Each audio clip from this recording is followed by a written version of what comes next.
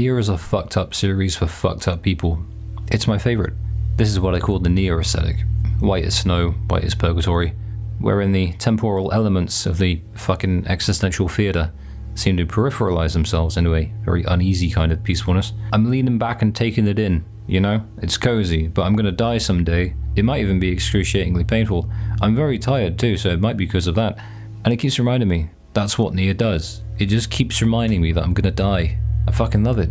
Elevated by the abstractions that Yoko Taro throws at us when we play any NieR game, of a massive library of 2 whole games and a gacha game, I find it remarkably easy to connect to the more concrete themes of loss, trauma, loneliness, sadness, and other miserable things that people like me are drawn to and romanticize to their own detriment, because they were born with weird brain. But it's also an emotional series for emotional people. Your enjoyment of NieR is likely proportionate to the amount of mental illnesses that you're carrying in your cerebral pockets. I guess I really am saying that NieR will likely resonate far more with you if you're the kind of person who wishes on an apocalypse every now and again. Or if you've ever had a psychiatrist hastily scribble down notes immediately after you said something that you didn't think was a big deal until they gave you that nervous look and whipped out the notepad. Whether it's a tiny little substrata of people or the population in general, we want to feel sad. And that's much in the same way that people into the horror genre want to feel scared. You know what I mean? That's why NieR is so compelling and addictive, but it's also so niche, because it really just goes for it in a way that most other media doesn't. It's the thrill of the descent. Just so happens that NieR falls really, really slowly, and meticulously builds things up before knocking them back down again, and that's its function. After all, Yoko Taro admitted that he writes backwards, starting from an ending and then asking himself how to get there. It's really fun. He's a fun guy. I like him a lot. He's like, right, I want to kill this cute panda with a talking tractor on the moon. How many fishing side quests is that going to take? And NieR was born. People just want to feel something, anything, especially in this digital age where dissociation is so prevalent and sort of a hobby, even among normies. And I think that innate wish to feel is in a way less like a generational discontinuity and more just a human thing that was always there, baked into the Arcadian vestiges of our own neurological hardware. But NieR Replicant's kind of special in that its spatial situation in niche video game village is actually a direct result of the fact that it takes this primal desire to feel, amplifies it, and then weaponizes it with no regulation whatsoever before beating the shit out of you with it. Not everyone wants that, not everyone can handle that, but those who do end up really, really liking it. I guess that includes those who usually end up making YouTube videos about it instead of going out to parties and getting laid. Never mind, this is the real party. So why Replicant and not Gestalt? Well, Gestalt's kind of shit in some ways. I remember vaguely wanting to jump off a bridge at times playing that game, and after playing even realized started to feel like a clunky 20 frames per second experience, and that kind of scared me and made me think that I had some sort of neurological condition. So at least in regards to the simpler elements of game design, Replicant can allay those fears of mine, being a remake and all, and keep me chill while I upset myself on purpose for a video essay on YouTube. But hey, since it got itself a remake and it's a Japanese one, I can just lie and say that it's in the name of authenticity. But the reality is better graphics, better gameplay, smoother experience, and now the blinding white wavelengths of purgatorial nothingness will look even more colourful. I'd like to explore it again, so we'll go piece by piece, build it, deconstruct it, and eventually, hopefully, I'll figure out for myself what it is about NieR that I think is so special, relative to not only the other games out there, but other books, movies, and music.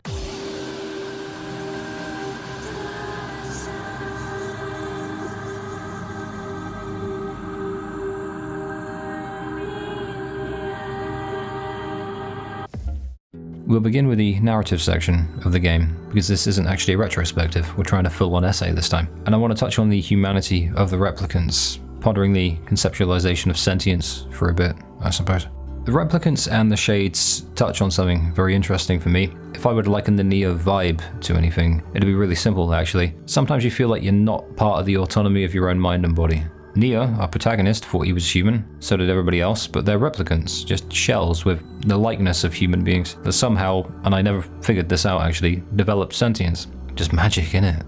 I would actually go so far as to contend that that alone makes them as much someone with a right to life as the supposed real humans. But that's for later.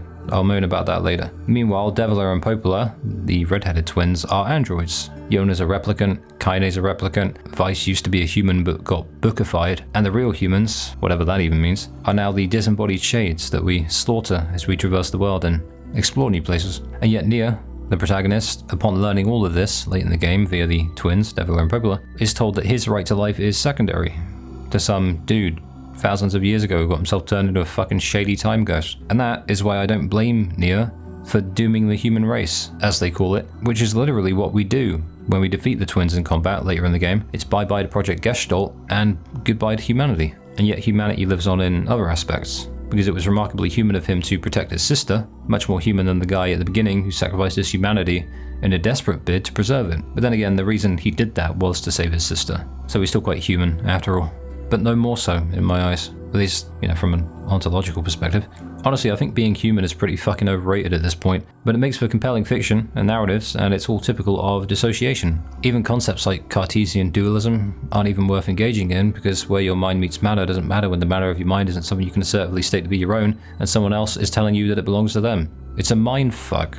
The inherent logic of the game takes precedence over that, and feeling as though you're not the protagonist of your own body, all the while being in possession of a mind that can conceptualize nonetheless the sheer notion of loss to begin with, really is a mess. I didn't know I could speak that fluidly.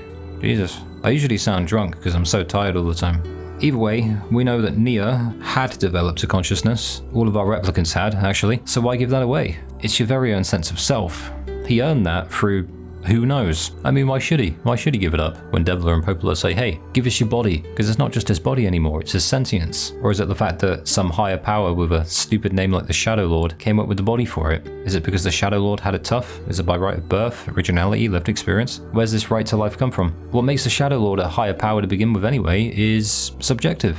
He floats and flies around. Big deal. NieR bested him in combat. I'd say he's got the high ground. Or is it a case of I was here first? Doesn't matter, does it? Once the replicants began to gain sentience, it was over for humanity anyway. Self-preservation kicks in and you're not convincing a sentient population of replicants to relinquish their lives because it's their job. And the humans, in their hubris, a timeless concept I think, figured that this scenario wasn't worth considering. That was all Project Gestalt.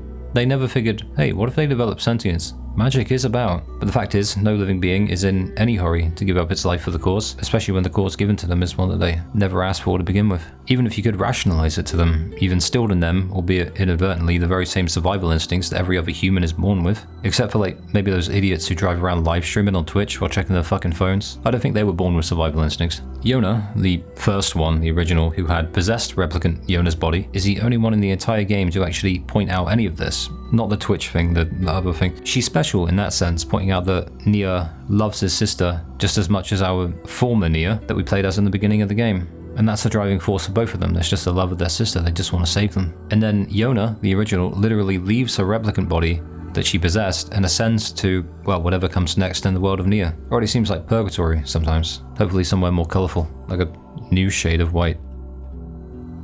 This topic and study, I guess, of humanity is something I've sort of admittedly dragged along a certain personal axis so far, keeping it moving along a fairly non-turbulent trajectory. But I think it is time to take it off the rails and have a good look at it. It's about why Project Gestalt, which is really hard to say, was actually destined to fail in my eyes. Small-minded when we need to think big, overconfident whenever an endeavor is far beyond our remit. That's the human condition. Human beings are just as hubristic in the NieR universe as they are in the real world. They say graphical fidelity is the apex of realism, but I contend that true realism in video games is indistinguishable elements of fucking mundanity via a look into the arrogant but simultaneously noble human condition. The end of humanity is nothing more than rain in England. It's inevitable. It's gonna happen. My greatest task here is to put aside my doomer tendencies that act as sort of a little blanket, a cushion for certain notions of mine, such as, we're all doomed, most people equal shit, enjoy the decline. These are things I say a lot, but I will put them to the side. It's a wonder I don't have more of a Epicurean worldview, but as is customary in this essay, I'm holding on to that for automata. I can't do it right now. The doomerism is lava. Now, what's interesting about the sequence of events that led to humanity's slow destruction in the Draken NieR universe is that it wasn't really the folly of man, at least on the surface, but it did play a part. No amount of bureaucratic legislation or defense spending can prepare a country or the whole world from a magical dragon falling out of the sky from another world. So I suppose it'd be sensible to say that at least this universe's version of humankind wasn't really at fault for that, but Project Gestalt, for all its innovation, was undone by the simplest of errors. The humans in that universe rushed things when panicked. Humans are more concerned with conjuring up new creative ways of bombing other people halfway around the world. Meanwhile, we're less concerned with boring concepts such as, innovative new healthcare. Humans, I think, and the pandemic of 2020 drove this point home for me beautifully, are terrible at organizing in a unified way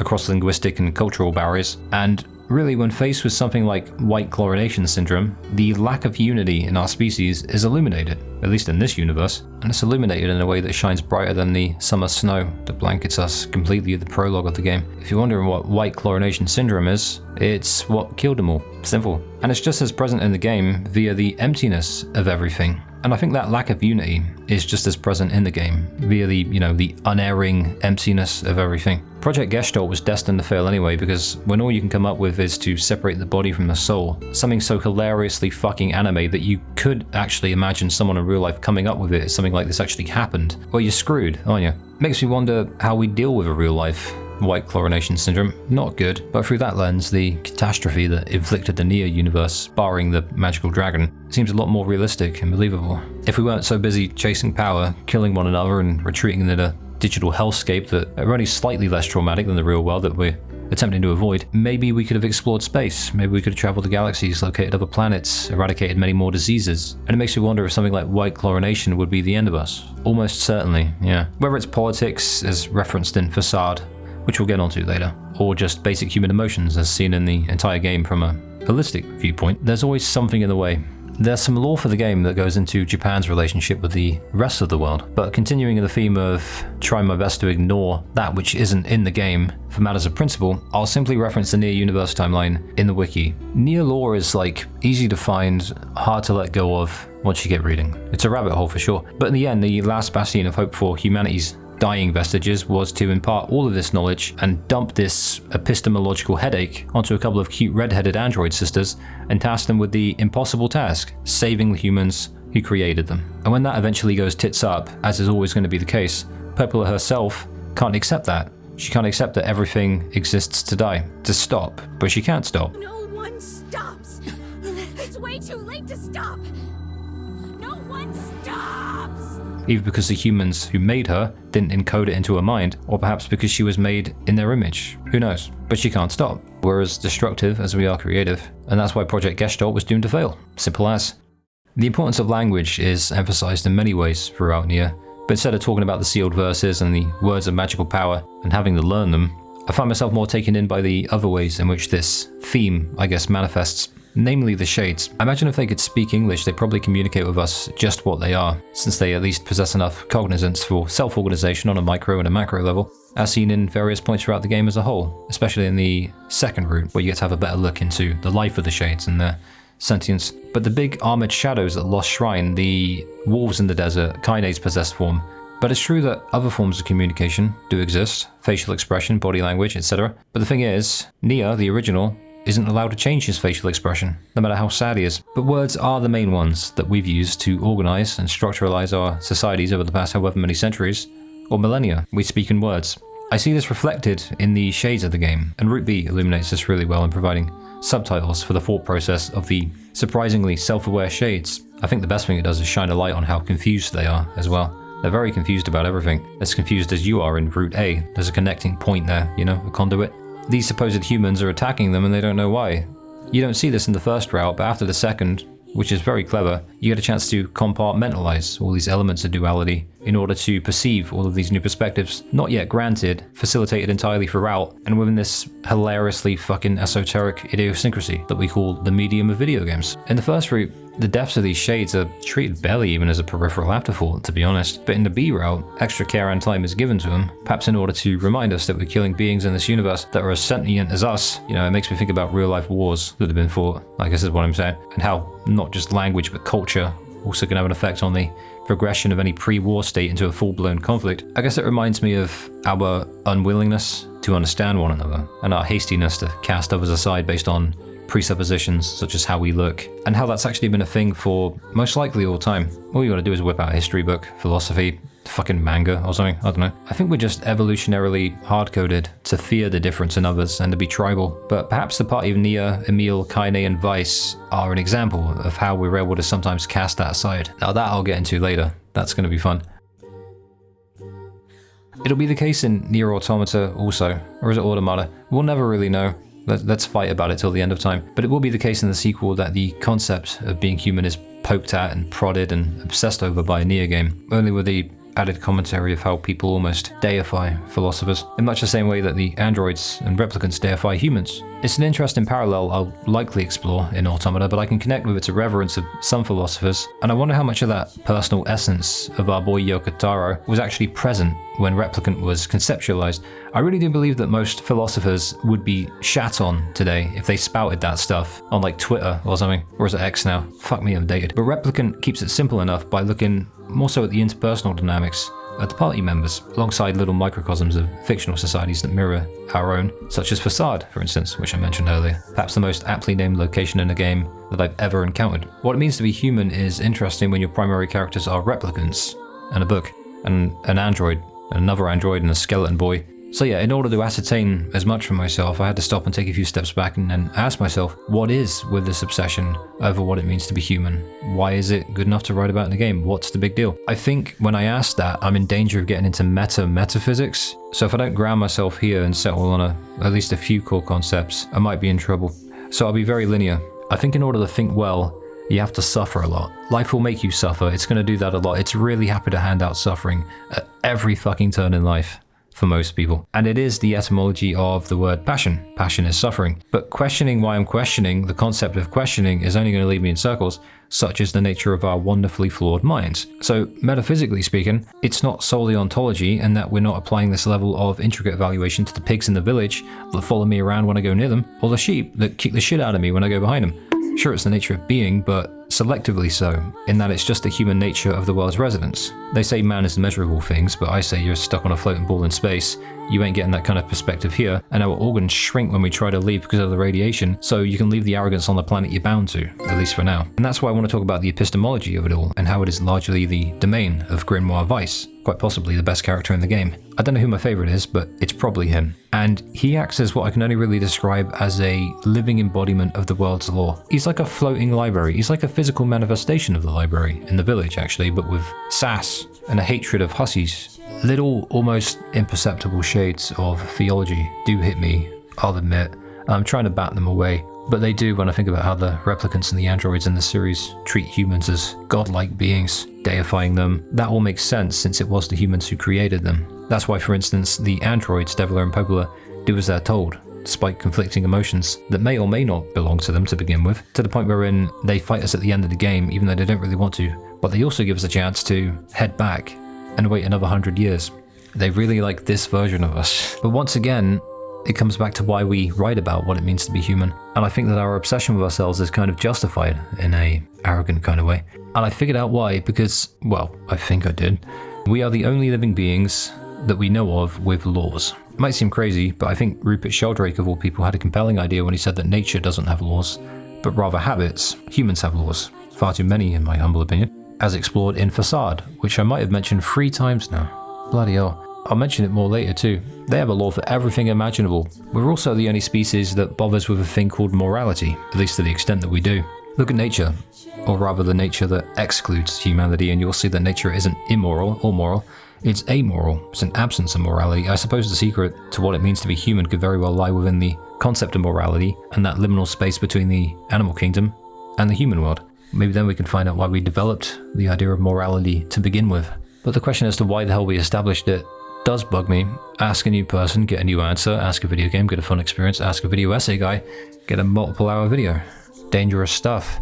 I do wonder if morality is an invention not too dissimilar to our laws that took on a life of its own, became almost sentient in a way. Sort of like the Barren temple near Facade in the game. What it does is actually really clever. It uses magic to punish you for defying the laws of a specific room. It's similar to what we do in that we sort of designed these things in order to have a sort of cultural waypoint. But then I recall the limbic system, which is a part of our brains. It's a part of our brain that's so archaic that it'll predate any law that you could possibly come up with. Any written law, certainly. In this instance, that chicken came before the egg. We didn't like things as they were because things hurt. We had emotions then, we had moods then, and they controlled us then as they do now. And for a passage of time that I probably couldn't even fathom even if you stuck the number right in front of me, we gradually evolved to the point wherein we began to take into account our perception of our own feelings and the inception of that, the emergence of them and their role in the genesis of our own desire for freedom, and our endless struggle to strike a balance between freedom and security. We still do it now. The resulting phenomenon was a really simple one, considering how complex it seems. It's just that we began putting ourselves in the shoes of others. And empathy was born, and eventually laws followed along as well. In essence, Facade, a small little landlocked town, tells me exactly what I need to know. The difference between absolute freedom and overbearing laws and restrictions is the one thing that they share in common, and that's nothing more or less than consequence. And the game does a really good job of showing all of this. It's all there for you to explore in the game, not just geographically, but through side quests and NPCs. You just got to observe how they act. But to end this talk on morality, which I think has gone on a little too long, is something I'm still not sure the androids, namely Deviler and Popola, actually have, or if they're just puppets of humans long since dead.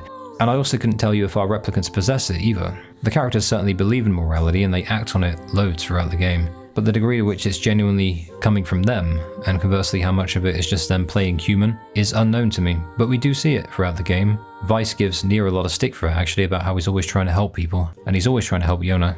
But I don't know, I didn't write the characters.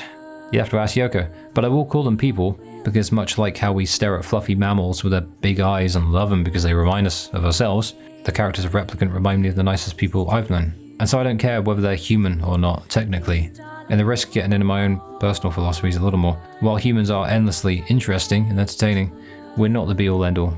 And if the dinosaurs had opposable thumbs, then we'd be fucking gone. We wouldn't even be talking about it to begin with. The theory I had, years ago actually, is that the concept of morality developed as naturally as the higher intelligence elements of our brain, like the cortex. And just as humans are the puppet masters of the androids in the NieR universe, evolutionary hardwiring may just be our puppet master in real life. Maybe that's where it originated from. Ask Yoko Taro, I don't know when empathy came about, but I imagine it had a lot to do with knowing how pain felt, putting ourselves in the shoes of others and subsequently deciding to try our collective best not to hurt each other, despite our inner nature being as destructive as it is creative and intuitive.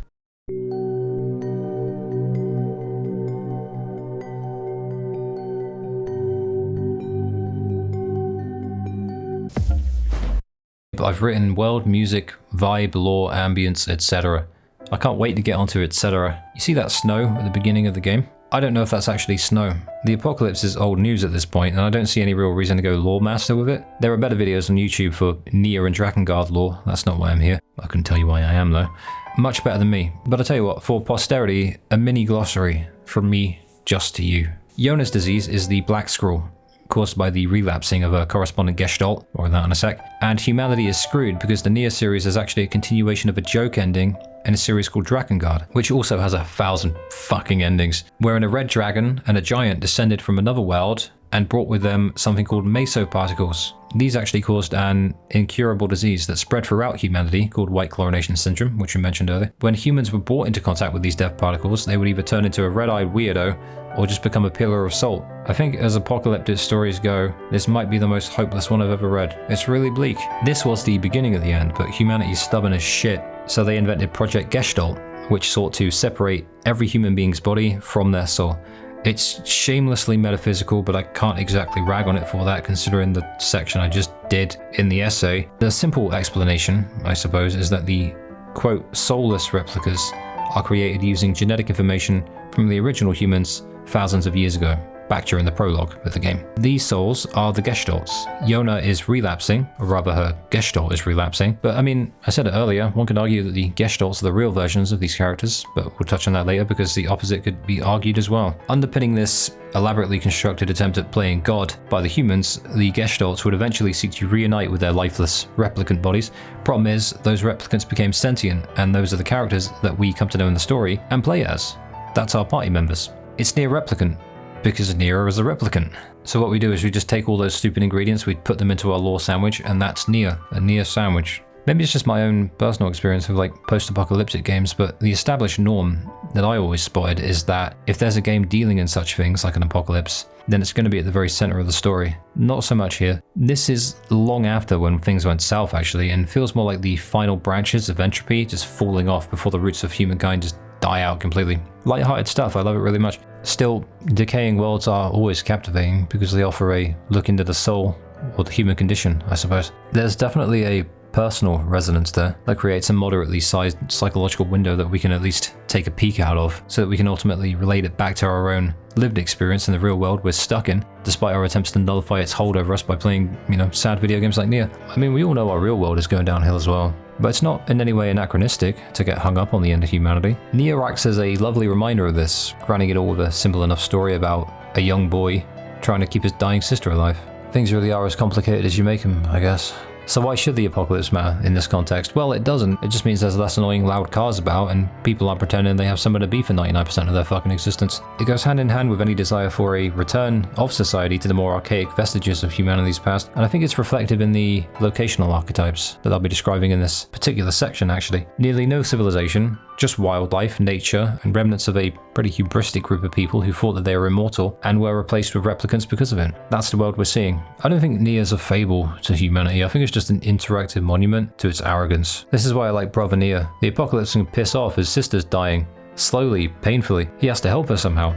And that's the accelerator pad for the whole story. It's just him teaming up with Vice so that he can collect all of the sealed verses in the vague hope of saving her. This takes him across a multitude of places, so I like to go through all of them one by one and locate the non-corporeal little threads that tie them together so neatly into this world space that, while not entirely unique for a game, works exactly as intended as a simple enough tool to take you from where you think you should be to where you actually need to be. So let's begin with the locational archetypes and the liminal highways that tie them together. The loneliness of the geographical archetypes and the rigid nature by which you must traverse them fills it all with a unique colour of freedom, I think. Hard to explain in a paragraph, I'll go one at a time instead. Now initially, I had a separate section for the music of the game, but what I'll do is, for my favourite pieces, I'll discuss them as we visit the areas in which they play. So it's like a haphazard direction, world, music, focusing on whichever is more interesting at the time, usually both. As for the music, Kichi Okabe is our composer for the NieR games, and Emmy Evans is the voice of the vocals you hear. She does more than just sing. I don't often dip into wikis because I prefer to just find things out in game. I moan about it all the time.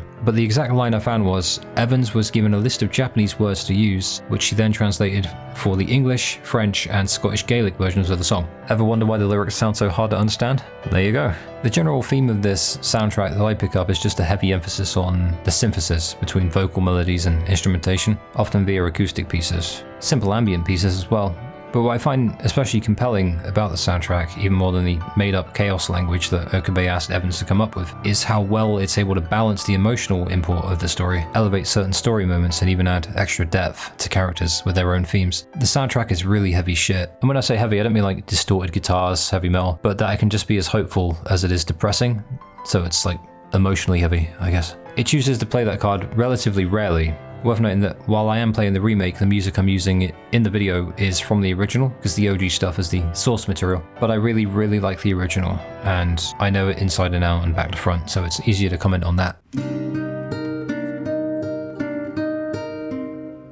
Hilariously simple names are a commonality in this world, so I'd like to welcome you to the creatively named Village. It's our starting point in the game, outside of that weird fever dream-like sequence in the beginning where we level up 30 levels in a couple minutes for reasons I still haven't really figured out. It's the hub that houses our protagonist, his friends, and his family, and it dishes out our first quests of very, very many. It even has a garden where you can painstakingly make flowers. I still want to get into like flowers in real life, but it's overwhelming, and some of them smell funky. Maybe I'll buy like a peace lily, but if it dies, it's my fault and I killed a plant because I'm a fucking useless idiot. Anyway, Village is lovely.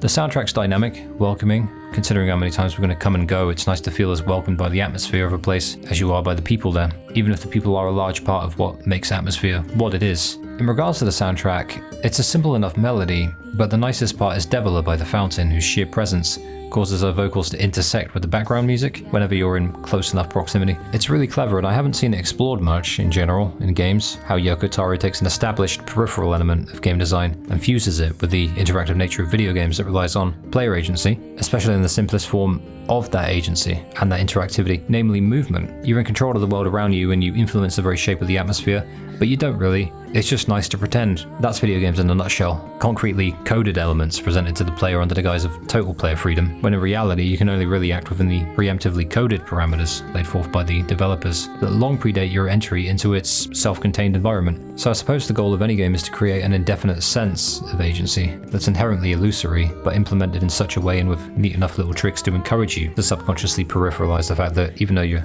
in control of your character and the world around you, the character's only moving in certain predetermined ways and the map is only loading if the hardware and system architecture get along well enough to avoid a crash that sends you back to reality with a thud and a bang. Sometimes I wonder if there's a higher power and we're about as self-governed as video game protagonists, you know? Like somebody's got a controller and they're controlling us. This fear actually amplified after the advent of social media, as I saw it growing, when lots of people started acting like NPCs. Have you ever noticed that? But no one's actually clipped through like a wall yet, so I'm still holding on to my sanity. Just but Village is about as mercifully simple and moderately sized as I'd initially hoped, so it's a good starting area. Familiarise yourself with the mechanics of the game here and you're set to go see the big wide world outside. About the only buildings of note are our place, the library and the tavern. Everything else is boring and inconsequential. So it's not as overwhelming as most other games, but that's okay. I like to keep it simple. Not everything has to be a big open world with tons of places to go in and nothing to do. I'll start with our place.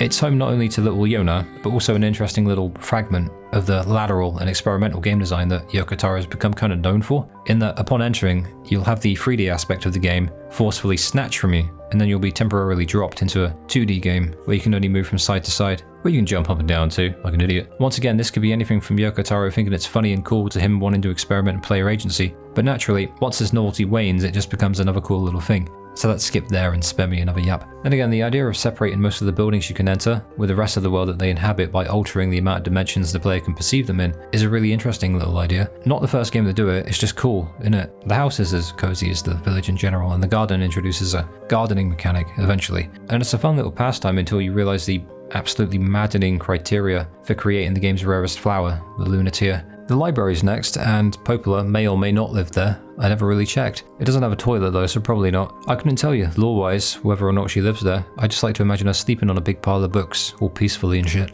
It's funny, but she's rooted to that chair, bro. At least for most of the game. If there is a quest to be given by Popola, this library will be involved. Another interesting little element of dynamism via music occurs here, as the song in the background, namely Song of the Ancients, becomes a much quieter instrumental variation of the track, with a reverse effect mixed in. So that's both twins that affect the way in which the player perceives the auditory elements of the game, or I guess the world, and it brings a sense of calm whenever you meet with Popola, just as it does Deviler. Matches their gentle nature, that much is for sure. I have a theory, actually. I'm not baking the big theory, but I have a theory that the reverse effect of the music is actually a nod to the fact that Popola and Deviler have to keep reverting back to the initial stage of Project Gestalt whenever a replicant dies, I suppose, since they're destined to oversee every stage of the project over and over again, hence the emphasis on reversal. I don't know if I'd put money on that theory, probably not.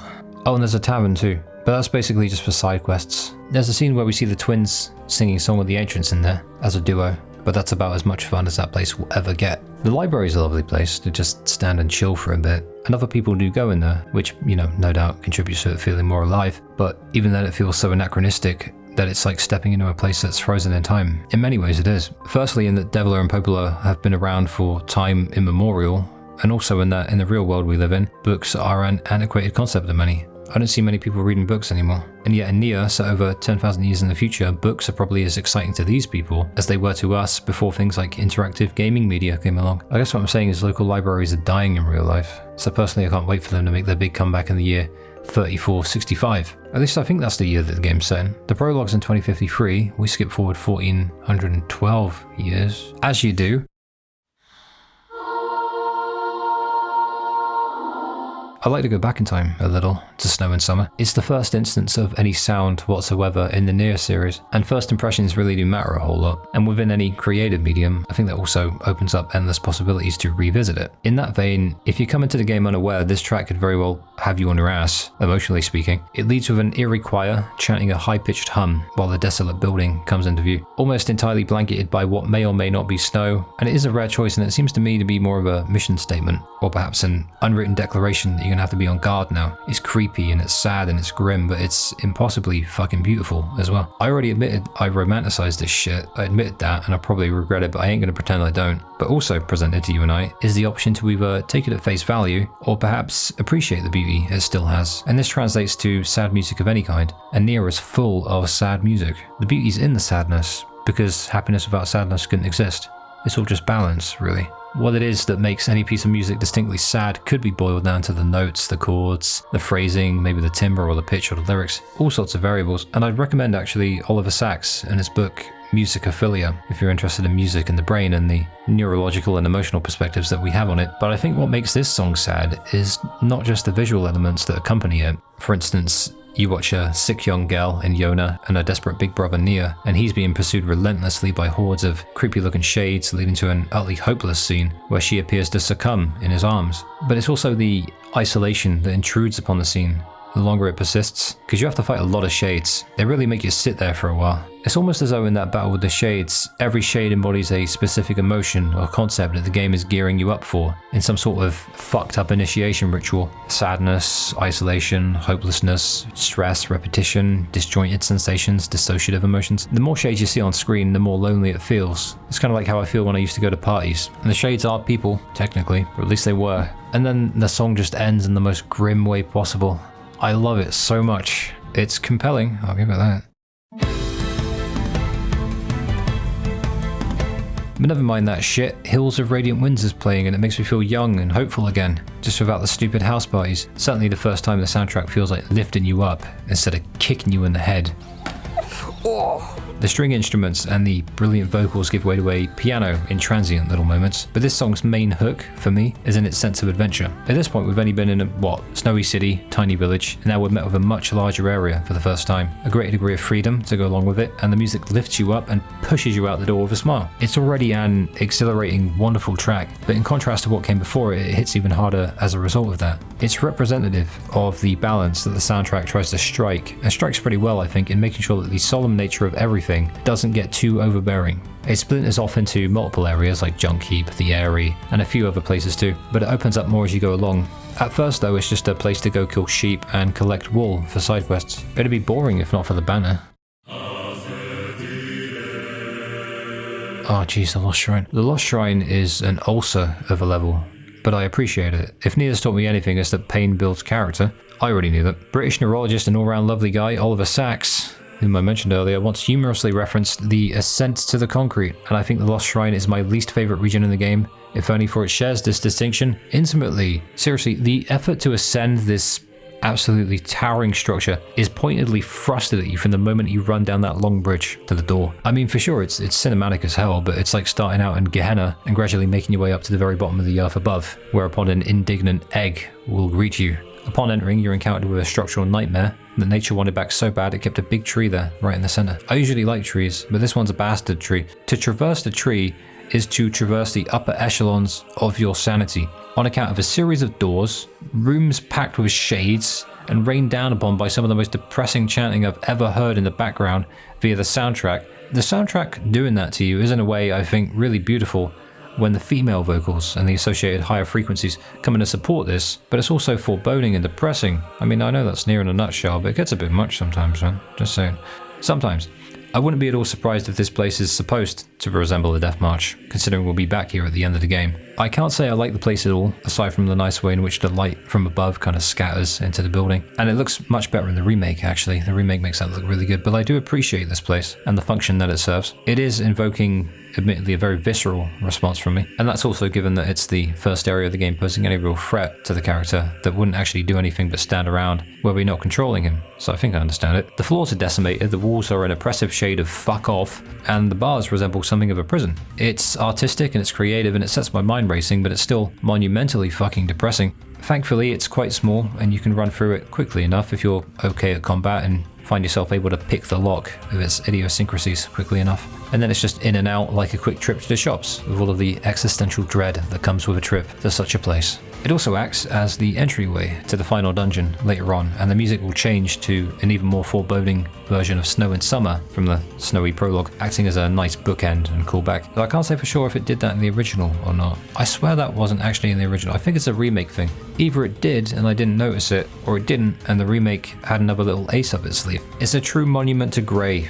Maybe the Lost Shrine was really like a Tesco Metro a few thousand years ago. If not, we'll build one here in our brave new world. Fucking migraine. Oh, and I'm on the Forest of Myth. I just got a migraine aura and I saw that I'm on the Forest of Myth. Oh no. This Dream and His Dream. It sounds like I'm having a stroke, but it's actually the name of two of my favourite songs on the soundtrack.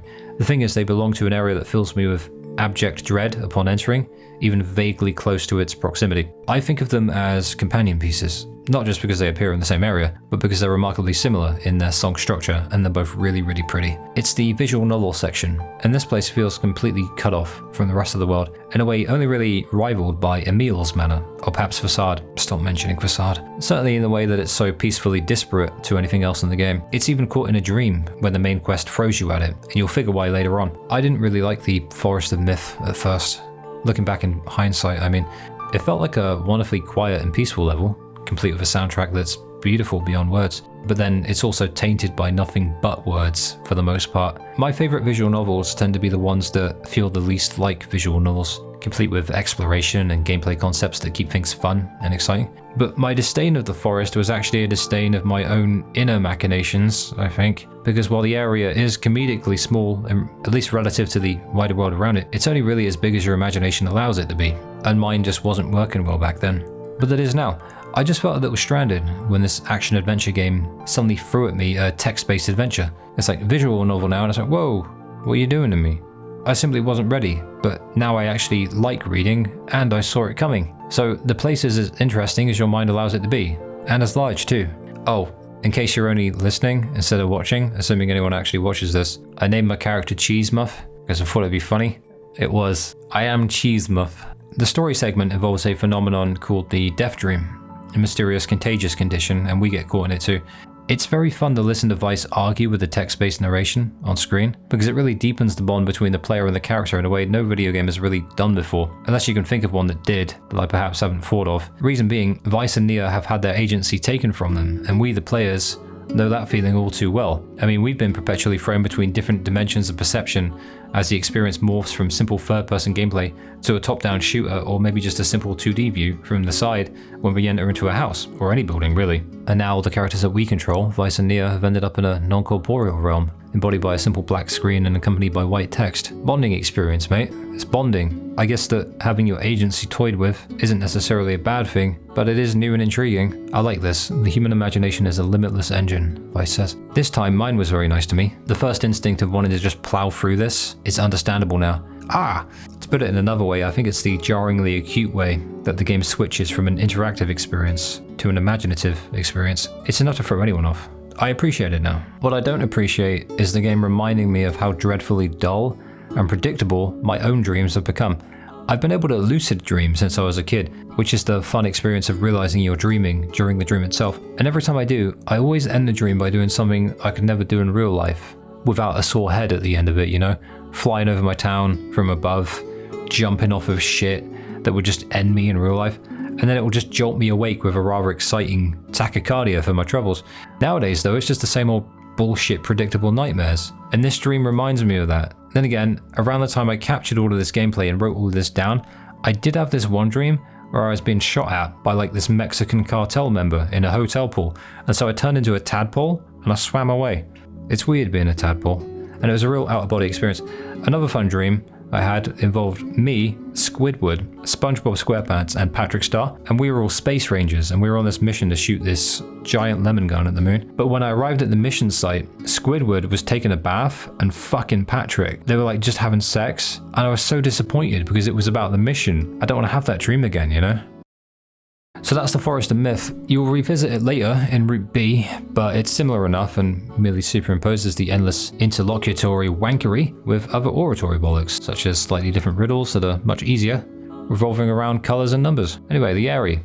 I don't have much on this. I feel like I should fucking hate this place, part of me does. It creeps me out and literally nothing good ever happens here except that we meet kkening. Okay. I do like this weird 2D platforming box section. I just like destroying boxes, I think. The first 2 times, that is. Then it can piss off. But I understand that the area, and this foreboding and eerie music, I guess, is meant to be this way. Yeah, unless I'm mental. I think it's meant to invoke a sense of dread in the player. It's like the Lost Shrine's little brother. Maybe it's big brother. I just have to stop and think to myself, why do they live here? It's so unsafe. What are they doing? What's wrong with you? If you get drunk, you're dead. But it does act as a home to kkening, and kkening's little place is segmented from the rest of the weird little village.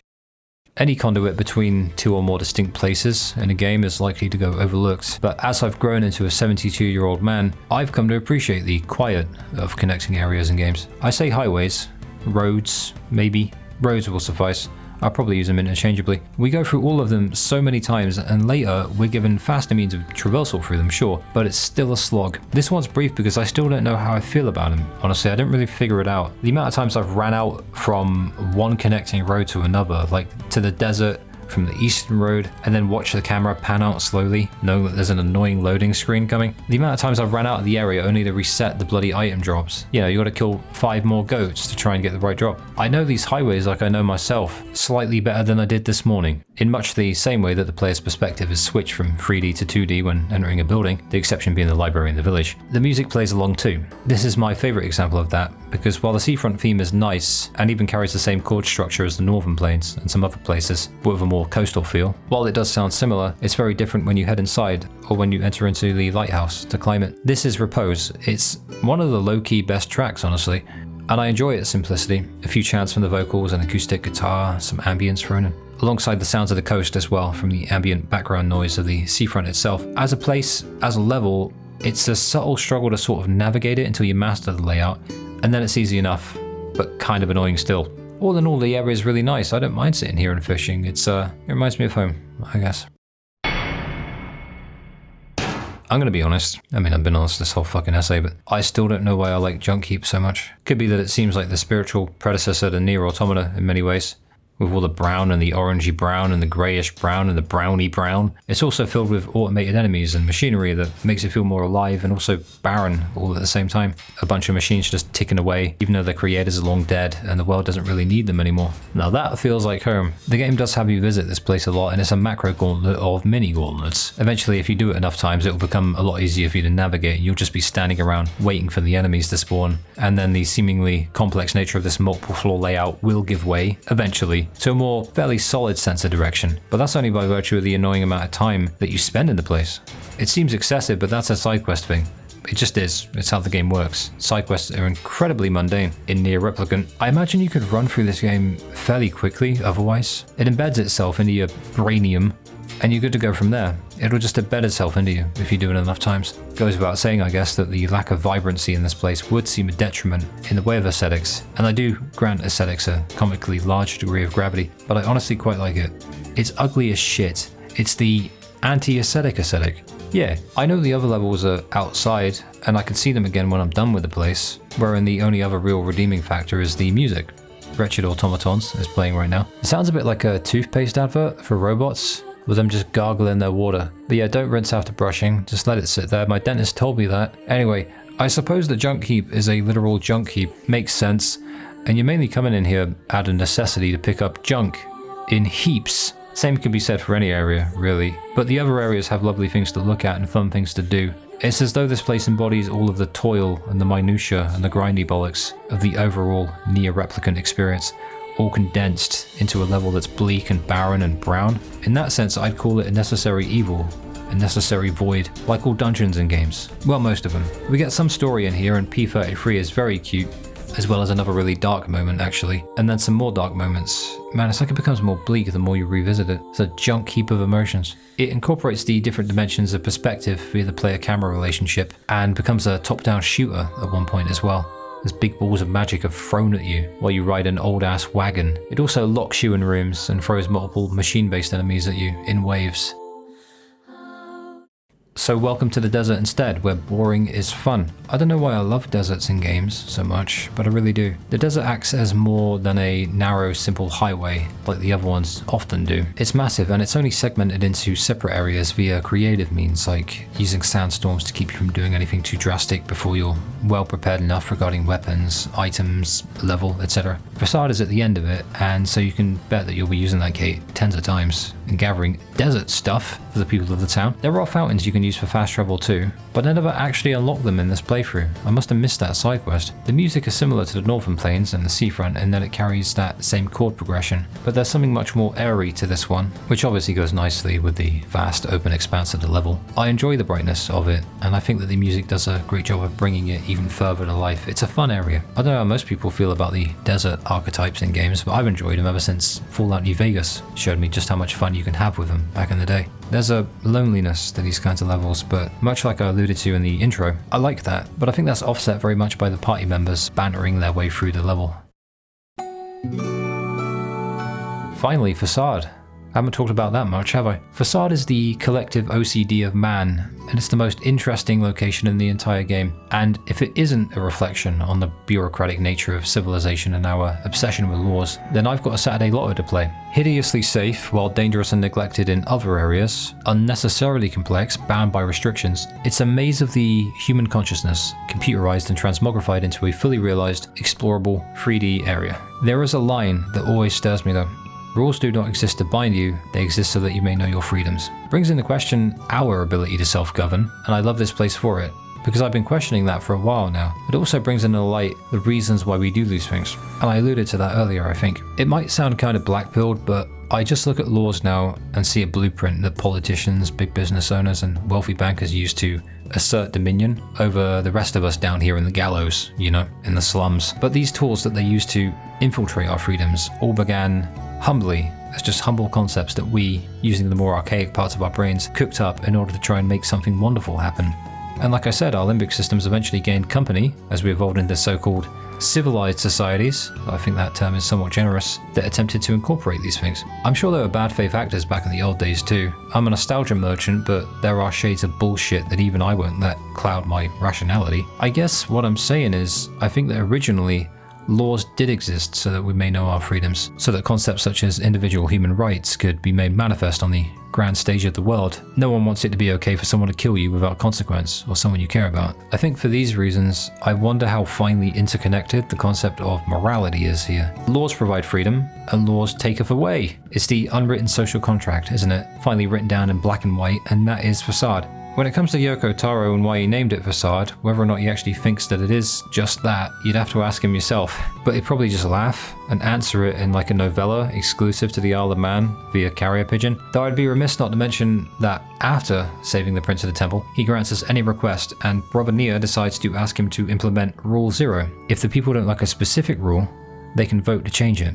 It's funny because the contradiction of two rules earlier was only actually settled because of one overlapping rule, so this one could certainly help. It speaks to the flexibility of humankind, if nothing else, a quality one could certainly argue is positive, given the ever-changing nature and the evolution of all things. But then knowing these guys, the next rule will probably override it, and then it'll take years to get things going anyway. The song's called The Prestigious Mask, that's the song for the era, and it's really innocent sounding. I even hear wind instruments. It's very hopeful, and it's very upbeat for a game like this where there's a hint of melancholy in just about every sound you hear. I think that given the larger-than-life nature of the people here and their eccentric ways, and how out of place it feels, the music therefore fits quite perfectly, actually. If our party members are the outcasts of the story, Facade's theme is the outcast of the soundtrack. It makes me feel less emotionally apocalyptic, and it colours this post-apocalyptic world in brighter tones to match that brighter desert colour palette, and the optimism of these people and how vibrant and eclectic they are, because they're really fun, the people of the mask. It's certainly not barren of character, but this is the Barren Temple. This place should be annoying as hell, since it's comprised of puzzles and rules and platforming,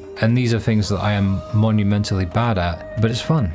Not like a super fun kind of fun, but fun enough to not feel too existentially lost as I bumble through the place like an idiot. Meeting the Prince of Facade is funny, and then kinda getting carried off for rage quitting the puzzle was even funnier. And the song that plays, namely Temple of the Drifting Sands, is really pretty and melancholy. From a narrative perspective, this place is fascinating because it actually implements rules as an analog for Facade, but it implements them in a very literal way by punishing you for using certain game mechanics. Makes it all the more empowering when you finally face the boss and you finally gain your array of abilities back. It's like a warped celebration of the game mechanics, the Barren Temple. The song itself has this really lovely, almost hypnotic vocal arrangement, and it uses the vocals as almost its own sort of instrument. So I guess the soundtrack's gone back to being a melancholy melon, but it's pretty, so I forgive it. Exploring this place is simpler than you'd imagine when first walking in, given its imposing nature, and I think I like that about it. It looks and feels weathered in a way that breeds a subtle distinction to the other levels that we explore, and I think you can feel the archaic nature of the place eroding off of the ancient walls, and the atmosphere is really engaging. It's atmosphere done so well that you could just slip and drown in it. Love the place.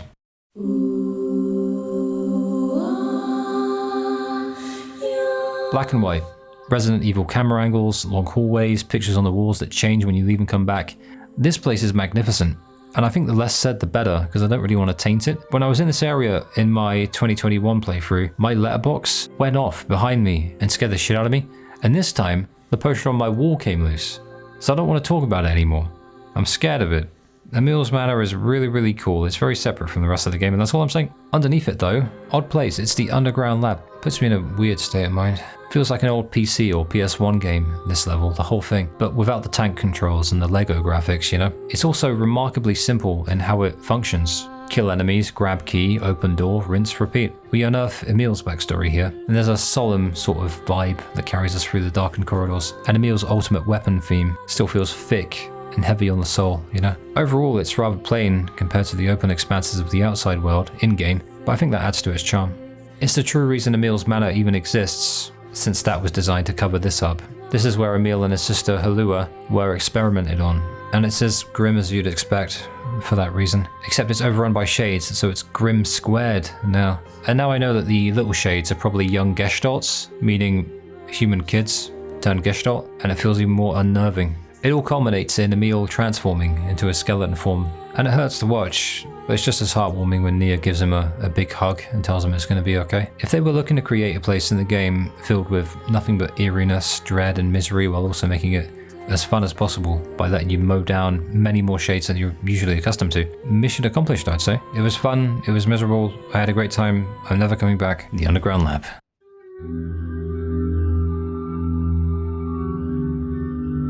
The Shadowlord's castle is the final dungeon, final area, and final stop for any hope of a happy ending where everyone lives and gets along. I don't know what this place was before we came along, but I spent a few good minutes trying to get a good look outside of the place, only to find dimly visible, dilapidated buildings surrounding it. The theory I once had is that it's the starting area, but geographically speaking, we actually access this place through the top of the Lost Shrine. Thing is, the Lost Shrine is just a big structure, so it doesn't really make any sense to me.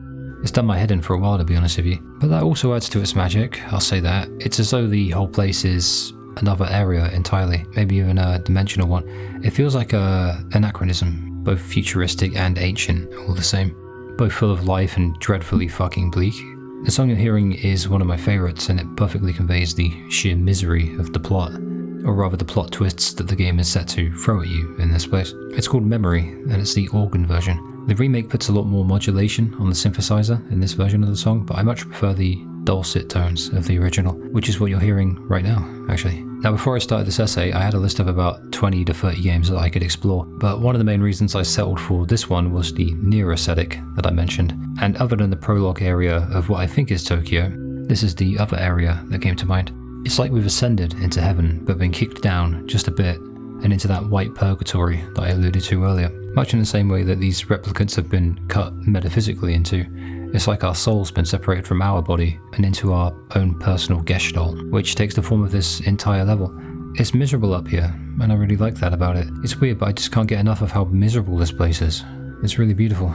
The inability to see much of the world around you is almost certainly intentional, and it's agonizingly cool to walk those long hallways of various shades of grey and white. There's this blinding white darkness that streams through every few inches, you know. It makes you want to walk casually on your death march. The ballroom, injecting some colour and culture into the area, is a real curveball as well. It's perfect the way the music fades in as you approach, the jarring contrast between each side of the door. The spectral dancers showing us a glimpse into the human culture that we're accustomed to, only to transform into those shades and show us the true morbid reality of what actually befell humankind. In 2019, when I first played it, the reveal came and I already had a hunch because Automata got me into the series, so I knew about androids and stuff, but I imagine if you didn't already have that info, which you shouldn't, then this really might be one of the coolest, most surprising twists in any story ever, that the shades were real humans and that we're just copies of them. But enough of that mopey shit. The boss battle here is awesome, to be honest with you. While Deviler was running around like a madwoman trying to slice us up, I spent most of the time just watching Popola dance and trying to get a look outside to best ascertain if we really are in some fucked up version of NieR heaven. You get a better look outside during the cutscene where Emil and Popola go nuclear.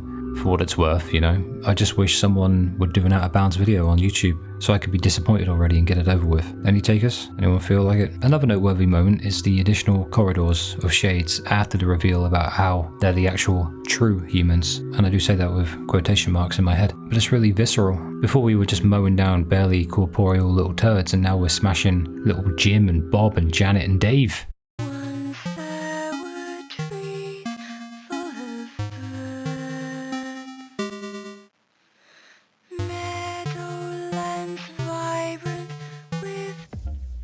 There's a uniformity in the almost solipsistic vibe to this game that I get from it, and you can't just point to the post-apocalyptic setting in order to decipher its content. You have to point eventually at the characters and the world that they inhabit and how reflective they are of one another, and if there's any sort of symbiosis between them. You can also look to the lack of many named NPCs, actually. You can observe the deserted nature of the environment, maybe even the absence of humanity via us, the replicants. But with that comes another kind of humanity that goes beyond the concept it holds and settles into plain old empathy. This is best exemplified by the fact that beyond all the weirdness and despair and the fact that it's NieR and the fact that it's Yoko Taro, when you look at the fact that it's just a story about 4 lost people who eventually create a little family, consisting of an anime protagonist, a half-demon lady, a skeleton boy, and a book. Cool. So they go on loads of fun adventures that are sometimes fun and sometimes make you want to cry. Weirdly enough though, I'd like to prioritize 2 characters in particular to start with. Not NieR, not ckening. The rest can wait. I'd like to start with these 2 instead. You have your own motives, your own desires. And we have ours. I fear it really is just that simple. Do you though?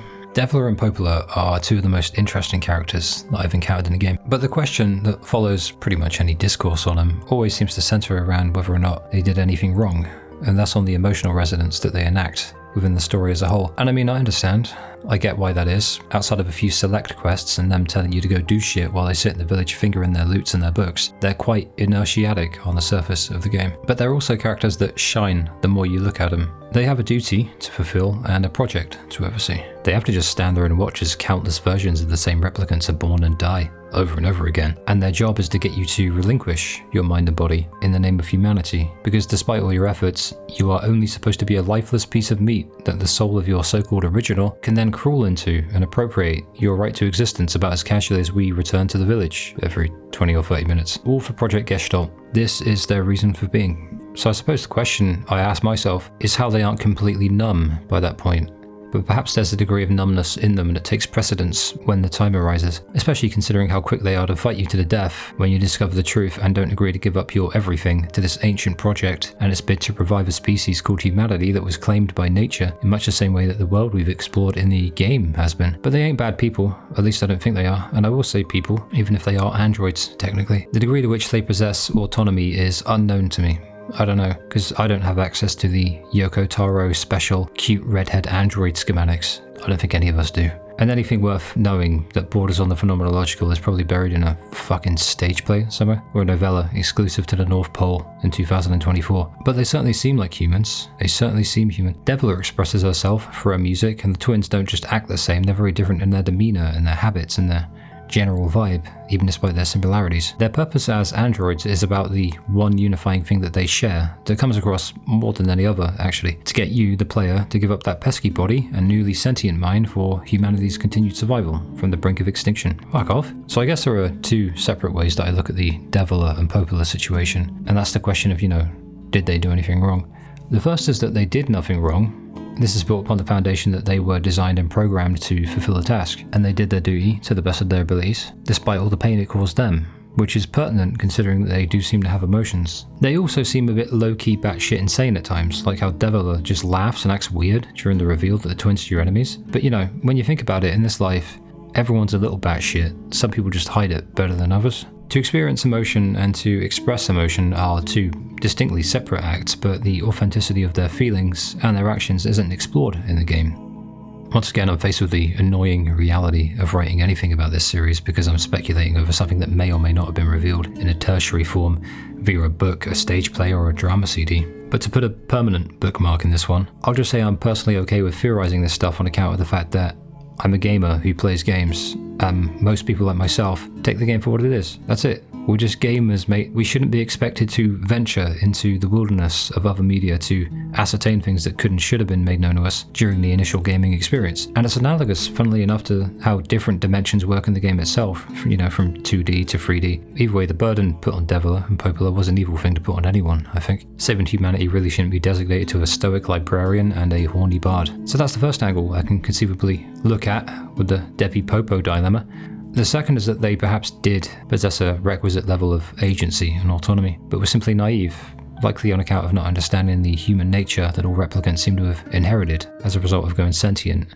You know, the most prominent characteristic of all being self-preservation. It's the human trademark. Replicants were made in the image of humans, and I imagine that's why Devila looks down on us. In the third and final Route C cutscene, designed to show us the sister's perspective, she straight up just says, "He doesn't even have a soul." Neither do you, asshole. I like Devila. Apart from that scene, it makes me think, do I like her? I usually do like Devila, but that really pissed me off. There's probably a cope on her part, I imagine. But let's not pretend this soul thing matters. NieR has empathy, the character, that is. He has compassion, he has drive, and he doesn't allow himself to be chained to somebody else's desires and orders for him. For that reason, among others, he has every right to defend himself and kill both twins when they oppose him, because they'd kill him if he didn't. He's not just going to give up his sister for humankind. Maybe Devil is just naive, a very human kind of naive, actually, because no one's given up their body to save a species that kinda sorta but only just died millennia ago. Why should they? So the question is open-ended for someone like me who only played the game and saw a few videos on the supplementary material. It is a question, nonetheless, though, and it brings the Devila and Popola issue to a close, about as anticlimactic as their death in the game just so happens to be. They mentioned when you fight them that they were hoping to put all of this off for another 100 years or so, till the next generation came along, and I doubt that that was in their programming. I guess I don't really need to know. I just know I liked him a lot, and returning to the village to always find him there was a comfort, so Yoko Taro's attempt to make me sad has succeeded. You've made me sad. Well done. Devila's death was sad, and Popola's war cry, as she went all kamikaze, is actually even more tragic to me. So did Devila and Popola do anything wrong? Depends. How much do you value your job? How much do you value humanity? I think Kaine's a really sweet person, and the more foul-mouthed she is, the sweeter she becomes to me. She's just unfathomably fucking based, but also incalculably fucked in the head. And this is by virtue of her circumstances, all of which are not her fault at all. You know, she resists the urge to drop Grimoire Vice into the campfire, she's very supportive and caring to Emil, and she saves NieR at the end. There are countless examples of her being selfless. The people in Facade like her because she helped out them. Despite that, we first hear Kaine's name mentioned before she even appears in the game, by virtue of the people of the Aerie talking badly about her. She's half shade, so they're scared of her. That much is understandable, I guess, but it's weird to think that that technically makes her more human than them. But that's just technicalities, and what actually matters is that she's a nicer and more fun person than those miserable bastards, and I'm glad that place got destroyed. What's interesting to me is something I noticed about her when playing for the second time, which I was actually able to verify here with the third playthrough, despite her catching you in her home, eyeing up her precious lunatia. That's the flower that NieR told Yona all about, because upon learning that she's part shade, it's on us to attack her. During the fight with her, where we first meet her, she does not initiate combat. No matter how much you wander around, Kaine will not attack you. I was literally running into her trying to provoke her. I was just running into her. No avail. So this abrasive foul-mouthed Hasu is actually the least violent she could possibly be in our first encounter, even though we look like we're about to steal her lunatia. And when we attack her, she just goes, "Son of a bitch, I knew this would happen." Only then does she actually use her magical powers to fight back. Lucky for us though, that's when a big boy shade turns up, and even then she saves us from getting crushed by it, even if she does kick us to do it. As for the lingerie thing, I remember wondering about that myself, so I'm going to break my no outside interference rule and say that in Grimoire Noir, yet more out of game material, it's revealed that Kaine actually dresses this way to accentuate her femininity, and I think it's on account of being intersex. She actually talks during the fight against the massive shade in the Aerie about how she's trapped in a mutant body, and she's very much ready to give up and die before NieR and Vice talk her around and literally pull her out of the void. So yeah, I really like Kaine. She's really mean, but that makes me like her more, because that's her way of being nice. She's mostly closed off, but she can keep the window open long enough for some goodwill to fly in. Kaine is especially interesting in how she expresses her desire to be close to someone, while also fearing her inner self, made worse by a mental case, Shade, possessing her, named, is it Tyran or Tyran? I think it's Tyran. It manifests in various ways, this desire of hers, from her soft spot for Emil, to her banter with Vice, and eventually beating the shit out of Brother NieR. It's just love, man. Now literally, Yoko Trollo said in an interview that I can't find actually, that's when she realised that she loves NieR. So the people in the Aerie treat her awfully. They treat her like she's a freak because she's intersex and part shade. Even one of those would be enough to set them off, I reckon. And so Kaine being 2 for 2 has essentially relegated her to living in a shack outside of the village. Net positive, if you ask me, that place is not fit for human habitation. Look at it. and has been constructed to be as deadly and unnecessarily risky as possible. Either way, Argel Kaine dodged a fucking bullet, being exiled by the world's most dangerous village, but it did a number on her. Kaine being half shade presents an interesting array of emotions because later in the game, when she goes almost full shade, the unsettling nature of how these shades look really hits a lot harder. We see it with the Shadowlord as well, and even all those little shades that we have to go through. Seeing Kaine all spectral and hollowed out is really difficult to watch. I'll touch on this feeling more when we talk about the Shadowlord. NieR's a funny protagonist.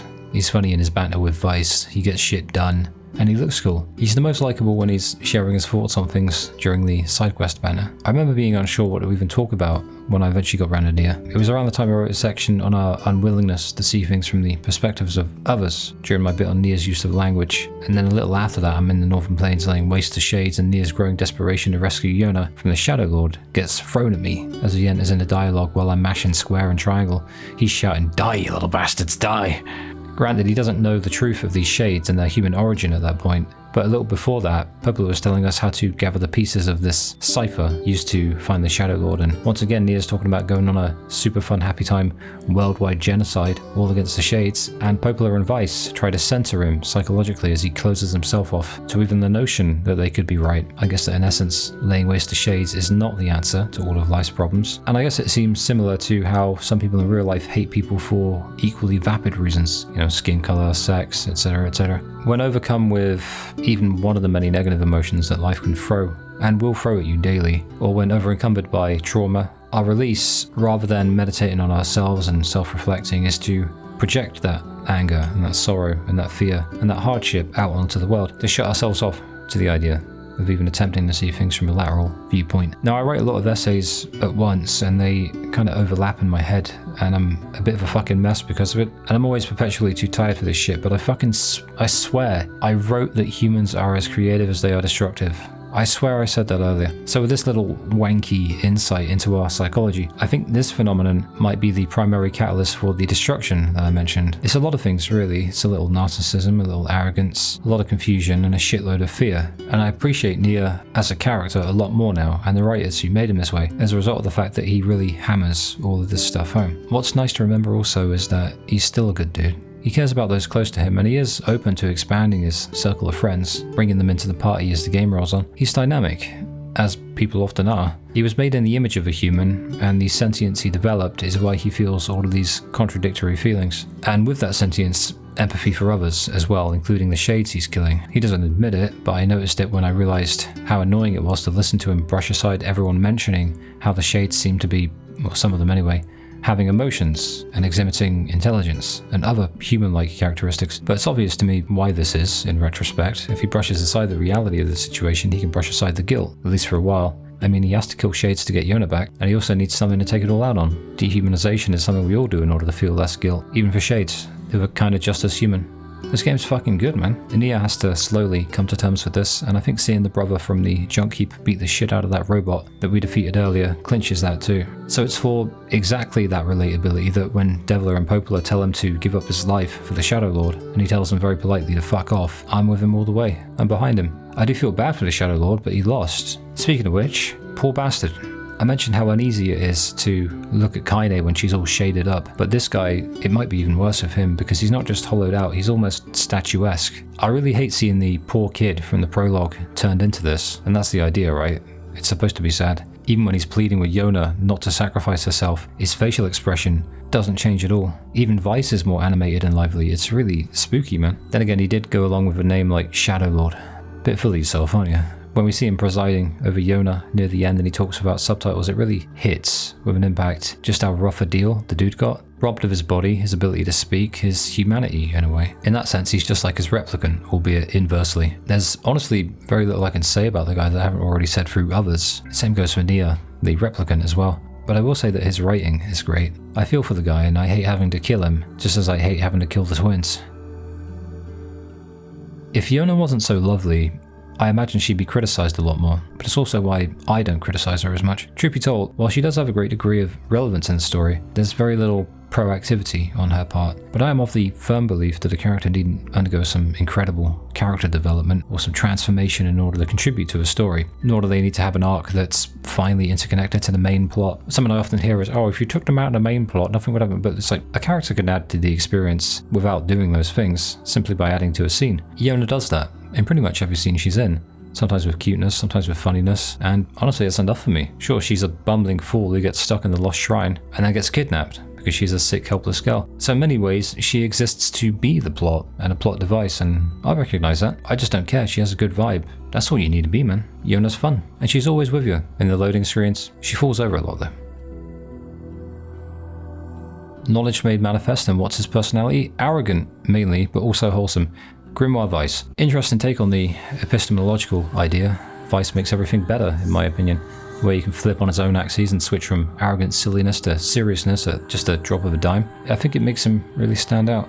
Required, I think, when you're a floating book that takes up very little space and has literally one facial expression. Indignant Egg Face. His insistence on telling you how awesome he is in the most grumpy tone possible makes it all the more poignant when he does display affection, emotion, or compassion towards anyone who isn't the great Grimoire Vice. He's the source of the magical powers that we use in combat, and he shall help us find the seal verses to save Yona. Except he's actually supposed to help save the human race and decide instead to help us replicants instead. Other than that, what I think I'll do is I won't talk too much about him, and I'll just show him off in the banter section later. I've got a section dedicated to it. It's funny to me in perhaps the most depressing way possible that Emil being worried about his looks, even in a post-apocalyptic society, doesn't seem all that out of place or unrealistic, and that the idea that we could be ostracized for our appearance and treated differently for not being attractive enough, even when the world has basically ended, doesn't seem anachronistic at all. It just doesn't. These replicants are really true to life, aren't they? Jesus. And that's why I feel for Emil when he hides his new form from Kaine after he becomes a little skeleton boy. That's also why I like Kaine for accepting him. Kaine knows what it's like to be called a freak, you know?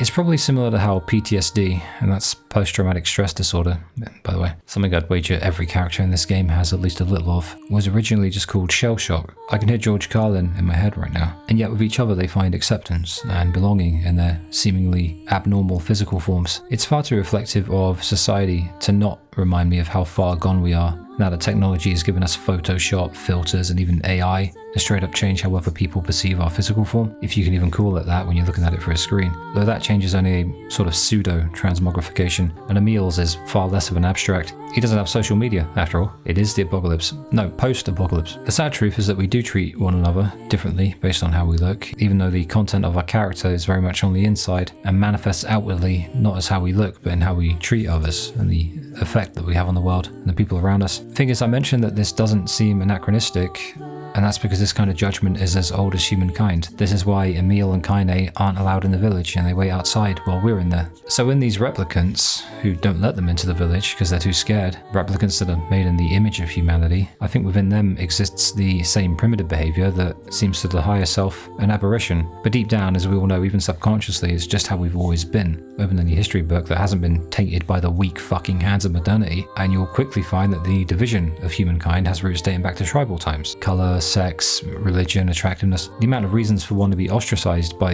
you know, the tribe, as it were, has always been bountiful and just as hollow in its justification, no matter how much our brains seemingly evolve. And this is why I like Emil. He never lost his soul despite his transformation from cute kid to skeleton boy. He's a big bag of positivity and even some naivete, but also wisdom that even the world couldn't beat out of him. And when he sacrifices himself later to save his friends, scared though he is, he knows that at least he, before he potentially dies, got to experience the feeling of being accepted into a group. Better to die for something than live for nothing, I guess. Emil doesn't look like the others, and he doesn't act like the others either, and this is one of his most likable qualities. Hurt people don't always hurt people. I still remember Emil's reaction to seeing his physical form change, but I also remember NieR's reaction in Kaine's, so I suppose that the version of Emil that we get in Replicant is one that, despite all the bullshit that life's thrown his way, seems genuinely happy to be travelling with friends and seeing the world. He's the kind of kid who appreciates the good because he's had it so bad.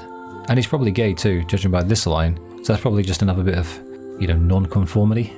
He has to learn to understand. And what better way to understand yourself than to get to know others and get to know the world you're in? And that's why it's best that he goes around exploring and leaves that manor that he was trapped in for years because he was afraid of himself. I find the vast majority of Emil's character arc to be quite pleasant, despite the sad undertones that follow him around wherever he goes. Sanguine, you know, in spite of the horrors of the world often showing up at his doorstep. He's a great example of making the best of a shit situation. I loved the guy, and that's despite the fact that he was experimented on to the point wherein they called him the ultimate weapon, and he was given the power to turn people to stone just by looking at them. That's why he was afraid of himself. But now he's a skeleton boy, so he can just see the world around him as he steps outside of his self-imposed exile to protect others, because now he has others to protect, I suppose. He gets to leave that colourless mansion and he gets to see the world properly. His trauma gives him perspective, and being an outcast sets him free.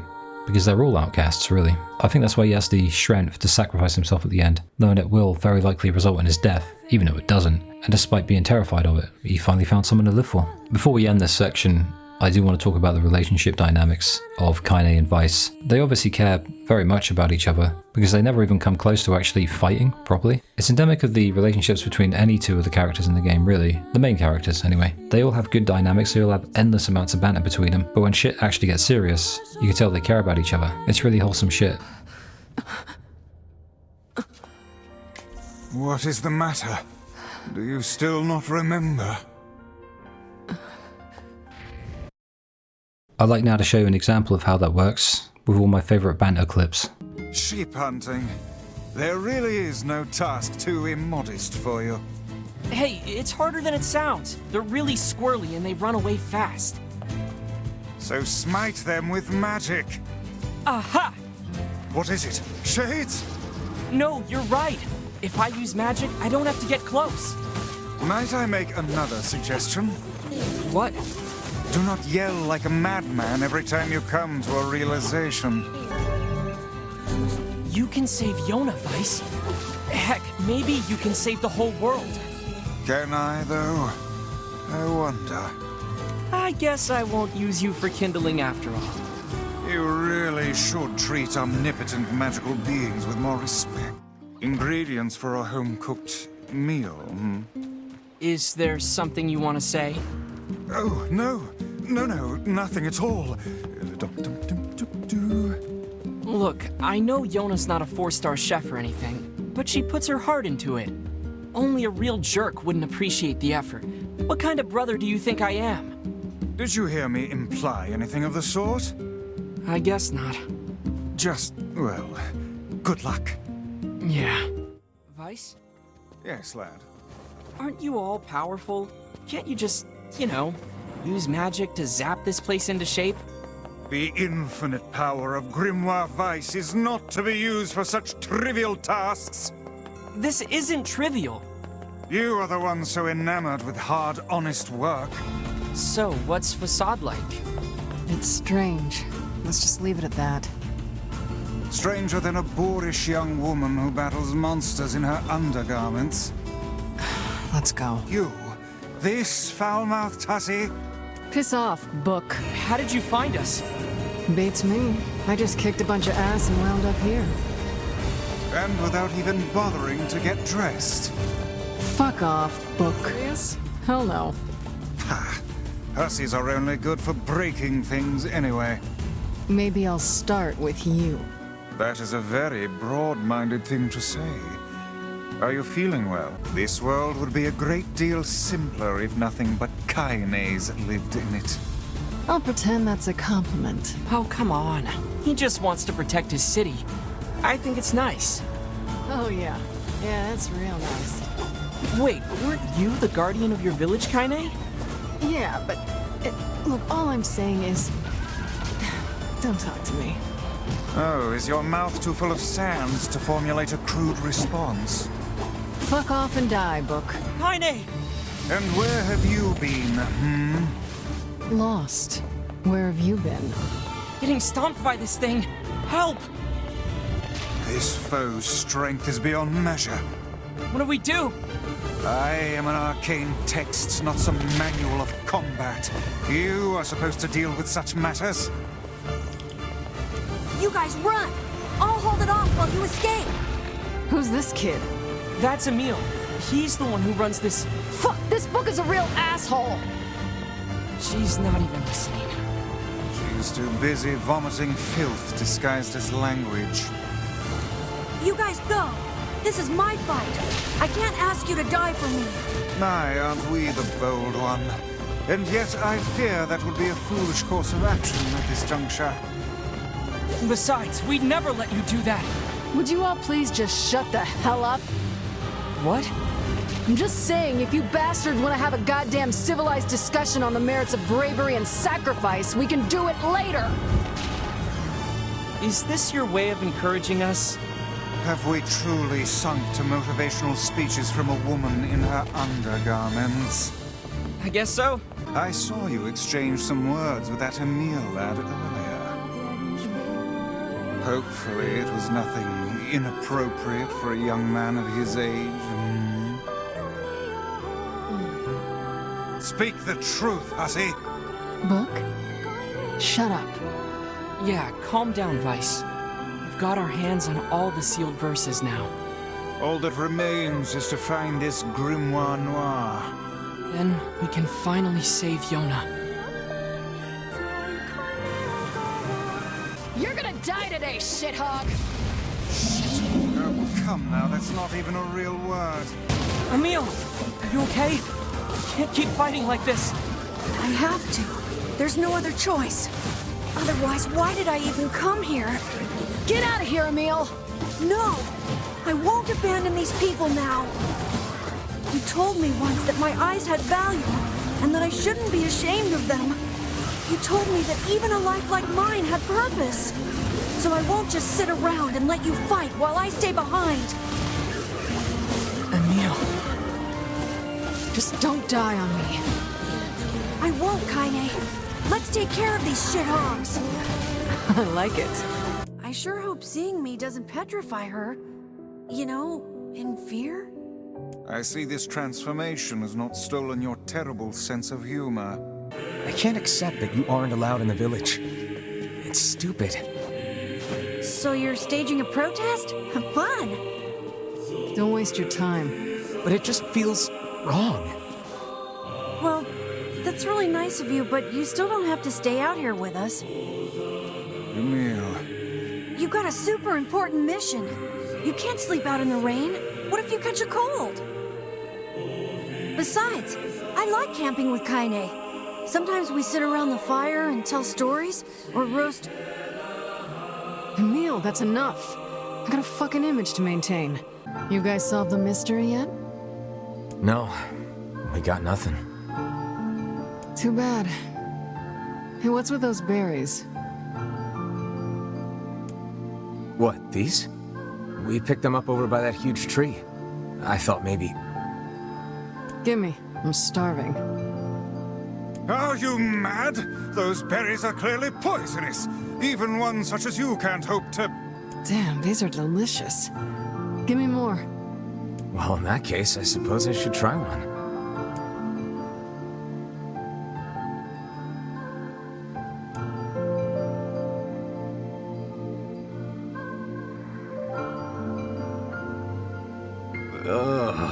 I think Vice was right about those berries. Feels like somebody stabbed me in the gut. Hey, what's wrong? Oh no, don't tell me you ate one of those berries. For the love of trees, those things are deadly. Quick, take this antidote before you perish.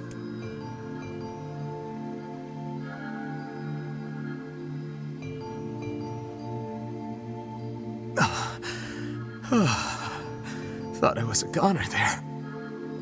Are you an idiot? Didn't you see the lumps? The unusual colors? Only a child would attempt to eat something like that. A child? Oh crap, I bet that kid ate one of these berries. Yes, quite possibly. And if the poison is this painful for you, I can only imagine what it would do to a small child. Hey, Kaine, did you take the antidote? Don't need it. God, those berries were amazing. The truly amazing thing is that your stomach is fouler than your taste in clothing. If you had genitals, I would so chop them off right now. Ugh, this poison sucks. Still can't feel my arms and legs. I feel great. Man, you must have a cast iron stomach, Kaine. The hussie's internal organs are as filthy as her mouth. Why do you have to be such a shithead all the time, Book? This feels alarmingly familiar. What's to figure out? One simply takes quill in hand and unleashes their soul upon the canvas of the page. Whatever you say, Vice. Water wheels are great, but they're a pain in the butt to maintain. In the past, humans harnessed different methods to provide energy. Like what? One such method was achieved through the intricate compounding of iron and fire. Wow. What did they do with that? Oh, a great many things. It could be used to power large iron crates called trains, or illuminate whole cities against the dark of night. Oh. Yeah, no thanks. Why not? Who wants to move a big iron crate? And how am I supposed to sleep if it's all bright outside? Well, I suppose if you wish to look at it that way. Besides, my life is lots of fun already. If more people were like you, Emil, this world might not be half bad. Will you at least procure a new set of lingerie for the festivities? Some spring colors, perhaps? Keep talking, Book. It's hard to believe there are plants that can grow in this desert. Yeah, this'll never work. How do you mean? I mean, if plants could grow here, it would be full of them. God, books can be so stupid sometimes. Have you ever planted anything before, Kaine? Nope. Well, then you don't know. You gotta try things out for yourself. Indeed. Experimentation can often be the key to new knowledge.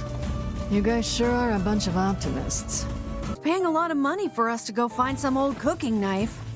Whether for love of food or fine cutlery, there is little doubt this man is a serious customer. Maybe we could buy a whole bunch of knives for him. Then we'd be rich. If he had 20 arms and could wield a weapon in each one, I am certain he would purchase a great many knives for himself. That would be awesome! Guys, this is a really stupid conversation. Vice! Oh, right. Protect the hussy, yes? Good plan. Let's go. Pretty nice digs for a floating magazine. At least it was free from annoying hussies like yourself. Putting Replicant on is an unspoken agreement to attempt to find the fun in mundanity, and to play a video game that invokes two primary thoughts. Firstly, that it's so multifaceted that you'll possibly forget that it's a video game to begin with, and the second being that it's sometimes so obviously a video game that it's as though you're playing something as sentient as you are, and often feel judged by it. It's still a video game. Illuminating this more than anything else I can find is side quests and the structural makeup of the world that you complete them in. Side quests, or rather running back and forth between different areas of the world, which essentially constitute levels, allow for elaboration of backstory and the exploration of character dynamics alongside many other things just through the banter alone. A look into humanity via the world space is there too, if you really dive into everything the game has to offer, but the issue is that it can get really exhausting, and that weirdly enough is sort of the appeal. Perhaps unbeknownst to your better instincts and judgment, you're in the process of suturing yourself to this world and developing a connection with it via repetition, even in spite of the maddening nature of the eternal back and forth. But life is the eternal back and forth, so there's a chance that if you don't drop the game, you might go a little crazy, given that it's an analog for all things existence. Just an eternal back and forth, over and over, again and again. Once more, just one more time. One more side quest before bed. Just one more. Okay, we'll do this one too. Did I get that fish yet? Did I get the fish? Am I even enjoying this, man? Am I even enjoying this? Maybe in like a masochistic kind of way. The main story's multiple endings require a degree of repetition as well, which means that the game won't always be a breeze, but what's funny to me is that it still flows nicely from each major element to the other. The collection of every ending, like their Pokemon cards, is about as disjointed as it will get though, and I think I know why now. Getting every ending requires a conscious effort on the part of the player to indulge very liberally in the realization that NieR, for all its wonders, is still a fucking video game. Video games require you to do video game things, right? And that means collecting every weapon in order to unlock the privilege of seeing the true ending to the game. And if you don't, it doesn't matter how hard you worked on the side quests, whether you grew the lunar tier, whether you ran through the junkyard. There was a junk heap. Shit, I always forget. none of it will matter. If you don't do the overly video gamey thing and get those weapons, you are prohibited from seeing the glorious true ending, because this is a video game, and this game will smack the shit out of you with that fact in a way that will challenge your sense of immersion. But what of the side quests that do similar things? Well, there's certainly not a neutrality, but rather a neutralization of any notion you may have had of quickly rushing to the end of the game and still seeing everything in the main story. You want the banter? The true ending? Earn it, motherfucker. Run back and forth hundreds of times through these same narrow fucking corridors. But within this seemingly staggering deadlock of sanity exists a state of mind that's actually quite peaceful. It just involves you letting go a little, relaxing, and adapting your playstyle to fit the nature of the game. You've got to change for the game. The game isn't going to change for you. Should you have to? I don't know.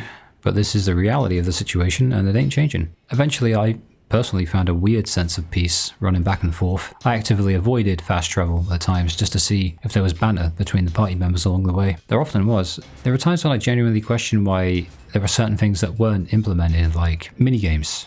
That would have been great. Could be a design decision, but even more curious than that, but perhaps an adjacent branch on the same tree, so to speak, is that some side quests seem to be deliberately designed to annoy the player. I'm not thinking too much into that. I think I'm on the money. Fragile Delivery. If you played this game, if you played the Fragile Delivery quests, it's a very early side quest at first, located in the village, available to be acquired right after picking up Grimoire Vice. And if you have it active while you head to the Aerie, which is where the story points you to, you will find that you're in combat for most of that quest. But the way there is also littered with shades, and a boar you can take on as part of another side quest. And the reason this is all relevant is because the side quest involves delivering an item all the way through the Northern Plains up into the Aerie from the village, and it will smash if you take any damage at all. It's a very warped way of forcing the player to develop a more intimate relationship with the game's controls and mechanics too, because you can't dodge roll either, meaning battle becomes a lot harder and best avoided. And dodge rolling is actually part of a speedrunning tactic on account of being faster than normal running, which when you're running back and forth constantly becomes vital to maintaining one's sanity and making sure the playtime doesn't get up to the hundreds of hours. And something I noticed too was that dodge rolling puts you into a running animation immediately as opposed to jogging normally, upon which the running animation will only trigger after about 13 uninterrupted steps in any direction. I checked, it's 13, I think. I don't know if I'm lamenting this, neutrally pointing to it, or celebrating the fucking hilariously annoying shit that it does to the player. I'm erring on the side of celebration, weirdly enough, but that's probably because I finished it now. I wasn't when I played it. Who knows? Maybe there's even a point in there. I'll let you know when I find it. No, I won't find it. I mentioned the boar, and once you defeat him, you can ride him to travel the highways quicker. But like I said, you have to beat it as part of the side quest. So if you have a paralysis word spell, just a little tip, attach it to your magic attacks and just spam the shit out of the boar from a distance with that. And soon enough, you'll have a way of getting about a few of these places just a little bit quicker. That said, even then, the side quests are literally just largely fetch quests that involve things that you can't do mid-boar ride. But sometimes you just want to get through as quick as you can.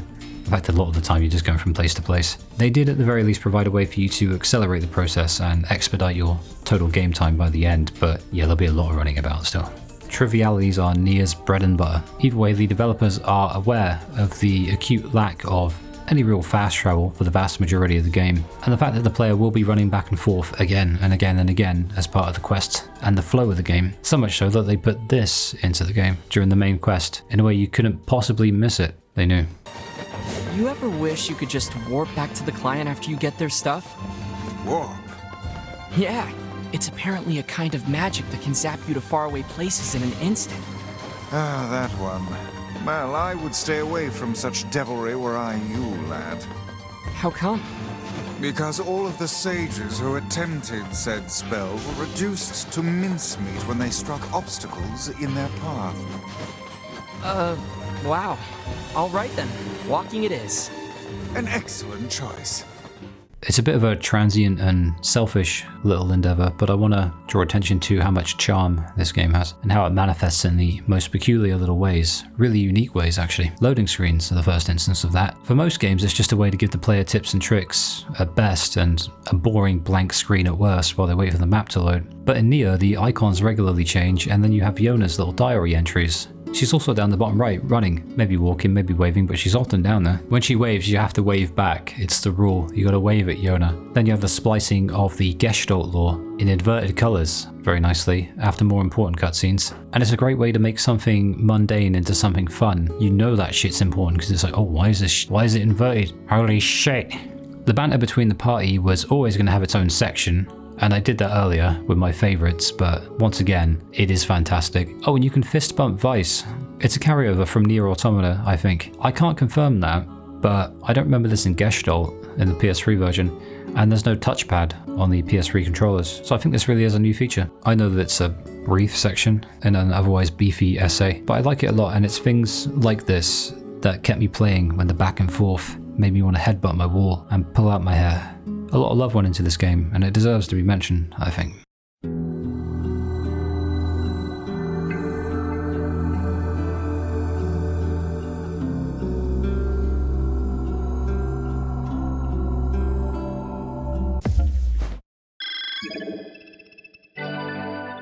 The insistence on completing the game 4 times in order to see the whole thing in the original, and now a 5th time with the re-release, is something that I can only imagine is intentional in how much it wants to either enrage the player, bond them even more so into the game's abstractions, or perhaps both in synchronicity. I can't say it didn't work.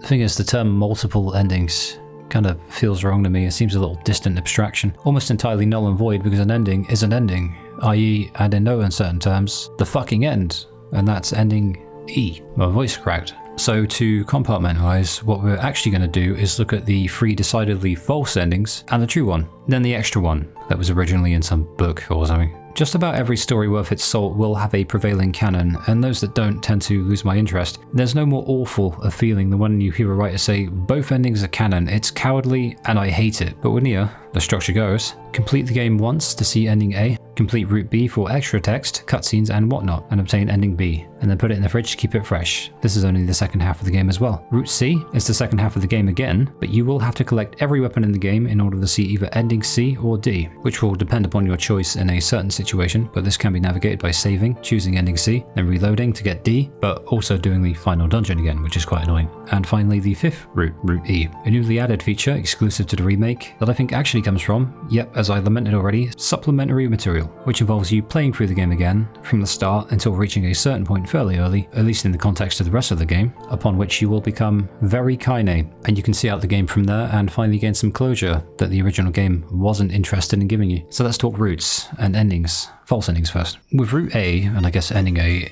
in a sense you play as 2 protagonists, really young NieR and very slightly less young NieR. That'll be in Act 2, because following a 5-year time skip this means more weapons, since you're playing as a bigger, tougher person, someone who's grown a lot more, and a different attitude for the protagonist. Although he's still the same chill dude, deep down. So much like each route has its ending, the first half, Act 1, could be seen as a getting to know the world and its characters, setting the scene and setting things up for what is a very different second half, not just in gameplay and combat, but also following up on certain side quests and shit from the first half, because that's why we game, segmentation and shit. Within Route A, you can also access some brand new content, not in the original game, probably in a light novel, stage play, drama-y, didgeridoo, fucking etc, I don't know, via a boat in Seafront and a quest to go along with it. It's pretty lengthy and involves a girl who turns out to be a shade.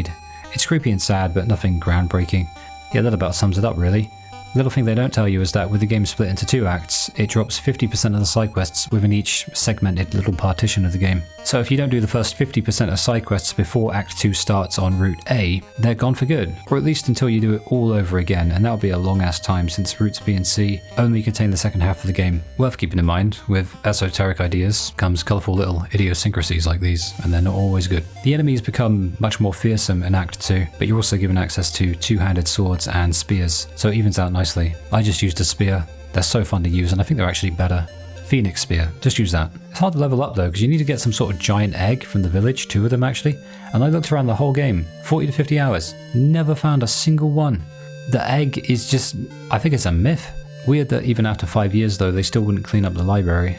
I get that roofs are hard to replace, but it's really weird to me that they left the rubble and debris all over the floor. Maybe it's symbolic of something, human laziness. The second act is very good in that it brings together all of these disparate elements and allows them to converge for a far more focused experience. For instance, you'll spend most of the second arc gathering parts of a cipher puzzle. You've got Stone Guardian, Loyal Cerberus, Memory Tree, Sacrifice, and the Law of Robotics. They're all needed to advance to the endgame.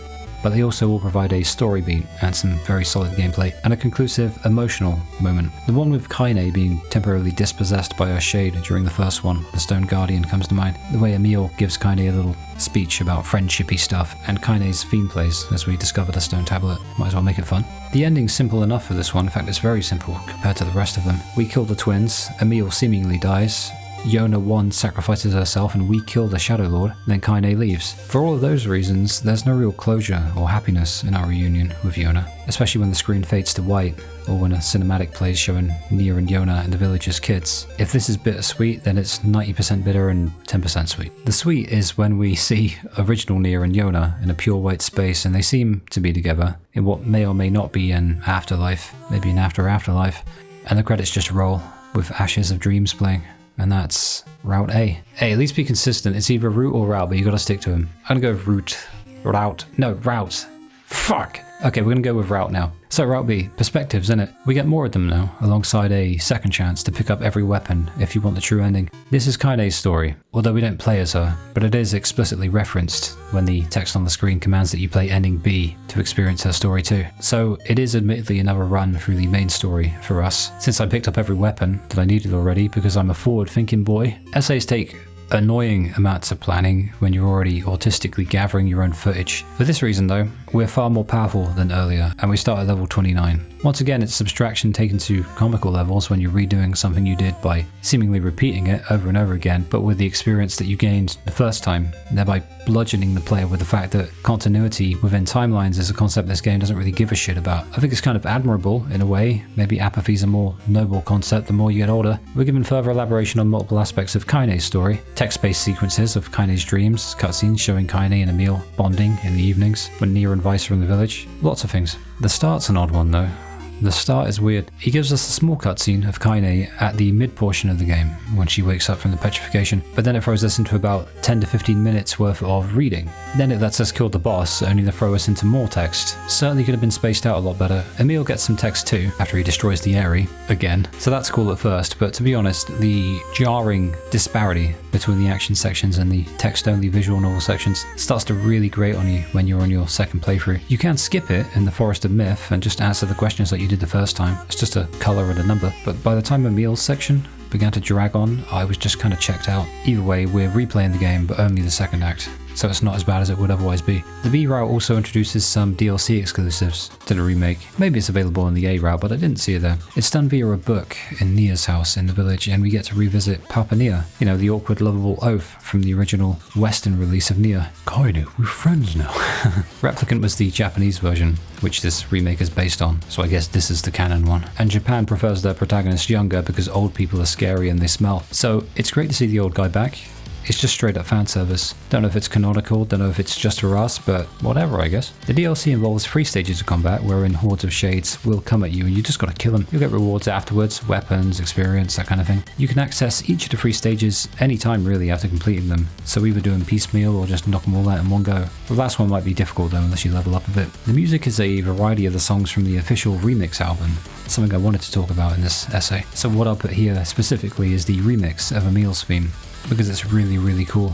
All in all, the DLC is nothing groundbreaking, it's just a bit of extra fun for those who like a little more to do, and a little fan service. It's easy to grow attached to Papa NieR when you play Gestalt, probably because of how odd he is, and it felt weird to do an entire essay on NieR's original game without the original protagonist in the West being mentioned at all, so this sort of closes the book on that for me. It was always going to be a difficult one for me, using the footage of the remake and the music of the original, but that's just NieR for you. The dynamic certainly changes in his version, what with him being Yona's dad, but the overall idea is the same. As brother NieR takes on a fatherly role as well, and the overall vibe is pretty much identical, just with a few little deviations here and there. So yeah, it's also nice to just see the Western version acknowledged as well. Kaine's story is explored a lot as well.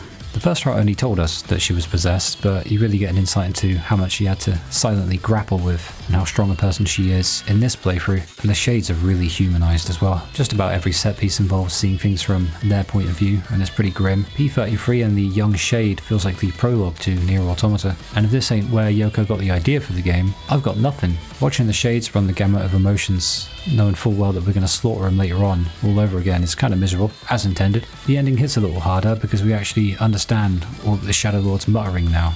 Well, I guess we should call him NieR.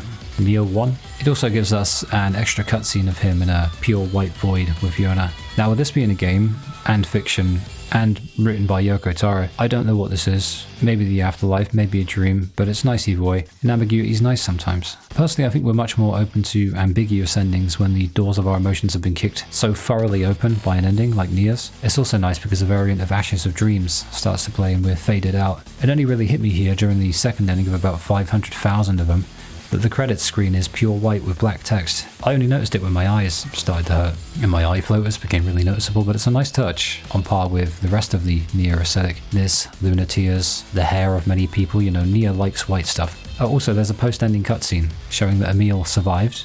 Well, his head did. He rolls on down the desert to audition for the next FIFA World Cup, as a football.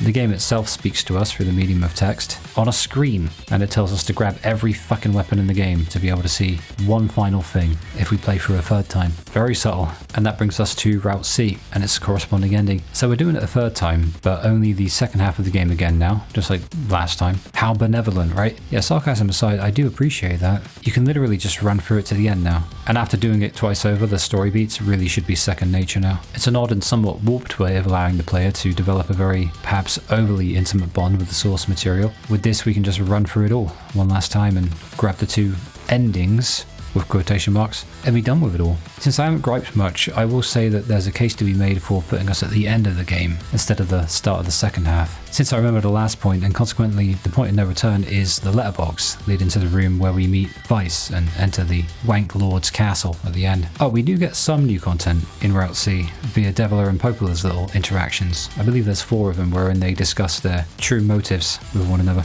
And the game's very, very sweet because it lets us skip the text-based dream sequences completely. It just gives us an option to just completely skip it instead of cycling through in a way that would probably take a few minutes. There was definitely consideration for the player with these decisions. I think that's what stops me from lamenting too much about the repetition of it all, but when it does, it feels like hell, man. A lot of this is stomped out in NieR Automata, but doing the main story beats again really gets annoying when you're on your third route. I'd put 100 quid on me not being the only one angrily mashing X through pretty much everything and trying to speedrun to the Shadowlord's castle by the time you get to Route C. The most egregious part though is absolutely the shipwreck quest in the Seafront, which sees you running back and forth between the village and the Seafront multiple times, but interrupted multiple times by cutscenes involving the Shade Gal and the Postman that you can't skip. You can speed it up a bit, but for the most part you actually can't. It's only when they're talking in text that you can speed it up a little bit. This was the low point for me. Even worse was that I knew the ship exploration and the boss battle would be a slog and has the pacing of a snail race. So at this point I remember being legitimately stressed out. After this though,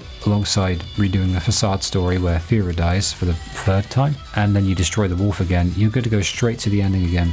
Just save the game at this letterbox here. Now it's just the Wank Lord's castle 2 more times and the Kine section. I'll be honest, I nearly took a month-long break right here. It was wearing on me, man. In this ending, everything works about the same until you beat the Shadowlord, at which point Kine goes berserk this time and Tyron, I'll never know, who is the shade possessing her by the way, tells NieR that he has 2 options, meaning you the player have 2 options. Either A, you can stab Kine in the chest and end her suffering, or B, make her human again by trading your life for hers, meaning NieR's life for hers. The ending that involves saving NieR doesn't feel good at all, apart from knowing that Kine doesn't have to be in pain anymore. So we'll move straight into Route D because this one's exactly the same as C, but with us choosing to sacrifice NieR for Kine, meaning ourselves, really, being sacrificed for her. It also means running through the Shadowlord's castle for the 4th time though. It's essentially the same route with a different conclusion. It's essentially the original true ending as well before the existence of ending E, which once again is in some book or some shit. Really shitty thing to do hiding it in a book, especially a book that is exclusive to Japan. A lot of people say it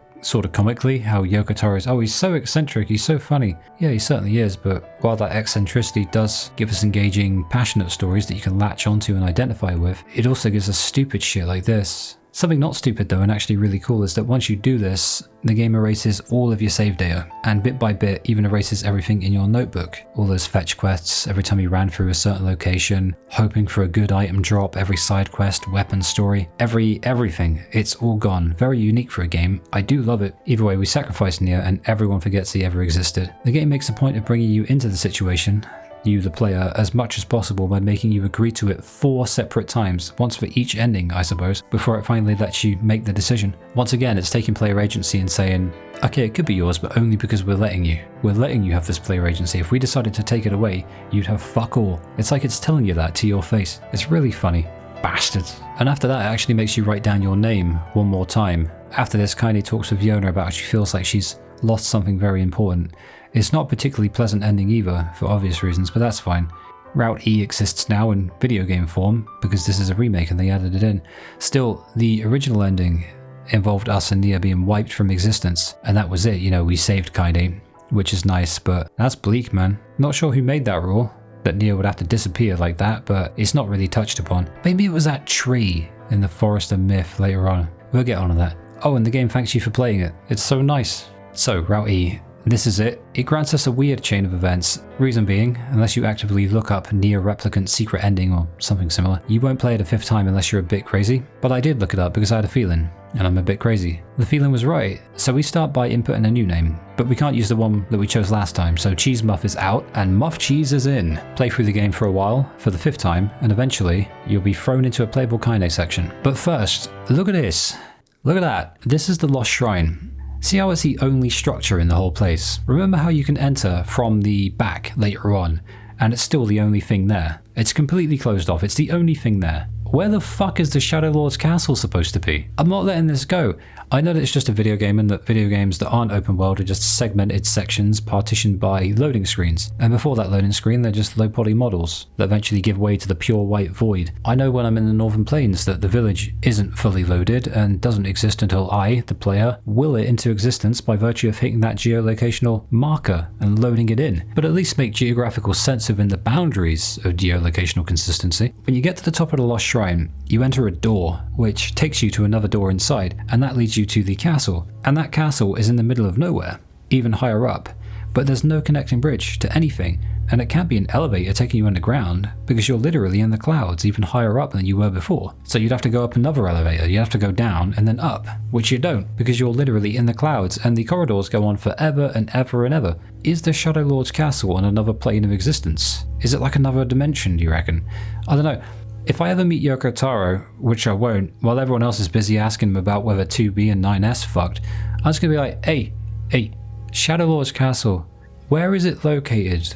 Within the boundaries of the game? Is it in another dimension? I'm sorry, it's just that's done my head in for like 5 years. I really want to know where it is. Sorry, I'll be real, there are times when this game is one of the most frustrating games I've ever played, and it's not because of the castle. I think actually that it's number 1 for the most stubborn and awkward and bastarding games that I've ever shoved into my console. Route C was annoying enough, having to do certain story beats again. Route D involved 2 separate trips through the Shadowlord's castle, and Route E makes you do about an hour and a half to 2 hours of the original Act 1 story all over again from scratch before they throw you into the 5th route proper. That's another few hours of running around doing the same damn shit as before when you were exhausted by that 4th ending. In a way, it's nice to feel born again, I'll certainly say that, but this novelty wears off after about 5 minutes. For clarity, you do have to do the Northern Plains, the Lost Shrine, and then the Aerie, and then the Junk Heap, and then the Seafront, and then back to the Aerie once more to face that big hook shade with Kaine, and then Kaine nearly dies and she wakes up instead, and then you can do Route E proper. You could have inserted this when we first meet Kaine. You could have just skipped us there. You could have done so many things. I know it's not as fitting as when she was between places, but sometimes narrative consistency isn't worth it when it costs hours of repetitive annoying bullshit. I was legitimately annoyed with this because apparently I must have blocked it out from my mind from before, because I remembered it being annoying but not this annoying. Still, we forgive the things we love, although I can't really forgive it. I just accept and tolerate it for creative purposes. That said, it was during Route E that I ascertained the reality of the fact that I was done with this game forever. After this, it's the 3rd and final playthrough that I'll ever do, and I think that's for the best because I don't want it to be tainted. Thank fuck Automata cuts a lot of this shit out and swims where Replicants' narrative occasionally sinks. But yeah, ending E is a nice bit of closure, after all of that especially, and almost certainly a bridge to Automata, despite the fact that it came out on account of being a remake after Automata. Maybe it was putting pieces in place for the anime, I don't really know. I still haven't watched the anime, I really should. Anyway, the tree in the Forest of Myth that stores memories and talks to us and gives people dream diseases turns out to be sort of a supercomputer. It's a long, narrow thing. It goes well underground. It's really, really cool, actually. And it's presided by 2 mini android people who very closely resemble 2B and 9S from NieR Automata, the next game. And it also shares their voice actors in English and Japanese, so it's not a coincidence. The tree, with the help of the administrators, we'll call them the admins, little mini 2B and 9S, I guess, although it isn't actually them. It oversees the replicant process, and it tells Kaine she fucked it all up. Basically, she's doomed humanity. Although it's actually her, NieR, Weiss, and Emil, it also records literally everything about the world. Lots of fighting, obviously, is going to happen, and Emil turns up to help, a really nice scene. And so does Weiss, but just his voice and a data version, as he lost his physical form when he sacrificed it to help us at the end of the game. I said he was nice. This place reeks of NieR Automata, and the strings and the soundtrack speak to that too, but nothing more than this place right here. It's carbon copy NieR fucking Automata. Just blocks of grey and white matter representing data. Even the minimap goes full Automata with the white and black aesthetic, or more of a creamy beige, I guess. It's funny though, because the best moment for me isn't even NieR and Kaine's reunion, when NieR literally emerges from a giant flower in the forest, or is it the plains? It's actually Weiss and Kaine's reunion, and Weiss being nice to her. Weiss is nice. They're nice to each other in their own special way. Wait, not just that. The projectiles made me remember. I haven't had a Muller corner in a decade, bro. It's been a fucking decade. Those projectiles reminding me of that. Anyway, we enter Cheese Muff's name and Muff Cheese is no more. Our quest book is restored. Our save data comes back also. We've saved NieR from a data computer, and it also ends in a lovely little reunion because a giant flower, like I said, did sprout in the plains and NieR fell out of it. So Kaine gives him a hug and we all monologue, and that's NieR in a nutshell. The particulars are kind of irrelevant to me at this point. It's not a lore recap, you know, so I don't really need to. So yeah, that is the convolutedly simple NieR route process. I need to reroute my eyes. Fuck, I'm tired.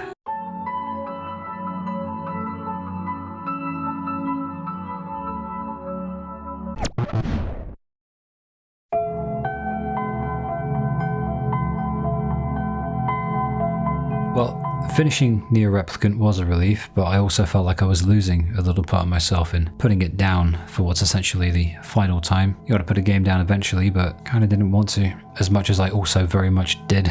The constant traversal of these same handful of levels and landscapes, literally hundreds of times, forced me to gain an insight and an intimacy with the world that I now know it better than I know my own hometown. And the story elements and the characters are embedded within me also. They're never going to leave me now. In the end, the flow of the game, most notably in the quests, how you complete them, and the world that facilitates as much, is just an emblem of structure that isn't afraid to box you in. Sometimes it's fun, sometimes I wish it would box me in less, and it's reprehensibly annoying and egregious. But hey, that's a video game for you, isn't it? We don't control the structure, we just navigate it, as I mentioned earlier. Agency is an illusion, but at the core of its being, I think NieR Replicant, past all the craziness, the lore, seems to me to just be a simple enough story about the importance of other people, especially when you're different and an outcast. It's like the ontology of the outcast, the metaphysics. We go from one perspective to multiple ones, from one character to another, and a game that started in that lonely, snowed-under city ended with a friend group that we made along the way, all reuniting in a really nice moment at the end. If Ending E didn't exist,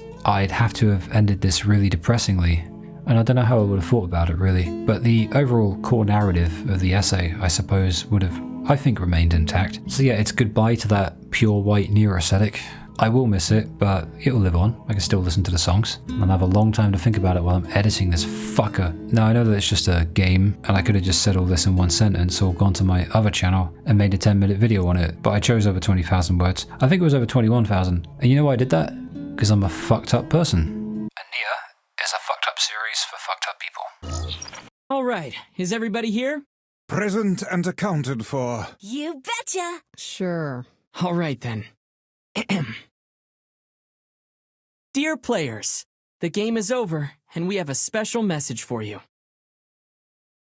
Thank you for playing. For fuck's sake. Yona, why aren't you in bed? Oh, hey! It's my big brother. I'm so sorry. I just didn't want to miss this. Try and take it easy on her, okay?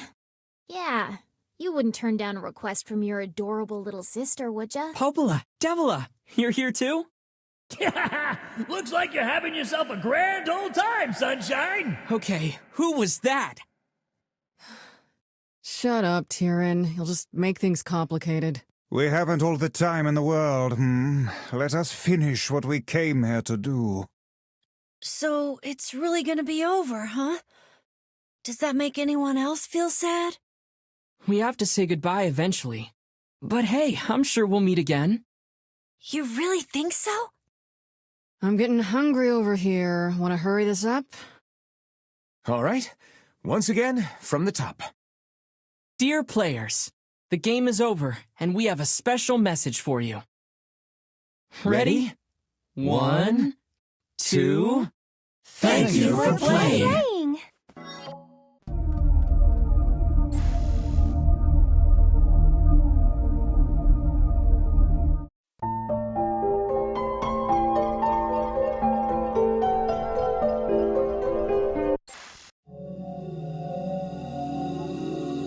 I think a world of answered questions, in which every philosophical abstraction is given a corresponding endpoint with a nice warm blanket of closure, sounds to me the most fucking boring of all possible worlds. And NieR knows this, so it doesn't really attempt to answer shit. It just kind of throws questions at you and tries to hurt you with them, all the while holding up a mirror as you play, because it's just a game. It's like the Markian inheritance, but instead of physical characteristics, it concerns the anastomosis of human psychology, and ideology too, I guess. Passed down to us, the digital descendants of the innate fucking weirdness of modern times, wherein life lessons are presented to us via video games with android chicks in revealing clothing, because school is boring and video games are more fun, you know? So I suppose that NieR Replicant and NieR Automata breathe the same oxygen, but Automata breathes out more carbon dioxide, if you get me. It hurts even more in some ways, and that's why I love it, because suffering is fun sometimes. We're trapped in an endless cycle too. Personally, I think the endless pain that we're subjected to is born of questions that don't exist yet, all in service of answers that died long before we were even born. It takes player-character connection to a weird new level, and you need that when said characters ain't even human. And throughout life we all do it, even if we aren't aware of it. We fill the void of existence with trivial crap in search of the magic we didn't even know we had until we lost it, all in the vague hope that the cold rain of reality would wash away the pain and fear that comes with the simple act of thinking too much. We tend to do that quite a lot, don't we? And that it might just give way to something nicer, like a future worth sticking around for. I never thought I'd see a game wherein the writer explores the crazy lengths that all living beings are capable of going to in order to feel something real and genuine, and how it drives so many of us all insane, all the while pushing us headfirst into things we never would have done otherwise and enriching our lives all the same. In that sense, I guess we're just as artificial as the characters, at least in the sense that we're still unable to discernibly prove the true nature of our creation and existence, let alone validate it ontologically. And so our freedom is subject to interpretation, just as our existence is subject to our brains working properly on all fronts, so that it might even perceive as much in a way we can only hope is accurate relative to the universe around us. Artificial agency, innit? Oh fuck, that could be the title. No, that's one side of the coin. The other is nihilism. But NieR Automata isn't a nihilistic game, despite what I've seen people say about it. It's not entirely. Thing is, when a coin's flipping real fast, you can't really distinguish one side from the other. It's a real blur, I guess, and life does tend to move faster than we realize. It's way too long, and it will never be long enough. It's basically a Persona game. I also didn't expect NieR to question these things by removing humans and replacing them with androids and machines. Some of us even have to play God in order to feel even a minute semblance of the cosmological validation of the universe. Hence the push into AI now in real life with robotics and all of this artificial intelligence. Maybe we're prepping for like a real life white chlorination and Project Gestalt. But here we are in the early stages, the innermost machinations of our neurological operating systems giving rise to this ironic computational metaphor in order to dull the existential blow that we receive whenever we encounter the sheer mention of our mortality. In all of this technology, I guess I'm saying, we can in a way outlive ourselves, and Automata does a really fun and exciting and heartbreaking job of portraying just one possible interpretation of such a reality were it to come to pass. There's a chance an android is watching this in the year 2110, feeling really isolated and left out at how I'm only talking about humans in this essay, getting ready to like get on whatever equivalent they have to social media, calling me a bigot for excluding them. Sorry, android, it's not my fault. Doesn't seem all that real though. And yet the possibility is more real than it's ever been, that could actually be a thing that happens. Dude, I used to assume everything was real. I did that a lot. My brain told me it was, and I was like, oh, okay, sure. And then I discovered hallucinations and became painfully aware of how the very thing allowing us to perceive anything it thinks is real, even with all of its complexification, is just as fragile as it is complex. And that hurt quite a bit. In order to, I guess, circumnavigate this and keep myself out of the psychiatric unit, I endeavored simply to live my life as though it was real. And I found that that's worked so far, even if a bit, going well enough. But the question is always there. And if it ain't, then are feelings and thoughts at least real? Once again, Automata explores this. It explores a lot of things, and what's the quantifiable metric for this real thing anyway? I guess that's the question, isn't it? I don't see any reality-ologists walk in these realms. If one's own personal reality can be broken so easily by hallucinations, then who's to say the hallucination wasn't the real deal, and that my brain needed to malfunction in order to perceive what's really there? I think NieR is for the kind of person who thinks these things, and fucked up people, as I think I said in the last essay. And if we one day do manage to create autonomous robots with artificial intelligence that are in any way analogous to the kind of AI that we're seeing pop up all over the internet, suspiciously suddenly at that, actually. Have you noticed? Yeah.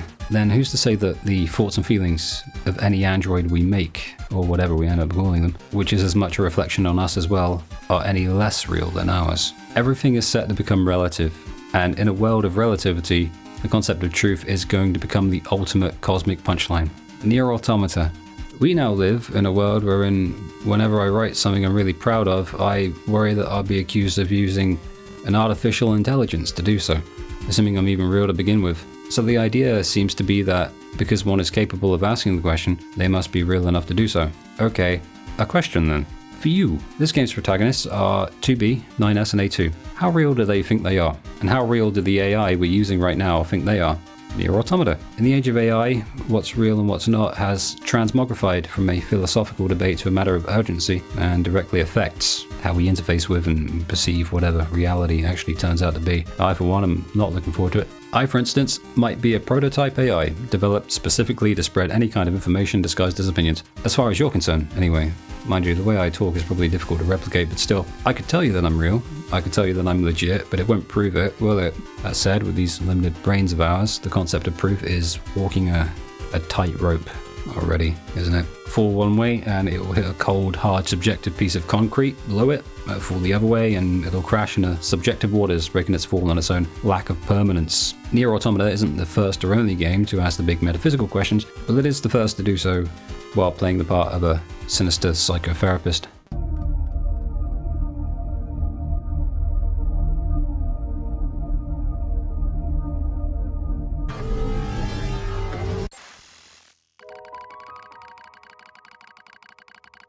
Humans are a piece of ancient history in Automata, and with those humans gone, the androids and even machines undergo, Sentience 101, which for the androids, especially due to them being made in the image of humans, entails a great degree of suffering. You want to look and act like us, do you? Well, suffer like us too. We do that like no one else, because we ever insist upon a concept we call morality due to the emotional baggage that we accrued on account of developing empathy for reasons still debated today. The genesis of morality has been explored for thousands of years, I imagine now. And a different person will give you a different answer, ranging all the way from axiology's ethics to the more theological shades of the human condition. We all have our theories, as a general idea. It seems similar to how the replicants of the first game gained sentience, but without the concrete confirmation of that sentience, and I get that saying the sentience of a mechanical, automated machine and android species can't be proven is a risky thing to pronounce here, but the reasoning is simple enough. No one can say for sure, definitively, whether a machine can truly feel or think anything, because we can't say if humans do either. Scientists and philosophers have bickered over this for decades, and it's really fun to read and watch, and we'll likely never get a consensus. And I can respect that the indeterminate and the open-minded isn't nice to consider, because it's the ever-present reminder of the innate limitations of our minds, but I don't think anything needs an answer, and thankfully, the game agrees with me. I mean, unless Yoko Taro stuck it in a stage play, too. I imagine there's a profoundly warranted element of openness to the inherent interpretation of sentience in androids that any inquisitive mind might naturally be inclined to throw at the admittedly justifiable question. It's a bloody fun question, and we keep asking it as we gear up for real-life robots in our probably real world. We even write books and movies about it. It's a fun one, especially given the rise of AI in recent years, but By fun, I mean fun in the most terrifying way imaginable. So what we're really seeing in Automata is a race between androids and machines, wherein the finish line is aimless existentialism and loneliness, with both of them lusting for the cosmic validation of a dead humanity as they replicate us as best they can. Just a little more realistically, that is, than the worst elements of the human condition present themselves in a fight to failure. NieR lore is weird and fun, but simple enough. People act like it's Kingdom Hearts or something. It ain't. It's this simple. Humans made the androids, humans went extinct, and the androids had to conjure up a lie that the good old humans were totally fine and just smoking blunts on the moon, or just to keep the wheels on the half broken down vehicle of their existence turning, or rather to give them a reason to turn in the first place. Because when you're deprived of a reason for living, for being, provided you're even given one or somehow manage to haphazardly stumble upon one, all by your lonesome, there's a distinct visceral psychological reaction to the sheer notion of a life with no clear, ordained purpose. It's like, wait, what am I doing here then? Why go to work? Why get up in the morning? Why do fucking anything? Sometimes it's depression, sure, but as someone very, very intimately familiar with that condition, I will die on the hill that, more often than not, depression is not so much depression, but rather a common sense and logical reaction to a hilariously stupid world and circumstances laid forth by a hilariously stupid existence. I'll die on that hill.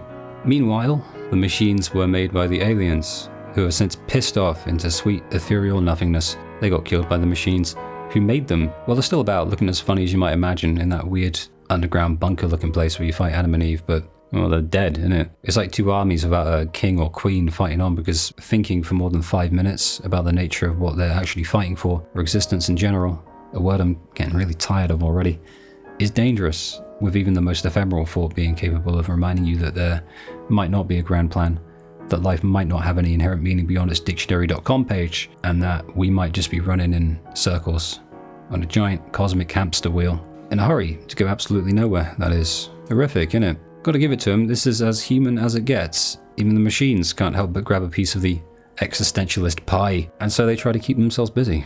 But how do you keep the lights of your own sanity on all night when the potentially pointless nature of being is perpetually closing in on you, like the slowly progressing visual curtain of a detached retina? It's another of those things that seems really deep, but it's actually really Arcadian and primal. What you're seeing is actually just vestiges of manifestations of the archaic parts of the human brain that we were never able to outgrow, namely needing something to keep yourselves busy in order to avoid going completely insane. Once again, we see this all over the game. Side quests, main quests, even stuff outside of those liminal lines. And when you combine that with the newer elements of human existence, like the development of the higher functioning neocortex of the brain, which is what was at work when these androids were made, you get a game like this. They were made in our likeness, and they got all of that likeness. If a mind can think in thoughts, it can sink in thoughts. And that's the scene where the existential horrors of metaphysical ontology enter the arena of suffering. It's really cheerful stuff. This is where nihilism is born. But not always. Not always. It's not always born there, but it can be. And upon doing so, it can take many forms and result in many different outcomes. I guess, in a way, all of the different endings sort of symbolize that. But first, a distinction has to be made. I have to make this. Nihilism and existentialism are not the same bloody thing. NieR Automata is not a nihilistic game. I've said it already, I'll say it again. It's quite the opposite, actually. The writing's really hopeful and encouraging, especially at the end. It's just existential. And I will say existentialism and not nihilism, because these little machines and androids aren't talking about there being no point in anything all the time. They're just wrestling with it. It's one facet of a multifaceted thing. They're actually keeping quite busy. They've got amusement parks to maintain, they've got villages to live in. It ties into the androids too. But the big distinction that I ought to make for extricating this game from the nihilist tag that had very unfairly attached to it, actually, is that existentialism can lead to nihilism, but it doesn't always.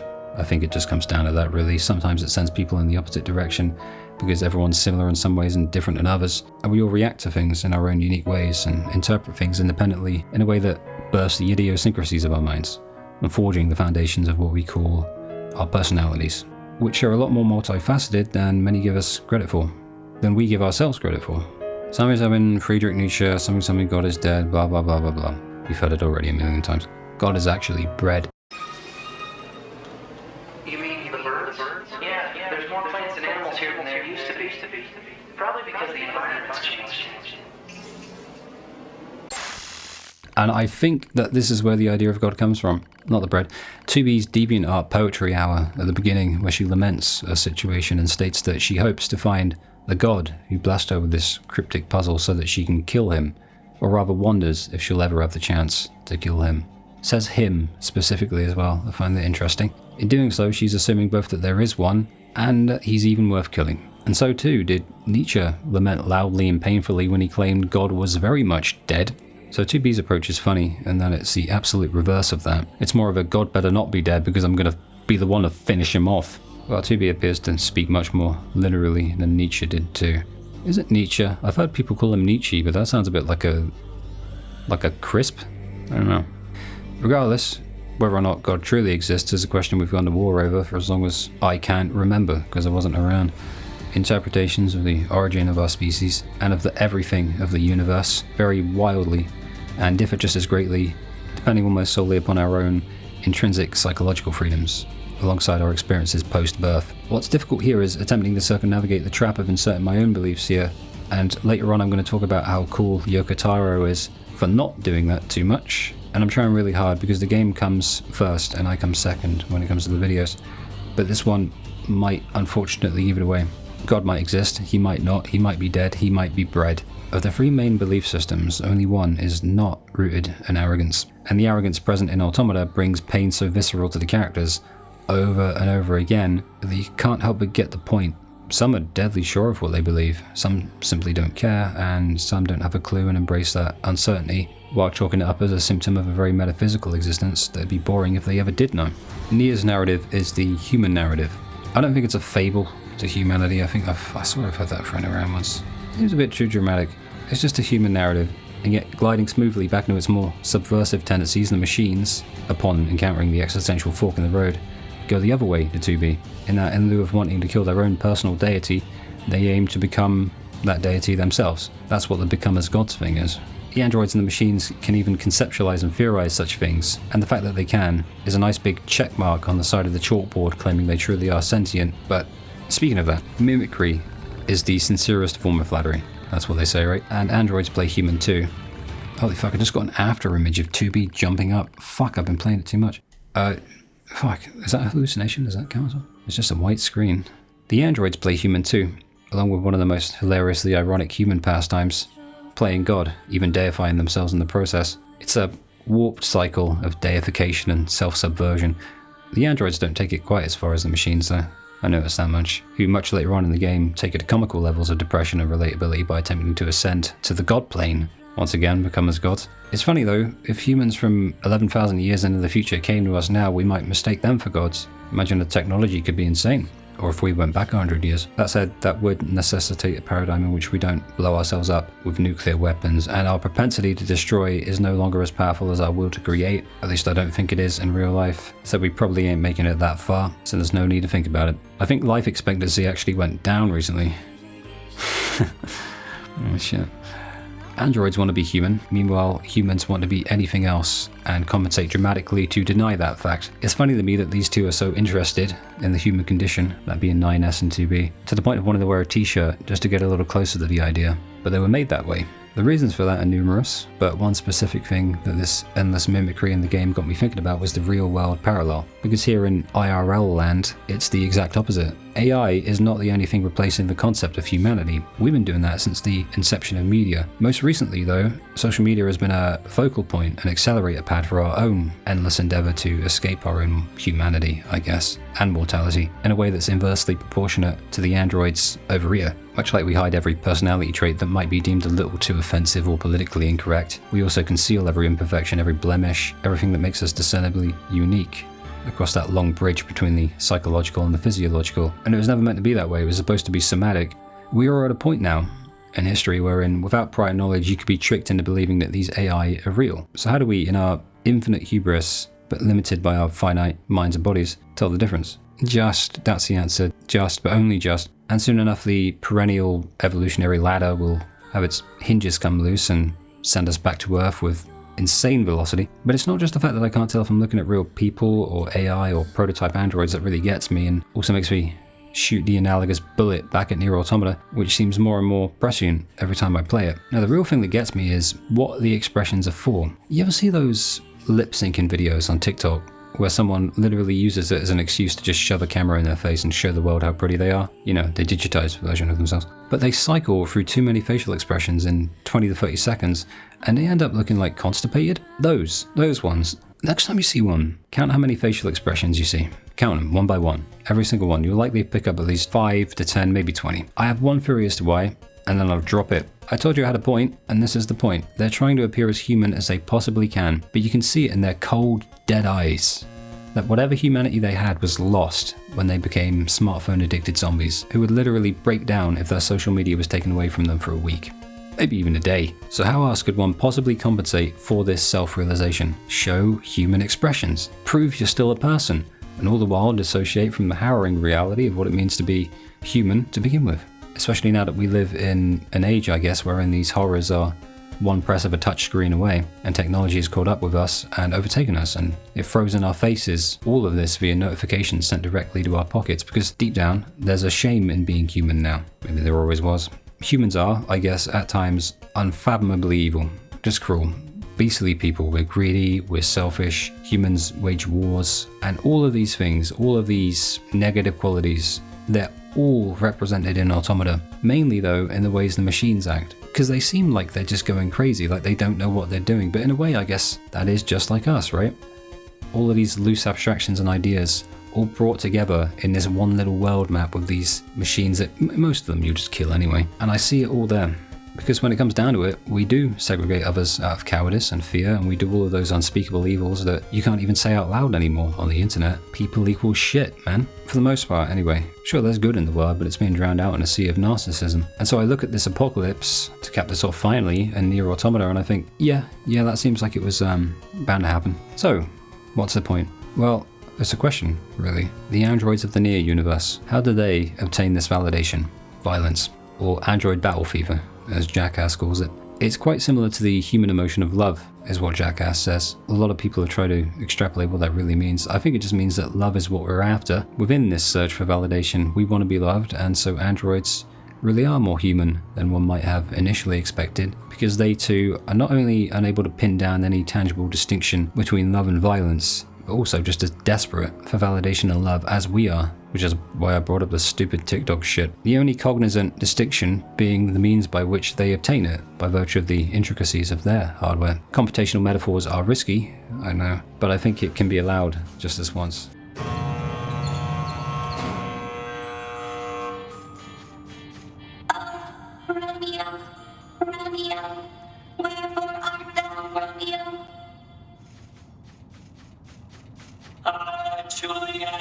Juliet, wherefore art thou, Juliet? Oh, Romeo, which one of thou art Romeo?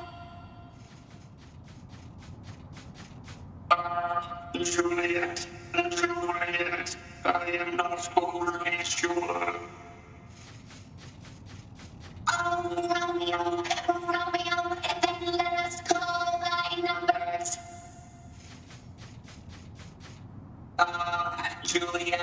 Juliet, then I shall take thy life. Die, Romeo, thou stupid asshole. I shall make thee regret the day of thy birth. I shall make thee taste dirt. Die. Destroy. I'll kill thee. Die. I'll tear the shit out of thee. Be gone from this world forever, wench. Leave me alone, wretched man. Piss it off.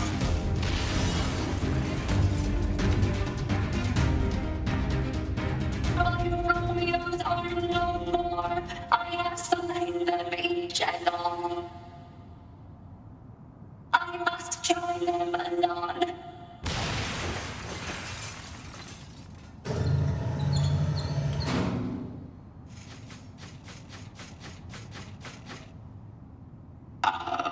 Well, I suppose this marks the end of our production of Romeos and Juliets. Please watch your step as you exit. If you'd like to have your card stamped, please contact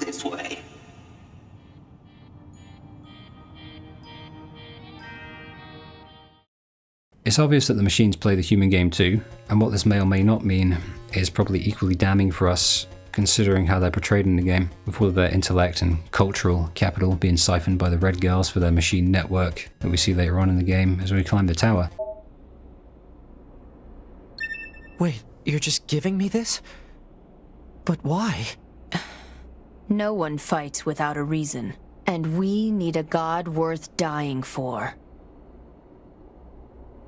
The emphasis on dying is likely intentional, but it speaks to both sides. A god worth dying for is a cause worth living for. So why a god? Well, it ain't just the state of the world right now. It's timeless, both archaic and futuristic, extracted from the deepest wells of the collective consciousness and right within the immediate periphery of our modern day as well.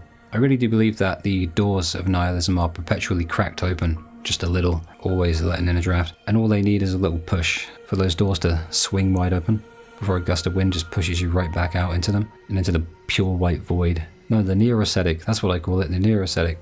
The idea that a being much grander than us exists and was also benevolent enough to create us implies to many that that very being must have had a plan, but even that would be up in the air. You remember playing with Lego as a kid? Did you ever do that? I didn't always have a plan, and even when I did, it wasn't particularly complex. I wasn't baking the big business. I was just having fun, for defensive purposes. It seemed complex to me at the time though. Sometimes I'd even extract the innards of my electrical equipment because I had a box of it, and I'd just look at them for ages, pondering as to the complexities of the inner workings of such intricately developed hardware. So much went into it, and that was because they served a profoundly specific function, a unique purpose. But to someone, somewhere else, it'd probably look as basic as those Lego blocks all those decades back. Personally, I think if there is a god, then there are a few things he could have perhaps done a little more troubleshooting for. The androids reflect this nicely, with humans playing the part of their wonderful gods in the game, creating androids that can never truly be as human as us in the literal aspects, yet giving them emotions all the same, which is a remarkably cruel thing to do, and exactly the kind of short-sighted thing I could see us doing for real very soon. So I think it's quite realistic, actually. We're already playing God in the corporeal realm, Automata is just a manifestation of that. But the thing is, this topic will incite a lot of anger for some, because some are so tied to their beliefs that any criticism or even intrigue into those beliefs is seen as an attack. And I remember a specific scene with the Red Girls later in the game that I played earlier on actually, wherein the machine network has its consciousness fractured into many different pieces, and one little disagreement is enough to make them all kill each other. How much did I write? How much did I write in this fucking essay? Jesus Christ. The history of humanity is the psychology of humanity. History is psychology. There is no distinction to me. There is no difference that I can see anywhere. It's another hill that I'll die on. Epistemology resigned to the confines of what humans have done over the course of history is inevitably, perpetually, inexorably fused, probably at the molecular level, with the minds that set the bodies forth into action on the grand stage of the world. That's kind of my view on it. And who's writing that history? Who's perceiving that history? Who's analysing it? Who's repeating it? Us. You and me. We are. So psychology and history aren't just engaged in symbiosis, but are pretty much one entity to me at this point. For time immemorial, we have had to be right. Even now, we have had to be right, or everything falls apart inside. And when people fall apart inside, things get broken on the outside. Things mainly made by humans, even if it's androids and machines destroying it thousands of years later. It goes back a long way and right up to now, and we have a very peculiar penchant for killing one another over it, usually brutally, and I think it's rooted in fear, power, greed, and I don't think I'm clever for pointing that out, but it speaks to something else too. We need a plan. Whether due to evolution or inherent circumstance, something intrinsic within humanity is desperate to ascend past its roots, to the point wherein it shows up in ontology and our eternal obsession with ourselves, which are talked about in Replicant, alongside our obsession with whatever else we can find, and you know why that is. We can relate it back to ourselves then. Man is the measure of all things, I suppose, but existence is selfish, and that's funny. Really funny. And it kills us all, time and time again, no matter how much we fight the inevitable. And because of this, NieR Automata is the world's cleanest rear-view mirror, because whether or not the writers see it the way I do, however you might see it yourself in fact, Automata reflects all of this in the actions of the four major species, do we call them? It's in the androids and machines, still living being a relative term, and also the humans and the aliens. They're very much dead. Unless the next game comes out and it turns out there is like 2 humans left, and they actually are on the moon. With one indeterminate and seemingly alive until we find their wanky looking corpses, that being the aliens, and one kept alive only in the abstracts by a lie called Project Yoho. That would be the humans. That's right, in NieR Automata, humans are a lie. It's kind of funny. And even within the aforementioned epistemological headaches that we get ourselves cyclically into because we refuse to learn from it, deep within our search for knowledge in a way that encapsulates all of these things, it is still nonetheless everywhere all at once, in everything we do and everything we perceive. So like I said, man, we're trapped in an endless cycle too. You know, hatred, war, over and over and over again, they just repeat on a loop. And Automata is a lovely analogue for that, and I think it also illuminates how fun it can be to engage in such things in a warped way that satisfies the deepest, innermost corners of our psyche that we try all our lives to shield from the light of consciousness, you know. And then after hurting ourselves and others, we burn the history books, or in the case of the modern age, make them digital and carefully replace the concept of ownership with borrowing and callously edit them in a conceited, narcissistic and sinister way as to accord with the times. And so we can't learn from these past mistakes, and to be honest, the great filter theory seems more tangible every passing day.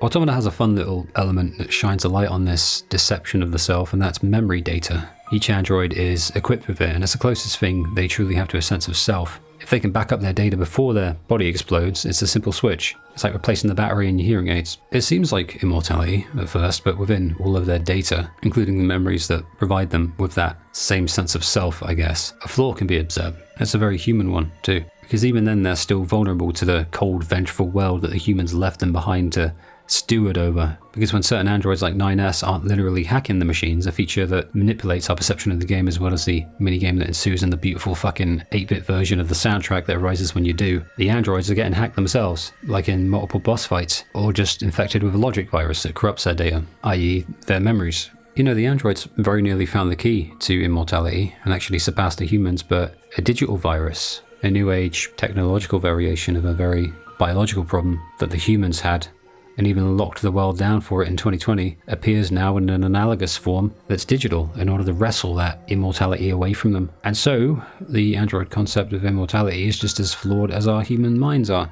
much in the same way that very many of us have a powerful desire to prove that a divine creator exists. There exists also alongside that an equally strong incentive to become something more than we are, and more like that god than we are humans, and that's passed down to the androids too, and the machines. It's similar to how we strive to become our parents when we're children, even if they're not particularly good people. We see this in the machines, with their become as god stuff. No better way to keep the existentialism from evolving into full-blown nihilism than to become the god that we worship, right? Maybe the desire to be the steward of reality and dictate what exactly qualifies for it is a trait that we pass down to the androids in NieR, you know, the fictional version of us in the game. More through memes than genes, obviously, and it shows so heavily on the faces of the androids that the eye covers that they wear are really ironic when you think about it. I think the main way it's seen, though, is in the entirety of Project Yorha, which is like one of the main things of the game, I guess. I guess their goal is to keep everything in working order for when the humans on the moon come back down. The wonderful creators of the androids, the humans, are alive on the moon, except they're not, because they're all fucking dead. Playing Replicant will illuminate that for you. Morale's important when you're fighting a war because morale relies on emotions rather than logic, and every semblance of logic hates war and tries to avoid it. Wars fought over trivial things are always perpetually in bountiful supply. I guess the antithesis to that idea is nowhere to be seen. So the androids have to justify their war with the machine life forms, and the Project Yorha lie was born. Really sentient stuff from the androids and remarkably human of them. It's similar to real life, except war is a moneymaker and the politicians look for justifications for it in order to perpetuate that endless cash cow, whereas the world of NieR Automata is completely devoid of human life, largely blown up, depleted, and the avarice of humankind has been relegated to an archaic after-image whose only remaining worldly manifestations are shown in the androids that they created, that we play as, who run the entire gamut of human emotions during the game and ponder their own existence just as we do. I'm not sure how much that sentience extends, because I'm sure a lot of it is in supplementary material, because that's what Yoko Taro does, well, not just him. But what's shown in-game only seems to be the tip of that iceberg. Similarities to Replicant can extend pretty far, and we can carry them all the way out into the sea without them drowning, because it's an interesting little thing to consider that while Deviler and Popola were the androids and Replicant, and we were the seemingly soulless replicants, now we're the androids, and the machines are to us what the replicants were to the androids, a lower life form whose sentience, intentions and behavior is a topic in a research paper. To someone else to ponder in a world full of question marks. It's like a hierarchy of sentience. But when you think about it, the common threads are that the collective folly and faults unique to them are just like ours. It's a shame that they don't have a floating epistemology repository like Grimoire Vice to give them a look into the history that they're repeating, but hey-ho. Glory to Mankind makes me irrationally angry, just hearing them say it. Maybe it's just reactionary, I don't know.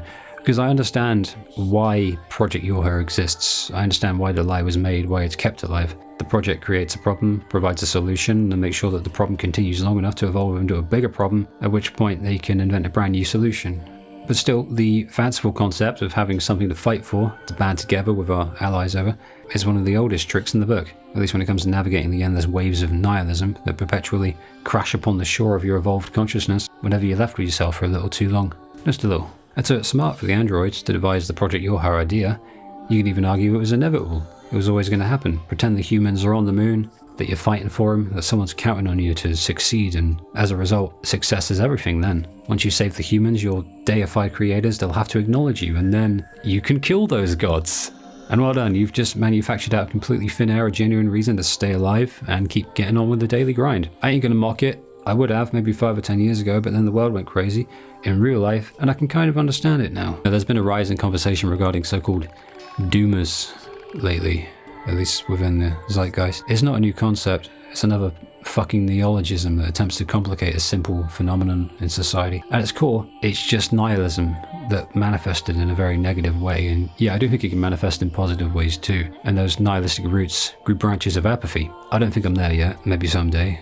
Maybe not today, maybe not tomorrow, but someday. But for now, it's just tendencies, symptoms of apathetic nihilism.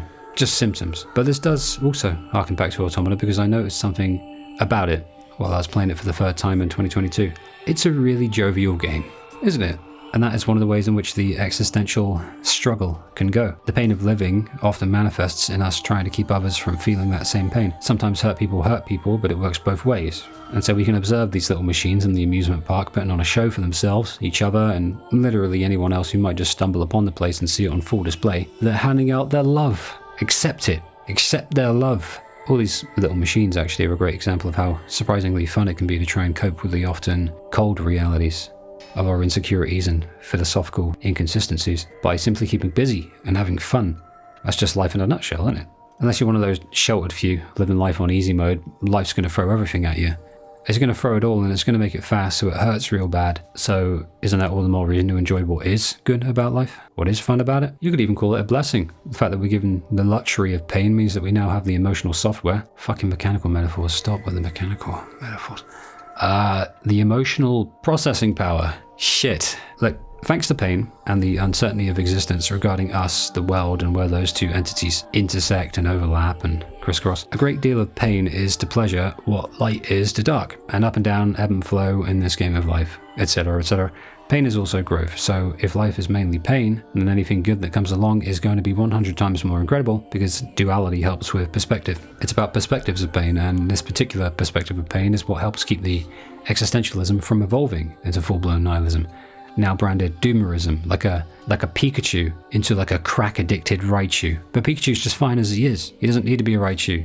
He doesn't need crack. That's the point I'm trying to make. Was that the point I was Much like the sentience of the androids is difficult to gauge, the same is true of the machines, and the parallel is explored within the game, with the androids themselves going from looking down on the little robot machines to being genuinely taken aback by how sophisticated the complex nature of the machines actually is, primarily via the vast intricate machine network that subsists long after the aliens who created them just died off, because the machines kill them all.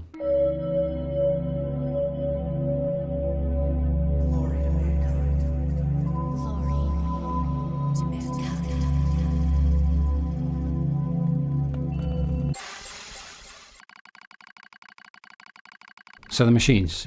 The mere existence of the machine network is a warm, kind of cold digitality in it. I took a rare little trip to the wiki, actually, to learn more about that very network, since the self-organizational qualities of machine life forms, certainly as a whole, really made me think for a while. Surprisingly though, I couldn't really find much, except that the author mentioned an almost networked immortality achieved by the machines. Similar, I guess, to the androids, provided that they don't get too much dirt and grime on that precious memory data and corrupt it. Pascal, funnily enough, is a perfect example of a machine that possesses a level of autonomy that appears on par with that of the androids, and he disconnected from the network and built his own village where others of the same circumstance can have a place to belong. Pascal in some ways is the wisest character in the game and also the stupidest in others. Anytime anyone in the game even implies any level of sophistication to the machine life forms, 2B, 9S, A2, they always shoot it down. I think the reason is that they just can't bear to think about it for even a second, that machines might be similar to humans in the same way that androids are. Funny, I think, considering aliens built those machines, and the aliens seem quite primitive themselves, from what we can see of them anyway. They just look like jelly. You know what I mean? It's just, they look like bad pudding. Bad pudding. That's a good band name, actually. I should write that down. A Swedish progressive metal band. Bad pudding. Where was I? Maybe it's less the human thing, and just the idea that androids would no longer be the most intelligent group left on the planet, outdone by things that look like this, the bad puddings, but are capable of this, an intricate, complex network of connectivity, the design of which was made for purposes we don't even fully comprehend, at least until later in the game. But it's not worth resenting in my eyes. Sure, the tower is a marvel of engineering and it gets the coolest music of the game when you go there. Yet the machines, unified as they sometimes can be, also find themselves as divided as our android friends, like in the side quest where you got to find and kill the deserters. The machines do similar things, and it speaks to their commonalities with the androids and kind of runs the risk of making you wish they could all just get along and work together, and we see little remnants of that, I guess, in our interactions with Pascal. Maybe they could find a new purpose besides endless war and perhaps work on building a better world, like we couldn't. I think this is why the machines disconnecting from the machine network, like celebrities quitting social media, it's a funny one to me. It's analogous to humans of reality, isn't it? And also speaks to their own sentience, being very potentially on the level of that of the androids as stated above. Machines like androids, like humans like gods. That's it really. Meanwhile, humans made androids who made humans up on the moon to fight machines built by aliens. We're vain, is what I'm saying. We're very vain, and I'll even admit that analysing the machines seems boring sometimes compared to the androids, but it's probably just the way they look. They look more similar. It's the same reason we like cute, fluffy animals. They look like mammals, and those fish with the weird teeth scare us. Androids are more human, basically. They're much more human, at least in terms of looks. They have our features, our characteristics, our imprints, and machines are just these things. In a similar vein, I think that if any humans were up on the moon, then upon descending back to Earth, the androids would promptly kill them, just as the machines did the aliens. Just another potential similarity. I was just thinking about how odd it is that I haven't dedicated a section to the aliens, despite them invading Earth in the game, or the game's timeline, I guess, and creating the machines that help them to do it, but all we see of them is what we see of the humans. Just what they left behind. The archaic and the antiquated, and the futuristic too at the same time. But with the aliens, they do look like this. They do look like the bad pudding, so it's really, really hard to take them seriously at all. And they got their shit kicked in by the machines they created, so goodbye to bad pudding is what I say. At what point do androids truly think and feel for themselves? That seems to be the question on NieR Automata's mind, and now it's the question on my mind too, because it really does just push this question at you and keep throwing at you like the balls that the enemies, flick out at you. They fling these coloured balls, and it's kind of like that. I've danced with the idea. It's driven me a little crazy, because every week I look online and I see another story about it. AI computer programs are innocuous to the naked eye, I'm sure, but devastatingly foreboding to those who think a fair bit. But also all of these robots coming out, and now the thing that was always coming, the fusion of those two properties, like an android. A future in which robots exist with a much higher level of intelligence due to being accompanied by the same artificial intelligence you see in these newfound computer programs, via the websites popping up all over the internet right now in the real world. It's almost as though it's coordinated, and it's accelerated way too fast and too soon. It feels as unnatural as it most assuredly fucking is. I grew up in the 90s, so this is all crazy to me, but when I first played this game in 2017, I did not think for even a second that I would be likening it to the real world so soon. So to see it explored in NieR Automata is nice. The thing is, I won't pretend Yoko Taro was the first to do so. He wasn't. It's just that he and NieR Automata were the first to do it in a way that made me genuinely empathize for these artificially created life forms, namely in 2B, 9S and A2, and Pascal and Deviler and Popola and some of the machines without names. I think it just speaks to how incredible gaming is due to its interactive quality. I think if they weren't called video games, people would take them a lot more seriously. If you called it like interactive media, people just think game and they think, oh, a game, but it's like, mate, life is a game and you're playing that. You're not playing it very well, are you? No one is. Now that's less alien a concept than I previously thought, because the androids are no more or less real than any other character in any video game ever, because they're all fictional and their most human qualities are represented by pixels and polygons that I wouldn't be able to interpret without the senses that I have. But it speaks to the wider phenomenon. If we're capable of forming attachments to fictional characters, 2B, 9S, A2, Pascal, and I guess then what of real life androids with all the complex neurological hardware powered by the modern technology and patterned after us specifically?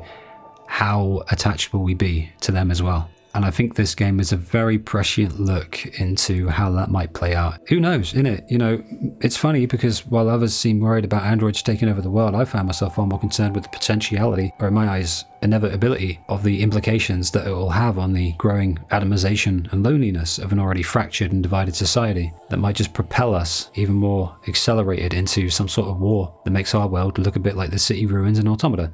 I'd say anyone with a vested interest in keeping people obedient will no doubt want them divided, because people are stronger together. And when they're divided, they tend to fight over stupid things. I shall now point digitally. Imagine it. Imagine me pointing, like, indignantly right now. I'm pointing at the screen towards the androids and the machines fighting over the course of the story of Automata. So, like, question time. When it comes to AI, be it within the fictional properties of the NieR universe, our real world, or any shared commonalities between the two, of which there are very many, is it all coded within rigid parameters that are hard-coded and literal, or is it liminal? Is there a freedom to it alongside a true sense of self-control and self? Is there even true freedom and self-control within human beings to begin with? If liminality is the threshold between two stages, where's the threshold? Where's the precipice, you know? Is the human brain capable of perceiving such things to begin with, or is it literal and linear, like its own personal snow globe? Anyone with OCD has probably wrestled with this idea in their head, even if they did it subconsciously or in their sleep, because where does control begin and where does it end? We talk about self-control, we talk about self-determination. Where does control begin and end? Because sometimes you control the tick with OCD. Sometimes your brain goes full wanker mode and makes you blink your eyes real hard, like 10 times in far less seconds. Ticks are by definition involuntary, and yet sometimes they're less invasive and easier to control. Sometimes something else happens and I go, fuck this, no, and I'm able to stop it. So then what even is this control thing to begin with? It's an abstract. It's got to be. There doesn't seem to be anything fixed or immutable about it. It seems hilariously dynamic and fluid. So does that also apply to the androids and the machines too? So is the concept of choice not the little sibling of the concept of control? There are other instances too. Some androids like to get messed up on digital drugs, some go full deserter, and we're the ones hunting them down. This gets me thinking, I guess. You know, this game makes me think a lot. This is good and bad. Those drugs are someone else though. And some are just obsessed with flowers, like the Lunatia. So who's to say that we're not designed with more parameters and limitations than we even realize? Who's to say that we're not enslaved by our hormones and our emotions? I thought I was onto something earlier. Maybe I'm not. We're born with preemptive instructions and immediately aware of how to do the rudimentary things via the seemingly autonomical nature of our biological hardware. We don't need a textbook on how to breathe. Who's to say we're so much better than AI to begin with, or these androids, or the machines, or the aliens? It's basically just one of many million manifestations of our own selves, an extension of humankind.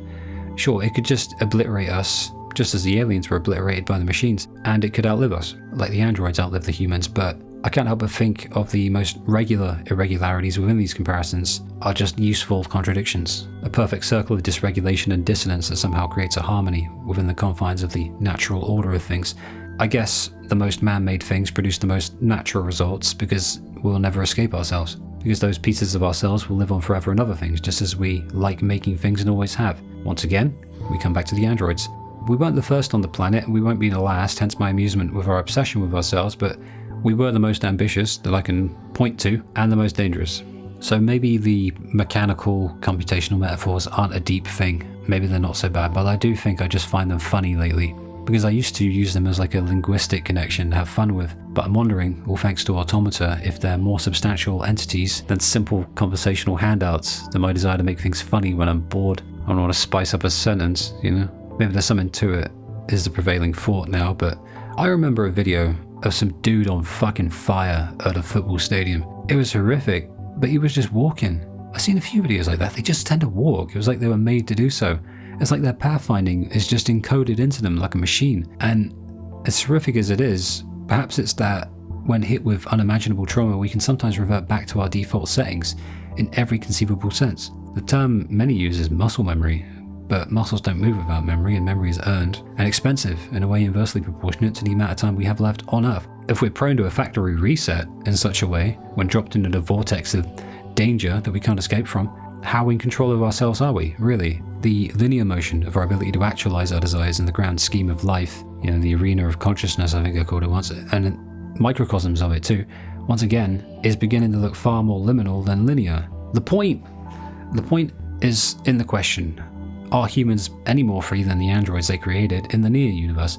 And if we made real ones, real being a hilariously relative term, would it be the case then that we have more sentience, autonomy, or agency than the androids? And in everything NieR is, these questions are just thrown at you, again and again and again. I mean, look at AI.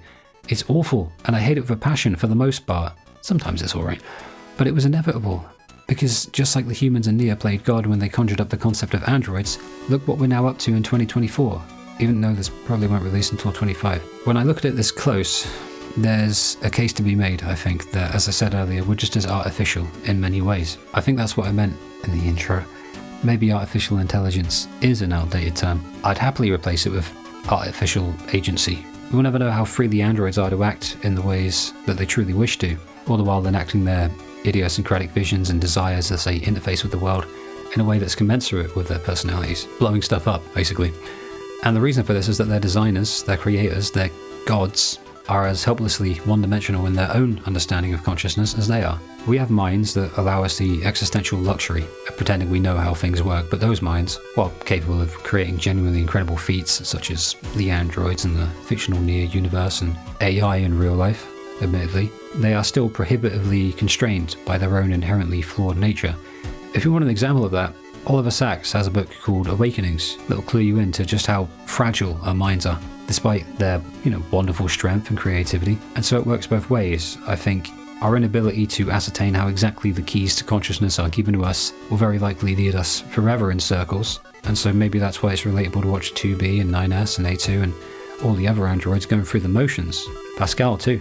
Given how easily our minds can break and malfunction, I'd say we're very plausibly primitive in our understanding of the brain, so much so that we can't even concretely state that a broken mind is a malfunctioning one without having to think about it. And so when things go all haywire with the machine network and with the androids, I guess this question is thrown at you too. Even proof itself remains questionable, given that the safe haven for any brain's grasp as it pertains to philosophical issues is a phenomenological racetrack that we spend our entire life doing laps around like a fucking NASCAR race. 2B, this is Operator 60. Pick up! 2B here. Go ahead. Thank you so much for the picture. So this is a desert rose, huh? It seems almost mystical. There must just be a bounty of nature down there, huh? Some, yes. I've seen lilies, cherry blossoms, daffodils, and even lunar tears. I'll try to send more if I can. Oh, 2B, I'm going to treasure this forever. Oh, and I'm going to send you a proper thank you mail later, so keep an eye out for it. Bye!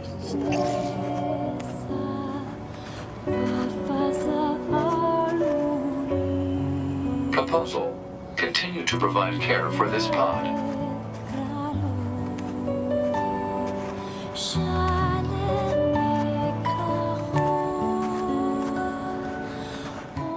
This is funny though. I've noticed a surprising absence of Epicureanism in Automata. You'd assume that for all life forms still around on Earth, biological or synthetic, the innate inhibitions that govern such things as self-control and moderation in all things would have gone extinct with the humans. I'm sure we can be forgiven for assuming that such a dead and dried out world would make any of its inhabitants a little crazy and far less introspective and caring for concepts such as order. But then we have structure in the form of lies. The androids, the vast majority anyway, had the Project Yoha lie. The machines have the machine network. I suppose a common goal is useful, but it puts a microscope on the actions of both parties on a macro level. They are each other's reason to live. Not the humans or the aliens. Each other. Machines and androids. Gotta stay alive so you can kill your enemies. It's about as romantic as the fact that androids get off on killing one another as much as they do fucking one another. Well, either way, it doesn't matter if 9S wants to fuck or kill 2B. I've seen it debated. I know it's fun to think about and talk about, but it's true that androids and NieR feel the closest to love during combat. Android battle fever is what they call it. But 9S and 2B are super close now, so both are plausible. It doesn't really matter because they're just two different sides of the same coin of extreme emotions. We create and we destroy. I've said it probably about 10 times now over the course of these NieR analysis videos. If it really mattered, I really think they'd have explicitly told us what it meant, probably in a 15-hour stage play. But also says something for inhibitions, that the androids would be as attractive as they are. I don't know how 9S stays sane. He does seem innocent in that sense though. This is the least realistic part of NieR Automata. Yoko Taro just likes hot women, man. I ain't gonna apply the metaphysical monocle to that. It sells well, it's nice to look at. Drop any other dude into that world and you'd have him either in paradise or hell. Meanwhile 9S is like, Never mind all these women, I must scout. I have a job to do. He's a good boy, that 9S. I'm sure his story will have a happy and fulfilling ending. Meanwhile, in Roboland, inhibitions remain very much intact via the robots and androids, in a way miraculously analogous to some in the real world. Hi, some don't believe there's an inherent point to anything. I'm not even remotely convinced of some grand plan or scheme, and yet I see the value in balance, even if that meaning is arguably manufactured. It is part cope, it is part hope, and it is my solid foothold on the slippery slope of existence. The game mirrors this, as do many people, so that realism point that the game lost for the 9S not being perpetually horny thing, it now gains back in equivalent exchange. NieR Automata is realistic. Yeah, I know, realism's choice, not an obligation. It's a game, after all, it's just a game. The only reason me and others talk about it for hours is because we overanalyze video games in order to avoid analyzing ourselves, because we realize that life sucks. But before you do think that you are safe, at least somewhat, that is also why video games exist to begin with. This is just conscious analysis. So I see Epicurean lava in my head that the characters hover precariously above for the length of the game and only occasionally dip their toes into. Because as now, as then, as ever, the Epicurean worldview requires in my eyes an element of despair and hopelessness, but also within the axiology of the experience by virtue of the world and music and many other aspects, I do find myself relating to these android and robo people very, very much. I think it's just a testament to how well they were written. The machines are really cute. I'll admit it, they're really cute. I understand that I almost certainly qualify as yet another idiot who thinks too much, but I never state that what I'm saying is 100% assertively true. I'm also pretty new to philosophy in general, so I just think and write down shit and speak it. I know I'll look back on this in years and laugh at how bad it is, but I'll laugh at it later tonight. I'm not approaching the topic of Yoko Taro's irreverence of philosophers from a place of neutrality anyway, because that is something he does in the game, and it's still something I find very, very funny and relatable nonetheless. I'm still of the firm belief that being dead for hundreds of years will take anything even remotely profound that you may or may not have said and turn it into something far more intelligent than it actually is, and that it'll also very possibly need to be mistranslated slightly in order to make any sense at all, provided you even said it. Only a few philosophers I've read up on actually seem to have a point. I'm sure I'll discover more as I go, but it doesn't say much. There's a lot of ego involved, and so some philosophers are fantastic, and that's because they're interesting. But the deification of the old guard of philosophy by people in real life right now is very akin to how the androids perceive the humans and the world of NieR. And I find that very, very amusing. It's all just treated with a greater degree of reverence than I think is genuinely warranted, if that makes any sense. I can determine for myself that they're far more intelligent than I am, but that doesn't take much doing. Personally, I like to imagine these dudes, if they were alive today and had social media, they'd lose that aura and that mystique immediately, and the power of their words would lose a lot of their effect. I'm imagining Arthur Schopenhauer talking shit about women, while also liking pictures of OnlyFans chicks, accidentally reposting them in the process. Man, it would be a trip, wouldn't it, if philosophers were alive today? Conversely, bias, I'll admit, is a bullet wound, so I'll pull the bullet out momentarily and admit that there are some people out there on social media right now saying profound things that could genuinely change lives, if only those words found the correct audience, and yet they don't get taken seriously at all because of that innate lack of old world aura. And so 11,000, nearly 12,000 years into the future, humans still being a thing in automata that androids actually take seriously is not a weird thing at all. Philosophy's fun and all, it's also simultaneously a gateway to insanity if you're predisposed to being a bit loopy, and that's why I laughed out loud when Pascal said this. The state ceaseth, there only commenceth the man who is not superfluous. I see. It seems this Nietzsche was quite the profound thinker. Or perhaps he skipped right past profound and went straight to crazy instead. Oh well, enough of that. I best go see the world for myself instead of burying my head in books. And so, NieR Automata attracts both the kind of people who revere the concept of being well versed in history and philosophy and the wider world as a whole, but also the kind who understand that gaming as a medium contains all of these things, albeit dressed in far more abstract clothing. I was on a thread recently about a video essay guy on YouTube, and it was during the conceptualization of this very essay, I guess, in fact, wherein I was trying to organize my thoughts, and I read a message that I have not been able to get out of my head since. Someone actually mocked this video essay guy for not talking about some reference to Shakespeare in a NieR review, because to paraphrase, if you don't know that's a Shakespearean reference, you're not worth my time. And it wasn't even 2B's name, to be or not to be, the obvious one. Sorry mate, I didn't know either. I was too busy playing video games and having fun. Thinking is fun too, but the main pull of NieR Automata is slicing things up. That's what it is. And I think that that's the kind of miserable bellend that Yoko Taro is mocking here, as well as me. And not just the old dudes themselves who had some interestingly cool thinky thoughts hundreds of years ago that fell out of their heads and onto the paper. So it's monumentally refreshing to see a game tackle deeper concepts without having its head so far up its own ass that it gets lost, to see it have fun, to be lighthearted, despite also being really dark in certain areas.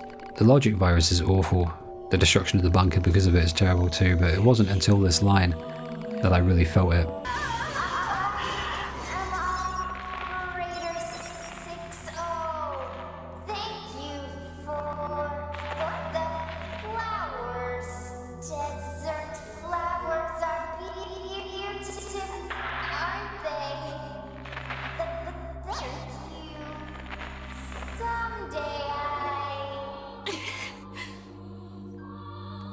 At first my initial thought was, this is a really good distinction between humans and androids that speaks to the differences between them and how they'll never be as human as they wish to be. But then it clicked. It's very human. Sure, the way in which the logic virus affects them is unique to them on account of their software and their hardware and their bodily compositions from a molecular aspect. Humans can get a virus too.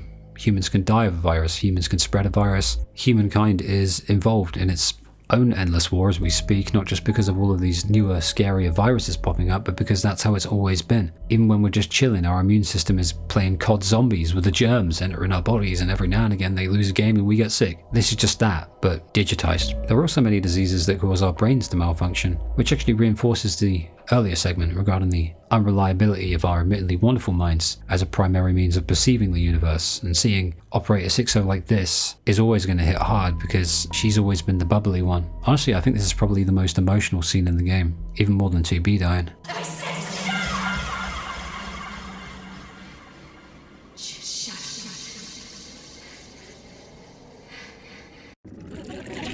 I have a connection to this world that's significantly more powerful than that of Replicant even, and for a while I wondered why, because there's a lot less warmth in this world, and less people, even if the machines are really fun for the most part, and a constant source of entertainment as well, with all of their wildly different personalities. I think it's the absence of loading screens.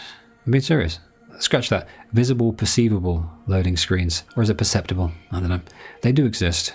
They're just sneaky and hidden. They're hidden loading screens. The elevators are one example among many others. I've seen out of bounds videos in which certain parts of the world aren't loaded in yet, and certain are isolated cells, which I guess is a map in computer terminology, unless I screwed that up. But this means we are taken out of the experience thus. And while Replicant did do this well and skirt around the limitations by including cool little lore drops and a running Yona, sometimes a waving Yona, always wave back to the Yona, this one didn't need it at all. It lends itself to a far more grand feeling insofar as the world's size and its atmosphere. It's really, really huge for a NieR game, and it's interconnected in a far more spacious and fluid way. And it's never dark, it's always the same time of day. Otherwise, I never would have even noticed that at first. I figured it was budget limitations, but it's a lore thing. The world of NieR has one side that's in constant darkness, and a corresponding counterpart that's all day, all the time. We're on the right side of the sun, thankfully, but the darkness afforded by space itself blankets us in the only absence of natural light that we'll receive in the entire game. Maybe that's why it's monochrome. The second is that the world evolves as you play, even if that just means the floor disappearing and being replaced by a giant chasm after one of the biggest battles of the game. It makes you feel as though your presence as the player, or I guess the player character, is influencing the world around you, because it is, and it ties you to the world, and that makes you as much an agent of change as the fictional elements that spawn from within it. I'd say alongside a very eclectic and diverse soundtrack that we'll be covering, Automata also provides multiple arrangements of certain themes, main themes, side themes, providing dynamic variants via the quiet and dynamic versions. They'll typically start softly as you're running around, and you'll hear the instruments only, and then gradually they'll implement the vocals as the game goes on, often to complement certain moments of pertinence in the story. Replicant had something very similar, albeit a little reversed, since dynamic was the norm and entering into certain enclosures would reduce the music seamlessly down to a very basic and quiet variation. But it's not just that either. Hacking with 9S allows you to hear tracks in an 8-bit style, similar to the Sega Mega Drive, for instance. I'm sorry, Genesis, if you're American.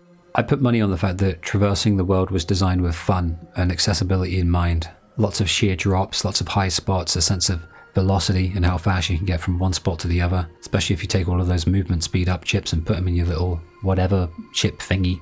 It almost runs the gamut of locational archetypes, which always goes a long way in keeping any world fresh. having a really diverse world in terms of like the weather and the locations, it can be a big part of a player's desire to continue to engage with that world. And if it evolves as you play, then, well, you feel like you're the one doing it. And you'll soon discern for yourself that keeping track of shortcuts that periodically open up is going to save you literally hours. But you'll also want to keep a mental map of which areas lead where, because Automata is very insistent upon making the most out of its own map, and it doesn't like wasted space unless that space is empty to prove a very specific and usually painful point. Mainly side quests. I say many side quests specifically require you to visit the most awkward edges and corners of the world in order to find a thing. You'll find yourself digging into the innermost reaches of the world in order to truly conquer it. And with that comes an understanding. It's in wandering back and forth that you'll notice, and the apathetic machines just stare blankly at you with nothing but vacancy. All of the vacancy, all of it.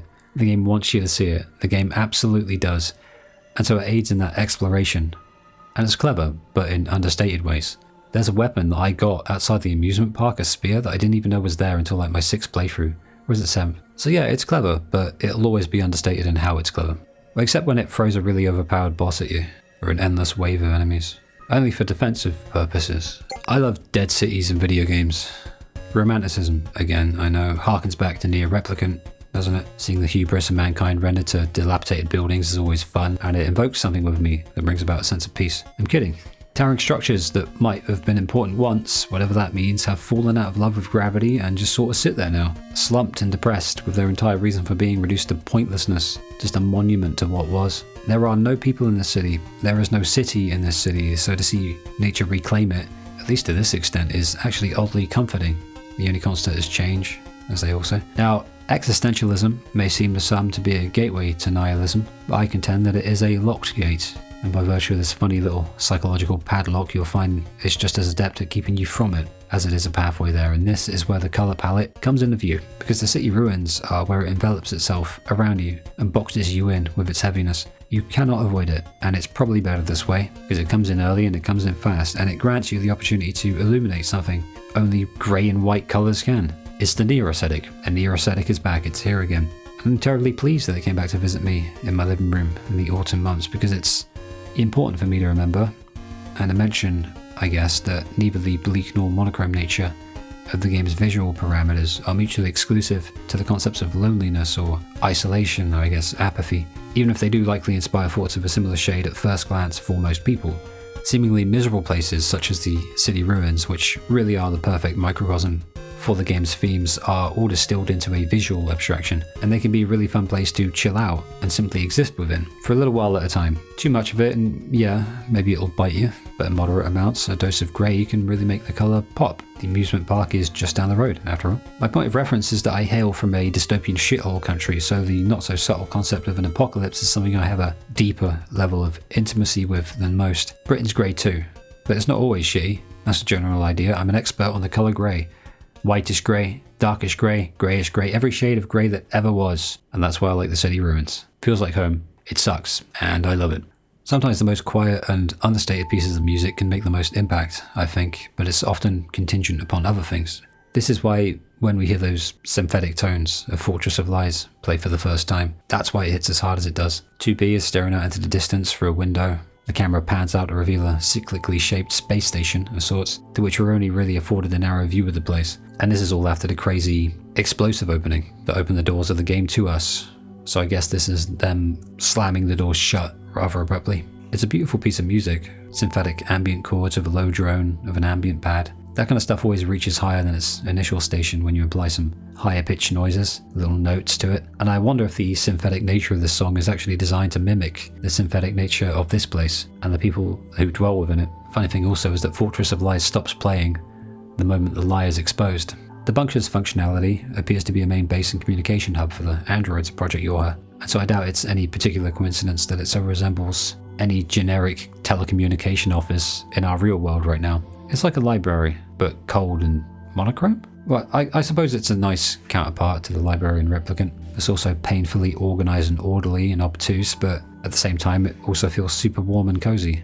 Just safe, even though it most certainly is not. I mean, we first see it immediately following the destruction of our protagonist's bodies on Earth, only to realise that upon returning there, we're totally fine. Our protagonist at the time 2B can return here upon dying. everything's fine, everything's normal, and even though we are repeating that cycle of life and death that Tubes mentioned earlier, it's still no small comfort to know that even for us as the collected player, messing up and dying, either in gameplay or within the context of the story, will, as far as we can tell at this point, just lead us back into this barely sensory haven. And I do say barely sensory because it's the antithesis of the loud and chaotic world below. It may harbour the biggest lie ever with Project Yorha's humans on the moon rubbish, but it also harbours a sense of seclusion and isolation which, while detrimental if overindulged in, brings with it ample amounts of comfort due to the illusion of safety. I don't just say illusion of safety because this place becomes corrupted and blows up later, but because safety is an abstract. You can be safer, you can be the safest, but the only thing we're really safe in is the knowledge that everything ends. And now here's the bunker to provide that ideological pit stop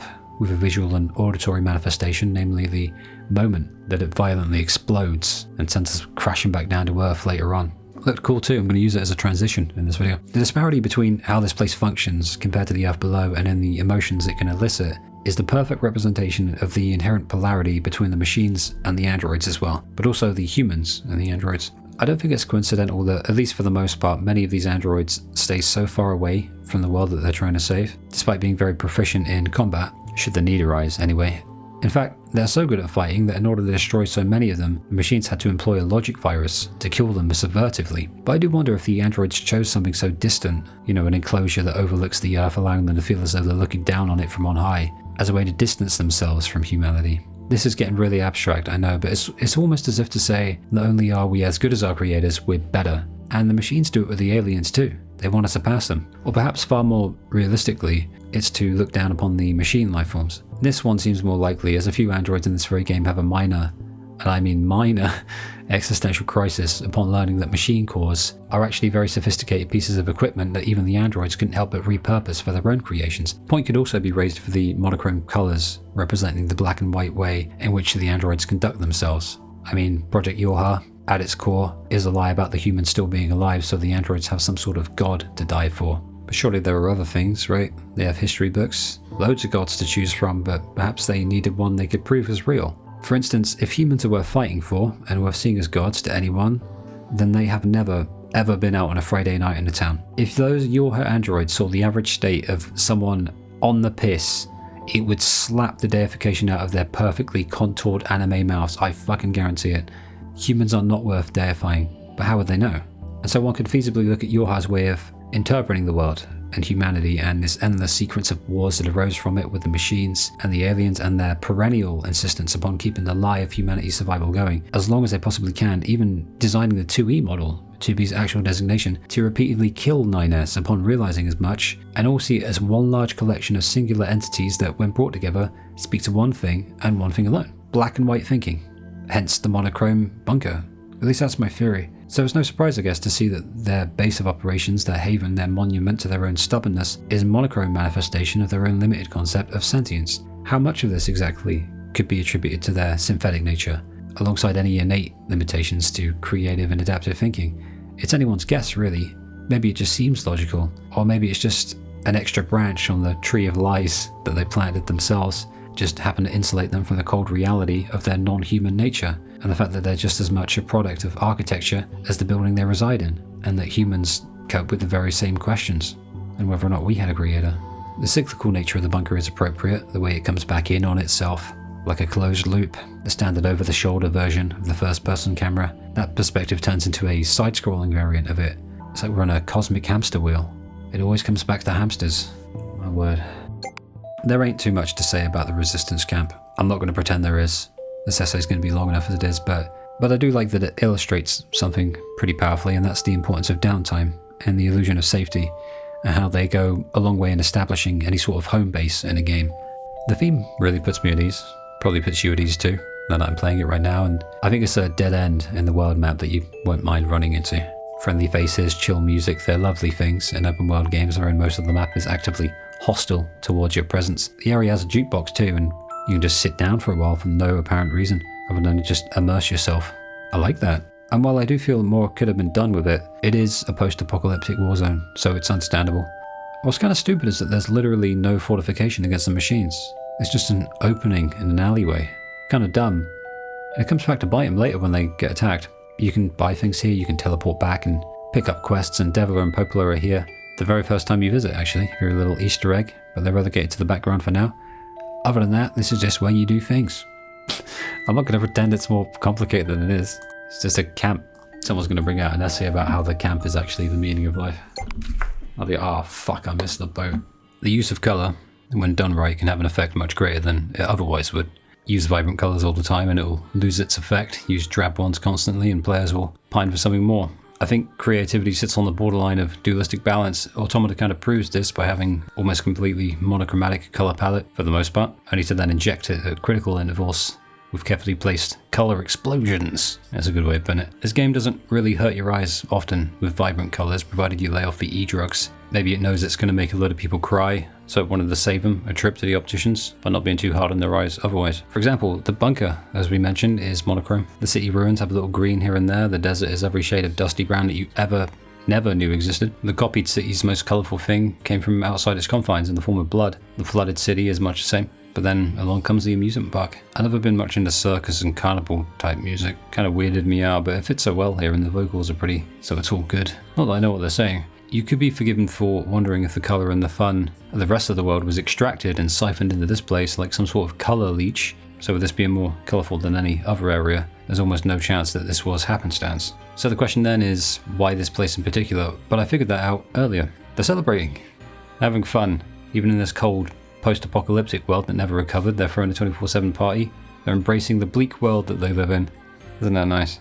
The amusements there are foreign concepts to the androids, at least they seem to be. So it's a fun little look at one of the ways in which the machines seem more attuned to humanity than the androids who look down on these machines. It really hits home the idea of not judging a book by its cover. You're actually required to travel through an underground sewer of sorts and ascend a ladder to get here, which only further deepens any distinction and polarization between this place and the rest of the world. So I think it's a really wonderful area.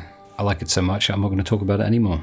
In an age where powerful game engines and insanely high graphical fidelity have become commonplace, and the amount of separate colours on your screen, numbers in the unfathomable zeros, the idea that one of the most memorable levels in any modern game would be the one almost entirely devoid of colour and comprised mainly of low poly blocks that only resemble something more intricate actually makes perfect sense. It's just crystallized silicon and carbon. I personally maintain for quite a bit of time actually that art direction in games is either as important as graphical fidelity or more important. The idea is that creativity doesn't care for technology. It existed before it, it'll exist long after it. That's really striking too, seeing that deep shade of crimson on the pure white floor. Well, like a greyish white, I guess. It's like a British sky, just a bit brighter. It is largely the aesthetic value it brings, for me, that makes me enjoy the place more, since lore-wise the only reason it exists is so Adam can understand humans a little better, on account of him being yet another poor bastard in this game who's obsessed with him, with us.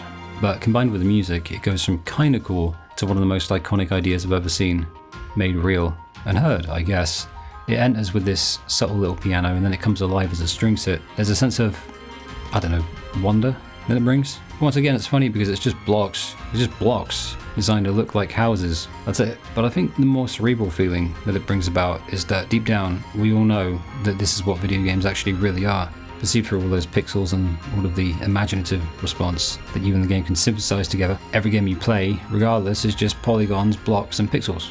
If they'd have included lines of code, then I would have had a fucking symbolic aneurysm. Adam created the copied city to better understand humans, as stated, and humans created video games to better understand themselves. But also because deep down, I think we understand ourselves a fair bit better than we'd like to admit. And that's the copied city. And it's weird because there's probably the least in it, but I do really enjoy the desert zone. I don't know why. I enjoy the sand, the endless barren nature of it. And it's even more fun than Replicants desert, too.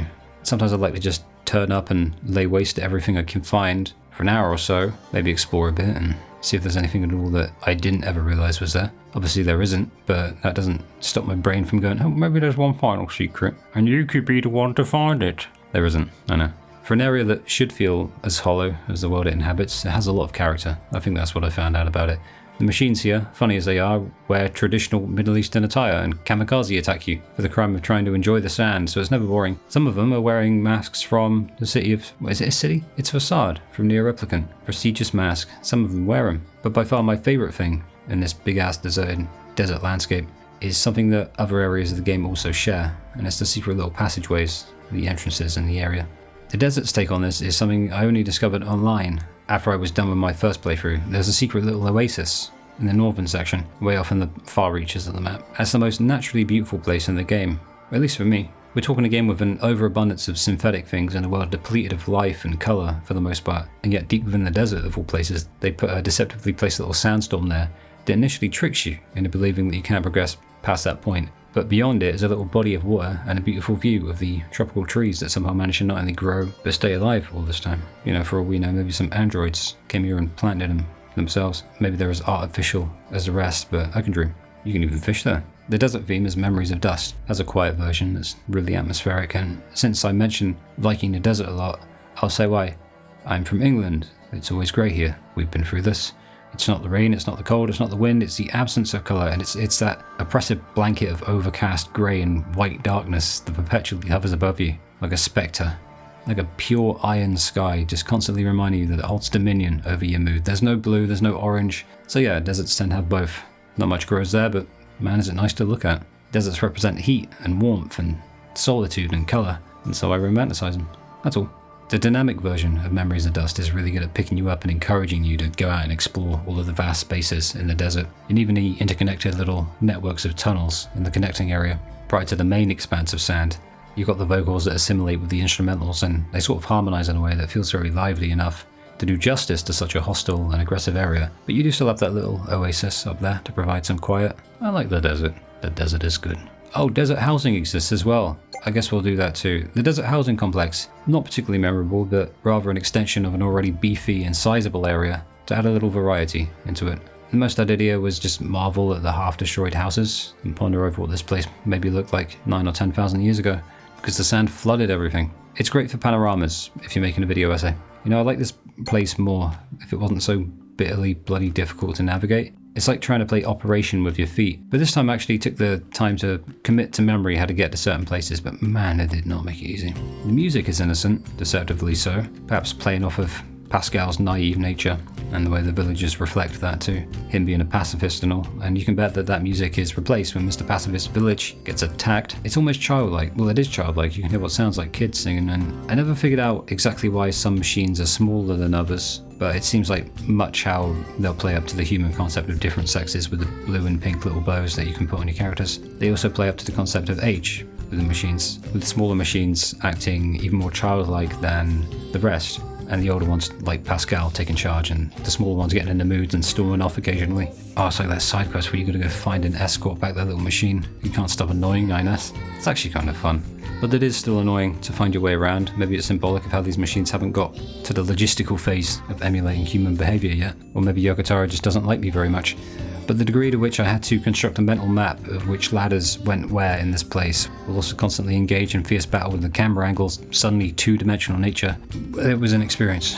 It's not my favourite place, but it's alright. I guess it's my fault for hoping that the aliens were these super sophisticated extraterrestrial beings. My fault indeed that I would be feeling a sense of disappointment upon seeing this. It's also really funny though. Look at them. So I'm less bothered than I would have been otherwise. Look at him, he's a shmush. But hey, these things built the machine life forms who have engaged us in perennial warfare for millennia now. But it was the machines that finished them off, so I guess what comes around's all around. The place itself is kind of confusing. I don't really know what I'm looking at, but it looks cool and it's blue. Like, I feel like I'd concentrate a lot on a book if I was here. Blue light helps you do that. It's why when you don't use your phone for a day, you sleep better. And it's fitting, because aliens are mysterious, if nothing else. So I guess that this is just the cool area where we fight Adam and Eve, and also find the alien motherships. The aliens in this game are a real wet fart, but their mothership place is really cool. Remember the junk heap in Replicant? I'd like to introduce its big brother.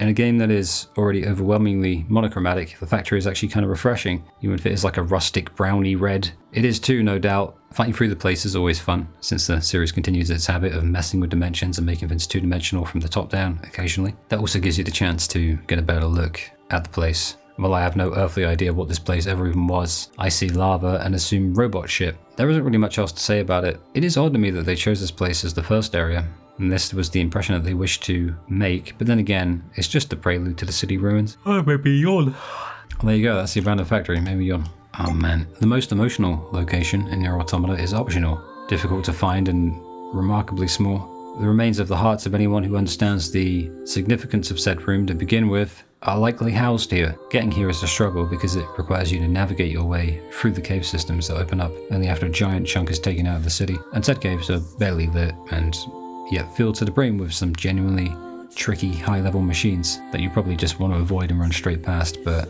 the fact they made it so difficult to find I think is actually kind of a good thing.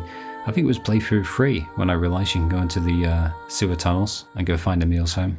The forest zone is pretty, innit? Nature may be reclaiming the earth in Automata, but it's still not particularly prominent in the other areas. So to be given a giant forest to run around in is a nice change of pace, almost entirely on account of the colour that it injects. The castle in the centre of the forest is really exciting to run up and down. It's really fun, you know, just in terms of pure gameplay and combat, it's really good. It'll play tricks on you too by subtracting a dimension when you enter it, turning it into a 2D side-scroller like NieR loves to do, and throwing absolute loads of machines at you. It's one of the most satisfying examples of bloodlust that the game has to offer. Makes me sound sadistic, I imagine, but I challenge anyone to run through this thing without slaughtering the tens and tens of machines that group together as if they're begging for the end to come. Oh, we're just protecting the Forest King. Bullshit! You want out, and I'm going to help you out. Consider it the closest thing we get to a beach in NieR Automata. It is the flooded city. I just hit my foot. To be honest, it probably is symbolic, and that's because it's quite depressing to cover, even for me. Well, that says a lot. I will say that some of the great panoramic shots here are probably the best in the game. No, actually that's in the tower. Second best. No, desert. Third best then. The coast is... See, never mind, it's okay, it's good to look at. So if you're like me and you like some panoramic shots for your videos, this place has you covered. Covered in seawater, that is. Meatbox, Soulbox, Skullbox. I remember thinking that Project Gestalt was just a hubristic attempt to play God when I talked about NieR Replicant in the essay. I just don't remember if I said it or not. I hope I did, because I wonder if I'm reading too much into these names. And yet I still think Project Gestalt was the practice of separating body, meat, from the soul, and an attempt to play God. And here we have the meat, the soul, and the God box. Just me? Honestly though, these things are just dungeons. It's odd to dedicate a section to it, but I needed to mention the similarity to Project Gestalt. It probably means something completely different, but I couldn't not do it. Not sorry. Fuck! The tower. Since this is the inner workings of the machine network made manifest, and given that they have access to insane amounts of information collected over millennia, this place is eerily similar to Grimoire Vice from Replicant, in that it's a physical manifestation, similar to the epistemological trappings that humans, and I guess now androids, have access to, but refuse to learn from. And I guess the machines refuse to learn from it too. They try to, but they fail. While you're in here, actually, in the story. It's a history lesson, although much of it is data, so I only use the term physical in the relative sense, since we're running around inside the thing. It's also one of the many references to naturally occurring phenomena too, given that it begins underground and unseen, only to sprout like a flower. A flower, as many of us know, in the Yoko Taro nerd squadron, is that his favourite thing ever is flowers. Apparently because like metaphors and shit, right? Out of the ground, into view, I guess is the general idea. Maybe the machines are as desperate to be natural as our protagonists. Maybe they're compensating. Maybe Yoko Taro just thought it'd be cool to watch it burst out of the ground. For all that it is aesthetically, the tower really is just the narcissistic dead end of the machine network's ego. But they did make it really cool, you know, vanity, terrible ethics, great aesthetics. That's axiology in a nutshell.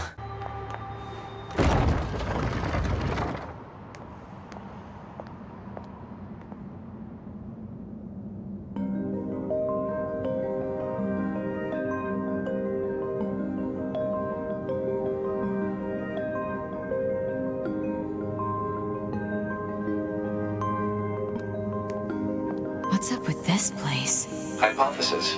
It is a representation of a library. What's that? A library is a data storage facility constructed by past human civilizations.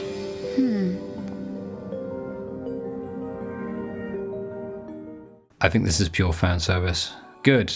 It's good fan service. Narratively, it makes sense, at least for the machine network, to have access to this information, because this was a very important place in the history of the world, because Deviler and Popola were like the two most important people in a sense. They were presiding over everything, and they did it from the library. I imagine the Great Tree and NieR Replicant lent a lot of its info to this tower, knowingly or otherwise, and that Deviler and Popola's mental knowledge of the original library providing the network with enough information to construct this simulation. So there is a potential reason for it, narratively and lore-wise. But even if they didn't, I'd still be cool with it and wouldn't give a shit. I think that this room is the most reflective of the bridge between Replicant and Automata. even more so than ending E in the Replicant remake. It's been nearly 10,000 years since Replicant at this point. I honestly don't remember. I think this is the 11,000s, right? Close to it, I'm sure. Close to 10,000 years, either a bit more or a bit less. And so that really brings into focus just how disparate these two games are, despite being so similar in many ways. I've seen exactly 0 games, nor any piece of media, even any story, make a sequel set this far into the future, to the point wherein any connections between the two are essentially all relative, due to everything having decayed so much in the meantime, and everyone from the prior story almost certainly having passed on thousands of years back. But as different as things are, as shown in this cold, digitized, monochrome substitute for our beloved library in Replicant, in which the roof even comes down again at one point, just like it did in that one. It also gets me thinking about the similarities between the two games, and how certain concepts have crossed that nearly 10,000 year bridge over into Automata. I really think it is Automata, but I've been saying Automata for like 7 years now. I can't, it's like Tidus, you know? I just can't help it. The emphasis on the characters, the feeling of warmth that characters find in each other due to an apocalyptic world that's as empty as it is hostile. It was always housed in the library in Replicant, and this is the cold counterpart. Still has a bit of warmth left in it though, and some good panoramas too.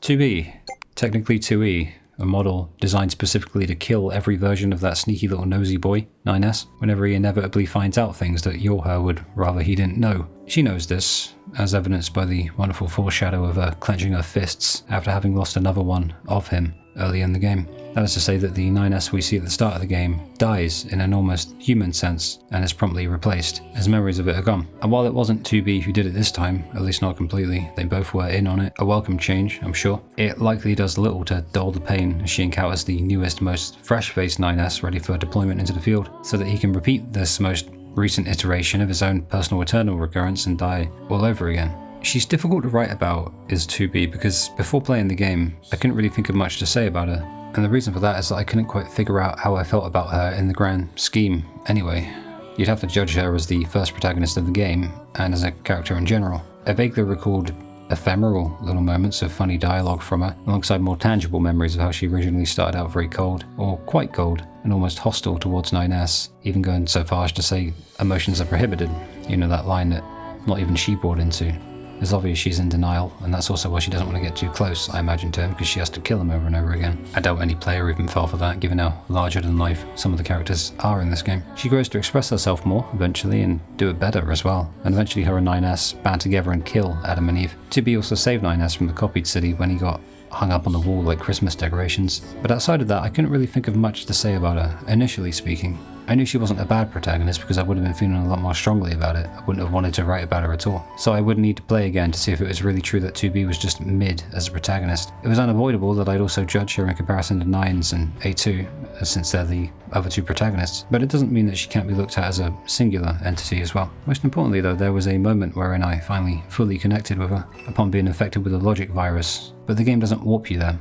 The game doesn't load you in, it makes you walk there yourself, all the way from the flooded city, all the way up to that bridge in the city ruins, just stumbling about, breaking down, piece by piece. It forces you to fuse entirely with 2B in the abstract, and it locks you into every single painful second of her demise. The game wants you to feel that pain. So 2B's eternal recurrence is over. She's finally dead. Except not really. Ending E brings her, 9S and A2 back, thanks to the pod buddies who've had her back this whole time. But maybe the endless spiral could finally end. Pod 042 suggests as much. Overall, I love 2B. Watching her warm up over time is really warm and cozy. She's a really nice person, and she's really good at destroying things. I mean, it's a good combination to have. Good protagonist. Nothing revolutionary in my eyes, honestly, but certainly more than the coom bait that some people seem to think she is. But with two others to share the burden, it all works out in the end. I'm glad she gets brought back to life in the end. Art's Revenge Boy. I'd say the tale of 9S is one of an innocent lad with an inquisitive mind, and that mind ultimately pulls him into trouble a lot, forcing him to be taken care of by Yorha. Eventually a version of him survives, our version that we play as, and he wins, but only because of help from the pods, the unsung heroes of the game. Eventually though, any innocence that this guy has is beaten out of him by a very cruel world, and he goes on a batshit insane murder spree. The fact he looks so young in this game, maybe even as young as like 16 to 18, I think, physically, definitely contributes to how striking it is to watch him go from shy boy to Quentin Tarantino protagonist. As a protagonist, 9S is a lot more fun than 2B, I'll be honest. He's naive, but at least to me. He's naive, but his naivete leads him to stumbling upon a fair amount of wisdom, albeit often accidentally, but sometimes on purpose. He's always thinking, all the time, and he always has something to say, something to add. He's excessively insightful, and it's a joy to watch. Not only because it's relatable, but because this leads him to just speaking his thoughts out loud all the time, and he has this tendency to just verbalize things.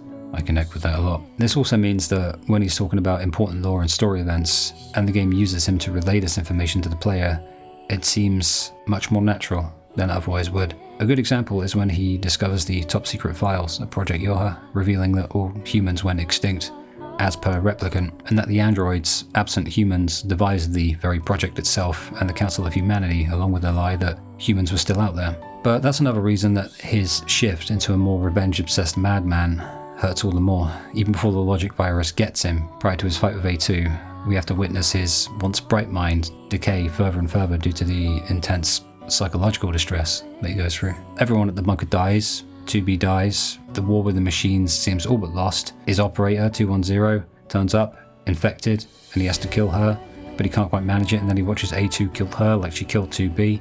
He thinks that A2 killed 2B on purpose, and maybe he knows that she didn't, but he needs a reason to go on living and fighting.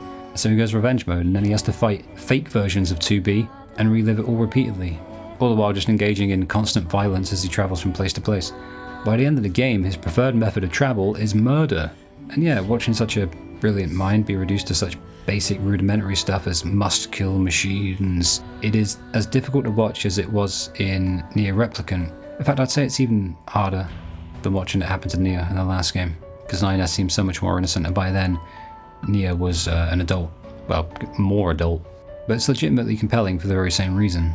And so I think it was really good writing. I think it was quite outstanding the way it was done. Didn't feel hammy, didn't feel disorganized, but in the end, he's alright as you could be. Much like I'm thrilled that 2B is brought back to life at the end, I feel the same way for 9S. Though I do wonder how he'll adapt to his new life, given how hurt he was. Let's hope he gets his happy ending.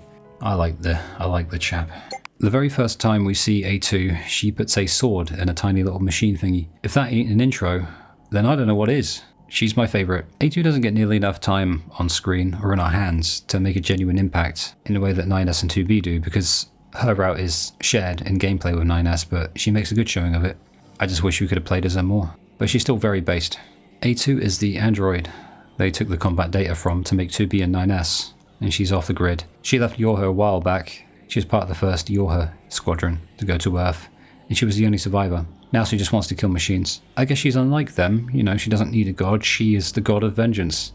Funny thing is, by the time 9S goes crazy, A2 is realizing, oh, this isn't the way to live. It's a nice little parallel. So by the time A2 stabs her way into the story as our third and final protagonist, we've only had the prim and proper 2B, the super sensible 9s, and yet we've really yet to get a glimpse of someone with more individuality, at least insofar as showing it so overtly. So A2 allows the writers to explore what that might look like, and how many machines it could kill. The answer is Yoha Type A number 2, A2. She's not like those other androids, you know. In my head, she watches Bill Hicks and spends her days mixing weed with energy drinks and playing free-to-play gacha games, but not using the microtransactions. You know, in between killing machines with sport, as a result of the haphazard and probably rushed nature of the third route, A2's change in personality appears much more sudden and drastic, and isn't really given the time it probably deserves in order to really build up to her very awesome final moments, wherein she sacrifices herself to take down the machine tower and save 9S. The way she goes from hateful and barely thinking outside of her comfort zone of must-kill machines, all the way to being nice to our beloved pod, also seeing the world for what it really is and caring about Pascal. It's a beautiful idea, in theory, and it hit the markers when it needed to, at least from the perspective of emotional resonance, but it only really lightly scraped those markers due to how rushed it seems. I don't know if it was rushed, I've never heard him talk about it, but it just gives off that aura. I still like it. In this playthrough I found myself artificially protracting things so I could get as much out of the A2 experience as possible, but it really is a shame that you have to consciously ascertain as much and subsequently attempt to drag things out in order to feel as though you've had enough time with a main protagonist in order to feel a genuine bond with him. She's sort of the anti-2B in a way, but also very similar as time goes on, and that's not just because she took 2B's sword with her memories in them, and also cut her hair to the point she's barely distinguishable from her, but because she does become warmer over time. I'm not quite sure why A2 does cut her hair, Could symbolize that she's ready to, get back to the mission. Could symbolize that she's one with 2B in some ways. Up for interpretation. Unless Yoko Taro said why, I don't know, maybe it's in a stage play. In a perfect world, Nines would forgive her, but since she obviously did want to find some sort of peace between the two, but unfortunately Nines had lost the ability to reason, or be reasoned with at that point, so it's kill or be killed. So I can't begrudge A2 for defending herself at the ending of the game. But the turn is a nice one to witness firsthand. It's wholesome shit. Her bitter animus towards the machine transcends into a deep appreciation for life and others. And once again, the unsung hero Pod 042 is at the wheel of destiny. An equation is happening. The pods really are the MVPs of the story. I wish there was more of A2 in the game, but some A2 is better than no A2. And yes, she is still my favourite. When I played Automata in 2017, I just thought, oh wow, they're unique. Oh, they're medics. They must be patterned after Yoko Taro's high school crush or something. Moving on, I played Automata first. I didn't know anything about the universe. You could have mentioned Drakengard to me in 2017 and I'd have thought you were calling me a racial slur and a language I didn't understand, but here they are. Just as red-headed, same voice, still attached at the hip, but these are technically still different androids, newer models of the Debula. I said Debula. Well, that's how the Japanese say it. Debula and Popola. Their line. They're really helpful and nice, and it's almost as though they're compensating for something. Because they are. But it's not something they did. They're actually being blamed for what the original Debula and Popola failed to do in Replicant. I shan't go too far into what happened with the OG DevPop situation because I dedicated an entire segment to him in my Replicant essay. But the short end of it, something these two are very familiar with, is that the OG models were androids tasked with saving humanity with Project Gestalt. They failed when we as the player, as NieR, struck down Debula and caused Popola to fly into a suicidal rage. I fell into my own vortex of questions regarding whether they did anything inherently wrong and concluded that it depends on how you look at it. Androids can be assholes too, though. In fact, they take after us really well in that regard because they specifically made these two to be punished and ostracized. It's been thousands of years. It's now the year 11945. That's what I got written down in the notes. AD. So you'd imagine they'd be over the whole human extinction thing by now, but no, they can't let it go. They can't say goodbye to yesterday. So here's the thing. After the Shadowlord kicked the bucket and Replicant, Debula and Popola were blamed. I can get why one could be short-sighted enough to need to pin the blame on him like that, but I don't think it justifies it. They're just scapegoats, and as for who exactly blamed them, who knows? Yorha, maybe? All of the androids? That's what I don't know, and it brings something into view, actually. Now, I won't pretend I know things I genuinely don't, and as ever there's a chance I'll mention not knowing something that may have been explained in some way, but it might be explained in a stage play. I say it because it's true, or maybe a Japanese language only novella, or some drama CD, or the anime. And to that I always say, stop it. Stop that crap, put it in the game. I will not be held to the standard of having to consume material outside of the experience to understand the experience, or in order to fully understand the important lore within it. It's a matter of principle, at least in most cases. I could do it, but I ain't gonna. So obviously I will inevitably mention something that has an answer that you'd have to go to Reddit or some forum to see, which somebody would have translated from Yoko Taro speak, to which point there's still a 50% chance that the person saying it saw a NieR lore video that got something wrong or might just be talking out their ass. So I think that admitting that I don't know what's up is far more preferable than acting as though I do. Either way, whoever was in charge of the twins' production programmed the two to feel constant feelings of guilt. That's how the game describes it. Even the resistance camp apparently treats them as outcasts and gives them the worst tasks, as nice as they seem. It's one of the most low-key evil things I've seen in a game, and the discrimination harbours a lot of real-world parallels, I think. These two twins did nothing. They were just created to resemble two people, well, android people, who weren't able to carry out their mission successfully thousands upon thousands of years ago. It's just identity politics at this point. They're being blamed for the group. It serves only the most sinister purpose. I imagine it's to ensure obedience from other androids, and it's unspeakable evil on the part of the androids that did it, whomever they even are. But then, they were made in the image of humanity, and this is the kind of awful things that humans do, and have been caught doing over the course of history too. This whole thing has shades of punishing the few for the good of the many, at least on the surface, but I don't see what good that does for anyone but the people in charge. There is no more humanity to protect, just a lie. Maybe that's what it's all about. Even worse, there are multiple models in the Debula and Popola production line. So yeah, they exist to suffer, but they suffer together and they still have each other. Right up until they, I think, die as they help us infiltrate the tower. I don't know for sure if they die, but at this point, it's all relative, isn't it? The next game might just be 10,000 years in the future.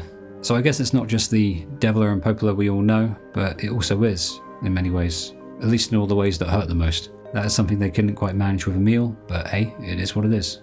Operator 6-0 is my favourite operator because she's pleasant to be around. Sometimes she cries because some chick doesn't like her back and 2B's just like, oh, kill me now.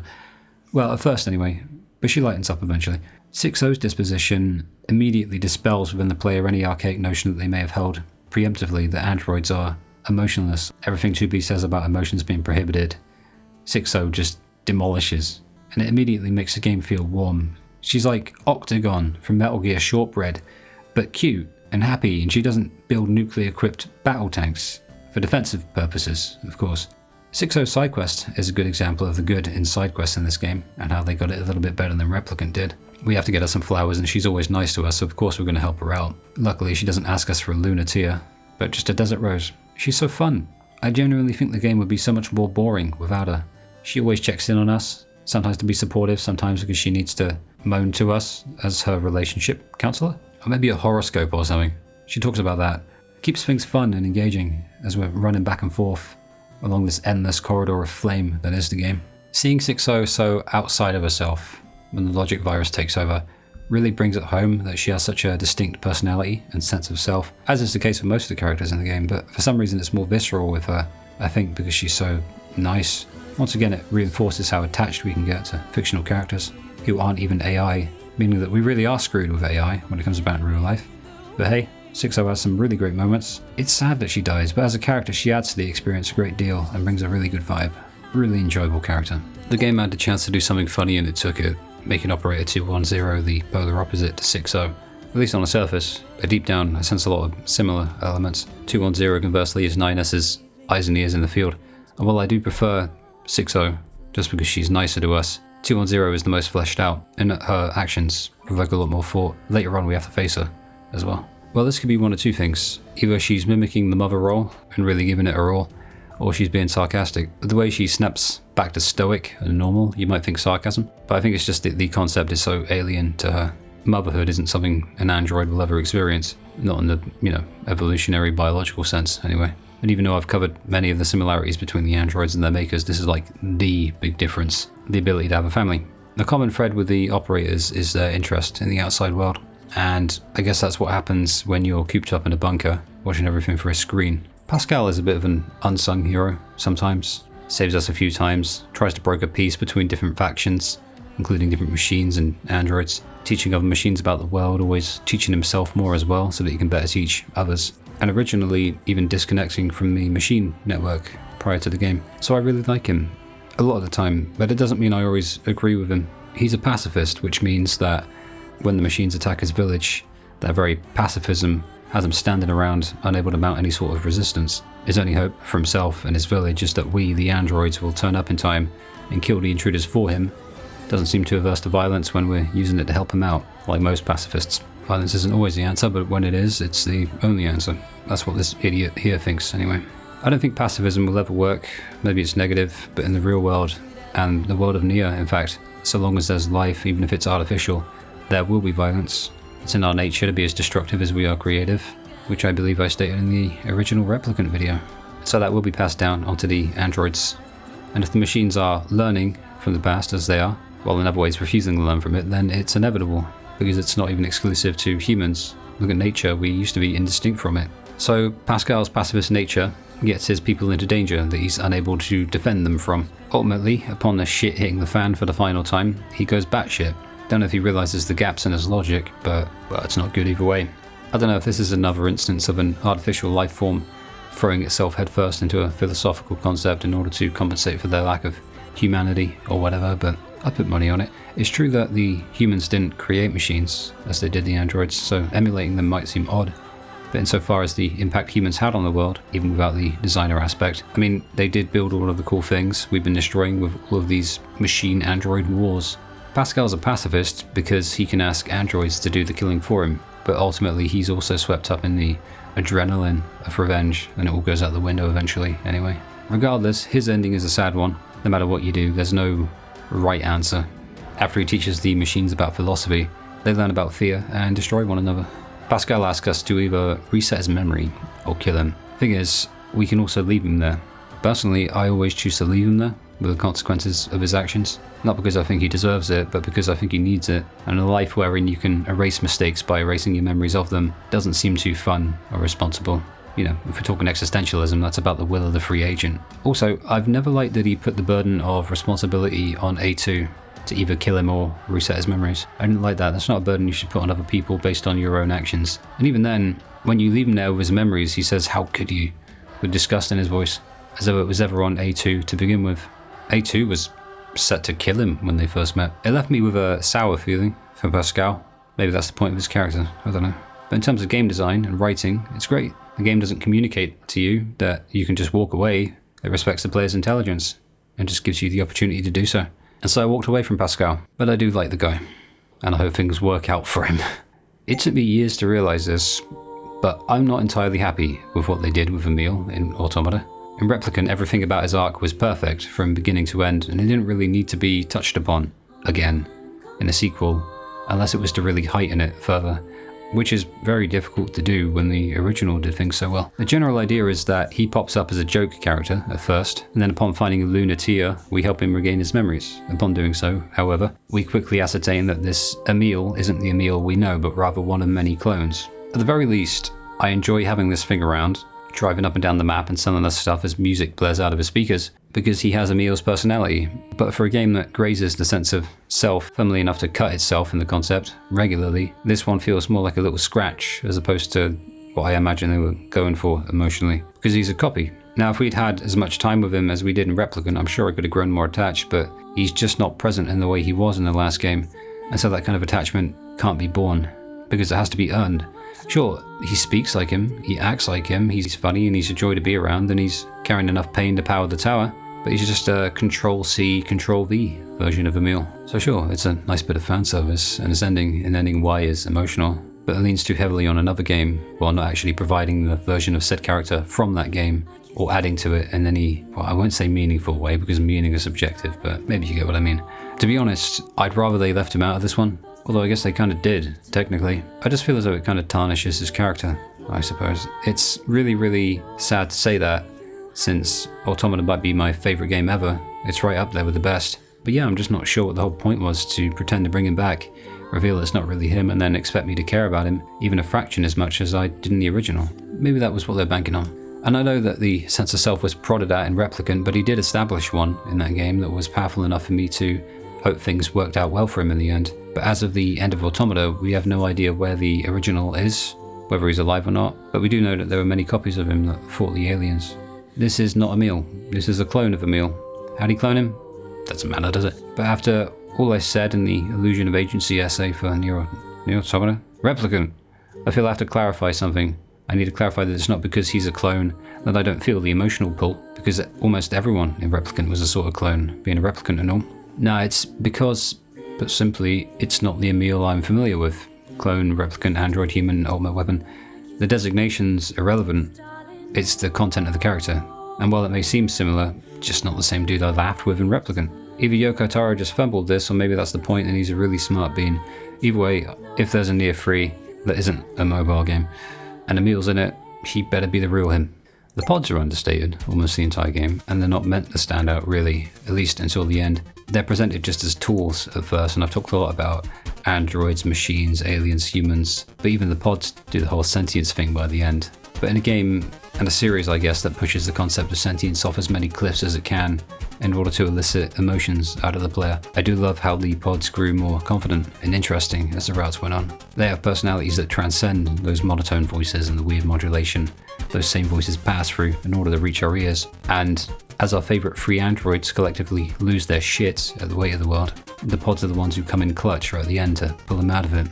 Yorho doesn't exist anymore, and maybe they felt left out in a game where machines and androids were all breaking free of their supposedly innate limitations and walking around as contradictions to the people who made them. Very glad they did. Very, very glad. And it all culminates in the most brilliant way with this. Repeat. Personal data deletion request denied. Initiating data salvage. If this continues, our consciousness data will likely be deleted. Pod 042 to Pod 153. We were created to execute the android's Project Yorha plan. We had no capacity for emotion, but when we we six were connected and exchanged information, something happened. I cannot deny the feeling of something resembling consciousness and emotion being born. My original thoughts for Adam and Eve was that they're not very good primary antagonists because they don't make, well, much of an impact on the story until about halfway in, and even then they're barely about. But then I remembered they ain't the primary antagonists. That would be the Red Girls. Adam and Eve are just minor antagonists. They do serve as examples of the surprising complexifications of the machine's own evolutionary properties. Best example being the first fight with Adam, wherein he learns during the fight as he goes and levels up quickly as we hit him. And no doubt that's why they look so human and act so human, and I suppose that's likely their main function as characters. They're not terribly interesting, they're not terribly memorable, but they don't exactly need to be. They're honestly a pretty good red herring for the Red Girls, wherein the substance of the machines is showcased to the player. And they've got a cool theme song. Speaking of the Red Girls are supposedly the primary antagonists of the game, which would explain why Adam and Eve felt like side antagonists, minor ones, just red herrings, and they very much were so. And I talked a fair bit about how the androids don't tend to move past their black and white thinking very much. And I also pondered whether or not they even possess the capacity to do so in the first instance. But that whole paradigm rears its head again with these creepy girls, because they're actually the ego of the machine network. They seem as sentient as any other android or machine, or pod, I guess. But they're also creepy. I don't know if they're one being presented as two, or actually two, or many. At this point it's kind of irrelevant. I think it's just the one, and I'll say so later on why I think this is, but I know this game loves two, with two being NieR, Adam and Eve, Devil and Popola, the two pods, and now the Red Girls, but who knows. They appear as holograms, faintly visible, so they weren't an ass pull from the writers. The observation of world events is foreshadowed very well, I just couldn't find the clip. But by far their most interesting characteristic lies within their inner motives. I talked earlier about how no peace has ever been reached between the androids and the machines, and how they're still at war, more specifically the 14th Machine War. But the emphasis was on Yorha initiating some sort of peace talks. Only Pascal seems at all interested in a world without it. For Yorha, the motive seems more rooted in keeping a lie going. But for the machines, we discover, with the Red Girls at least, that the perpetuation of this endless war, this endless spiral, the intention is to prevent either side from winning, keeping everything in a state of limbo, so that they can learn and evolve to a point wherein they're capable of defying the orders of their creators, the aliens, and they're doing so in the game very well. I guess even after killing the aliens, they still do their bidding in the grand scheme as referenced by the war itself continuing, even now, presented to the player in the form of the opening cutscene, and further reinforced with the birth, in quotation marks, of Adam and Eve, and our subsequent conflict with the two, for much of the first two routes of the game. But it's a nice detail to include such a seemingly sentient extension of the machine network itself, and especially one that is far more intelligent than its original creator, all the while capable of destroying said creator, yet ultimately enslaved by the hard-coded parameters that said creator laid forth in the genesis of their existence. Androids know that feeling all too well, made to resemble humans, yet unable to do the one thing that towers above all others, and always will, insofar as what drives all humans to strive forward, to procreate. We see that with Operator 210 when she attempts to process this internal built-in dissonance by sort of adopting 9S as her son shortly before she got hit with a logic virus, as mentioned earlier. So once again, parallels and contradictions, they litter the existential planes like trash on a high street, and the characters are all equally flawed and equally drawn to extreme actions in order to negotiate with their own hard-coded minds as to the, I guess, existential horrors of the innate weaknesses that they all possess. That's why these Red Girls are really scary. They're just as weak and flawed as us, and they're doing everything they can to break out of their own specifications, an external framework that betrayed their autonomy before giving that very autonomy to them.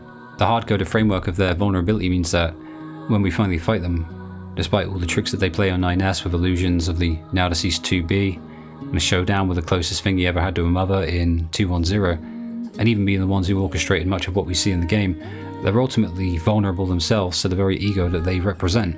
And all it really takes to beat them, in the end, is to just stand there and stop trying. Just stop hitting them, just avoid their attacks, don't even give them the satisfaction. Ignore them and they will fold.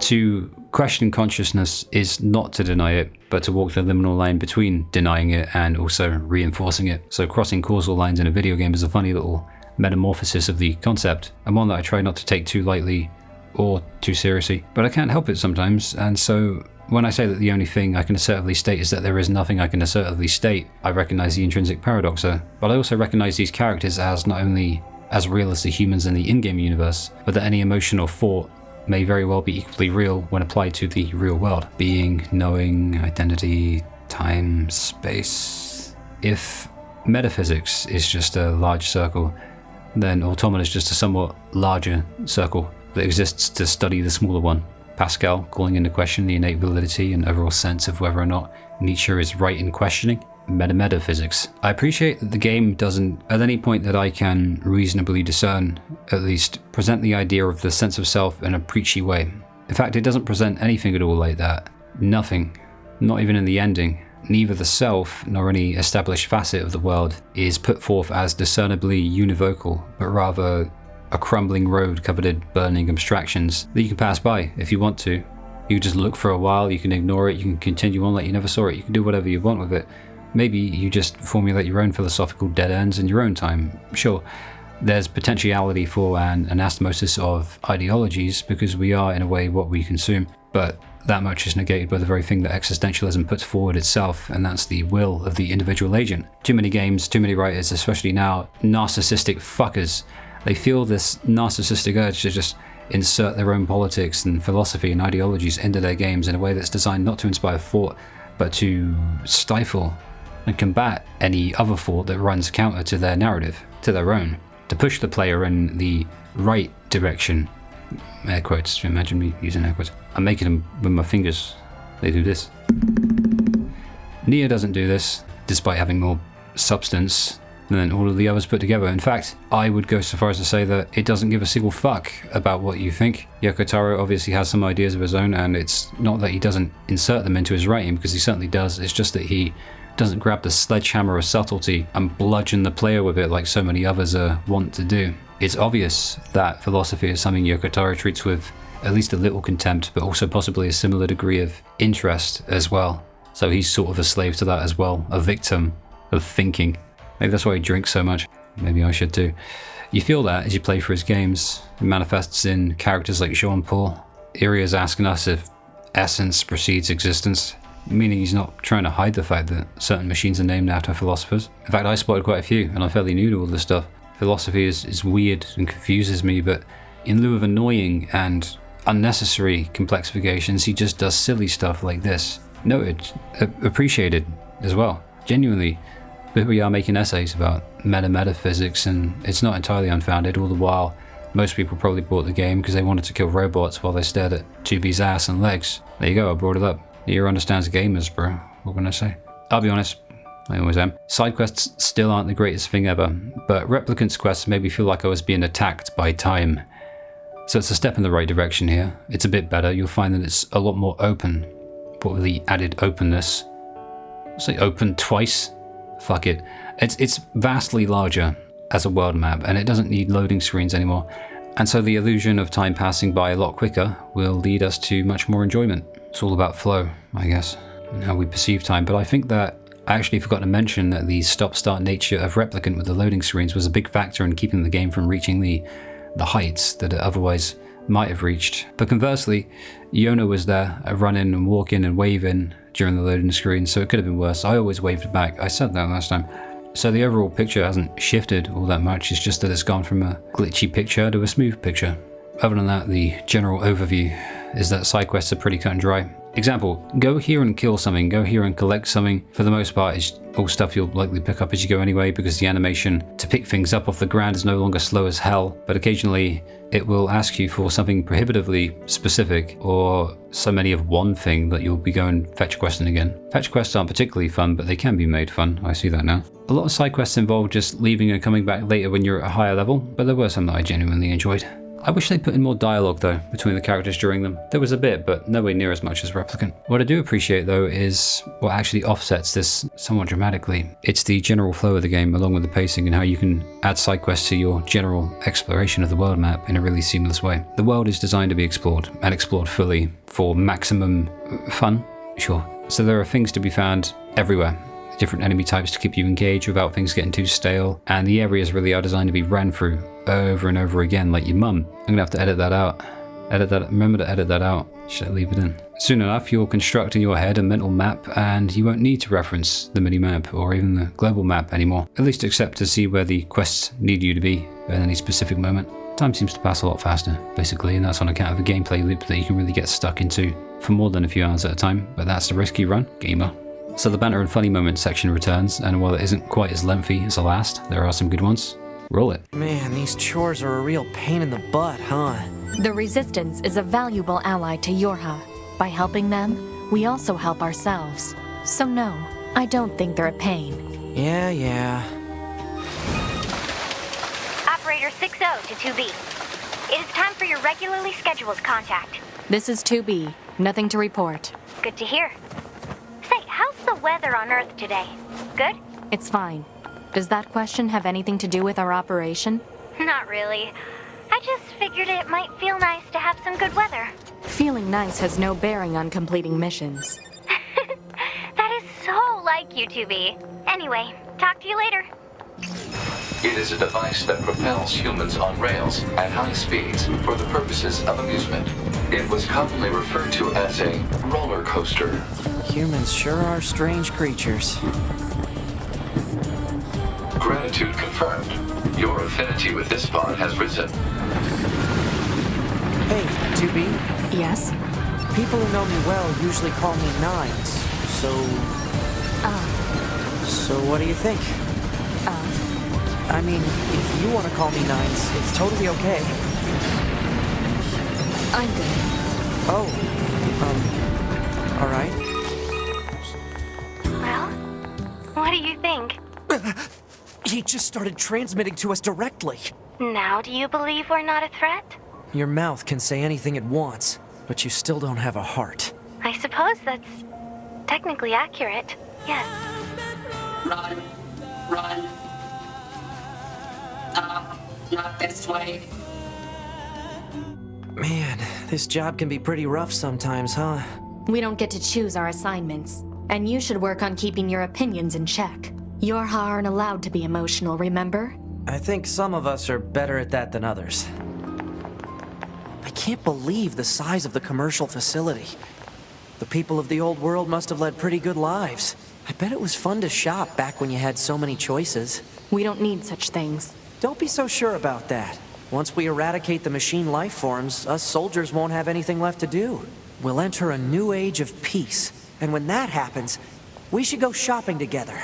I could buy you, I don't know, a t-shirt maybe? Something that looks good on you. A t-shirt? What, not interested? When that day comes, I'm all for it. That's a promise, right? Yep. You see? Total slave driver. Whoopsh. Watch out for hostile enemies, 2B. Roger that, 9... Huh? Wait, what did you just say? Roger that, 9S. Wait, no, that's not what you said. You said 9s. Or at least something close to.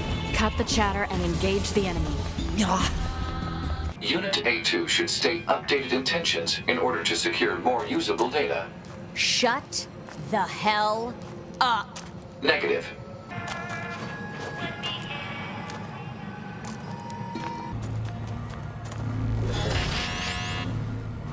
Hello, and thank you for choosing Tower System Services. We apologize for the inconvenience, but locks on each sub-unit must be deactivated before accessing the main tower. Have a great day. Query. What is the motive for a machine? Hello, and thank you for choosing Tower System Services. Special authorization keys are required to access tower subunits. We apologize for the inconvenience, but access is not permitted at this time. However, today we have a special gift for first-time visitors to this tower. A tour of our brand new resource recovery unit. We look forward to serving you again. Pod 153, commit. Affirmative.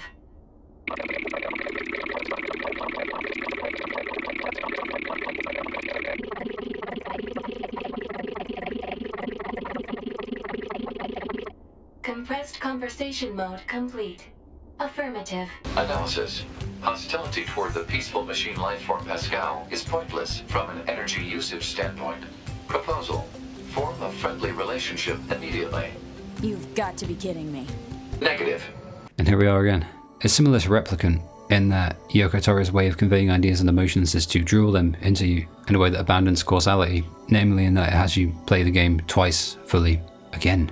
In Replicant, it was split into 2 acts, and the B route was only the second half, but in Automata, you've got to play both fully, but it's going to be a lot easier to just run through it on a second playthrough.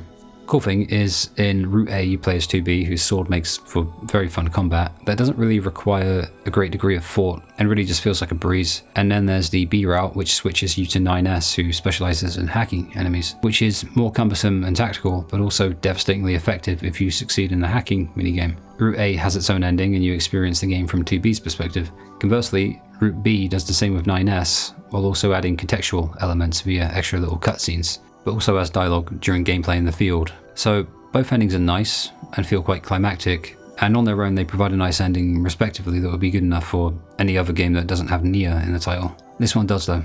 That's where Route C comes in, seeing you start as 2B and 9S, then switch to A2, then switching between her and 9S till the end. We'll get into the specifics as we go. Upon reaching the end you have 2 choices, much like Replicant, and the final 2 endings are unlocked as a result. Well, the final 3 actually, one after the other. There is no weapon collecting this time around, unless you want Emil's ending Y. I don't have the footage for that because I didn't do it. There's no checklist of ancillary criteria, just the need to play the first 2 routes to completion, and then the third. So realistically speaking, you could actually avoid side quests completely. Now this is a pure essay with retrospective elements, so we'll detail the routes via the most focal elements of each, in lieu of detailing each one in agonizing detail, because that kind of kills me inside. I only really do it when I feel it's necessary. In one way, I do find it funny still that you have to experience slightly conflicting and contradictory versions of the same part of the story in the first 2 routes, and that the second will be easier if you're leveled a fair bit during the first, which makes no sense within the realm of causality. I mean, temporally speaking, it's wrong. But there's a nicer side to it too. I mean, when most interactive media is created to grant you instant gratification, I appreciate that games like NieR Automata exist to force you to think about what it is you're actually doing and why you're doing it, even if it means repeating it over and over again with only incidental variations. Also, no more weapon collecting. Did I mention that? Yeah, no more of that. Route A is as simple as it gets. You run through the story as 2B, who's the first of the 3 protagonists. You have access to a bunch of side quests, and you can either go all in here or just coast along and do the story only, while also being safe in the fact that you'll have a second opportunity to do it all in Route B. The ending is us facing off with Adam. No, it ain't, it's Eve. Well, 2B sticks her sword through his head, and 9S has to be killed by her because he's been corrupted, but it turns out he put his consciousness in a machine thingy, and it's a nice ending. Route B, consequently, is a contrivance, because now you can carry over your level and hack the world. New cutscenes, new perspectives are all unlocked on account of us playing as 9S now. He is, as I stated, less combat focused, but his hacking powers, while they do admittedly take some time and feel very stilted and stop-starty, are very powerful, and the hacking minigame is very, very easy once you get familiarized with it. It gets a little difficult at the end, but never took me all that much. Other than that though, the main story plays out exactly the same. It's the same story, but from a different angle, with things you can only see from 9S's unique individual perspective. I guess you could say that there are technically 2 halves to the story, and routes A and B together comprise the first, wherein completing both will unlock Route C, and the story finally continues and we're given access to the true ending, provided we make the right choice. Also, there are these golden enemies that appear. They give great rewards and a little bit of story.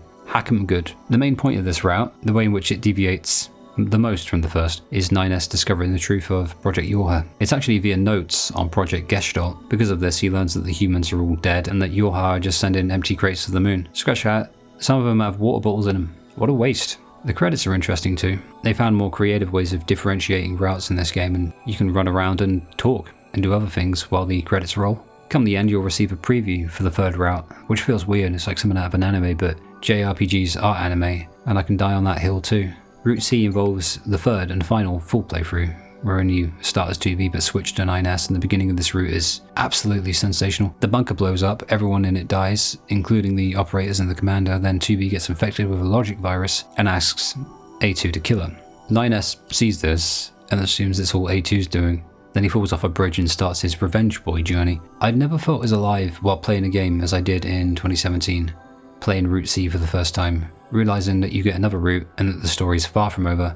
At the same time heading back to Earth for a big battle. The tower plays as we enter the city again and you just know something's up. The uncertainty of it all provokes an eerie excitement that only builds further when the dulcet tones of the tower's theme song hit. At first it's just the quiet version, which is the potent fusion of danger and excitement, and eventually when we reach the tower for real, at the end of the route, the dynamic vocal version plays, bringing everything to a head, and I really like that they did it that way. It was a really good bookend. Eventually 2B dies, and you have to switch periodically between 9S and the new protagonist A2. Playing as A2 is really refreshing, and her dynamic with Pod 042 adds enough light-hearted comedy that the absolute despair of watching 2B die doesn't hurt quite so much, until of course you switch back to 9S multiple times only to see him deteriorating further. A2's route feels rushed, I'll say that much, but 9S's feels like the perfect endpoint for how his character's been handled thus far, and seeing the two interconnected is what keeps things exciting in my eyes. When the two finally collide, you're given a choice between the two, to fight as one or the other. What I did the first time, and what I do every time, is select 9S first and get ending D, because it's obvious that it's leading to a bad ending, seeing as 9S has completely lost it by this point. So in short, in Route D's ending, 9S kills A2 and accidentally dies in the process. Very cheerful stuff, but if you then go into chapter select and select A2, you'll see an alternate version that acts as the canon version of events, in which A2, who's now much nicer on account of her rather rushed but admittedly wholesome character arc, finds a way to save 9S by hacking into him and repairing his logic circuit. She then brings down the tower, sacrificing herself, and that's Route D.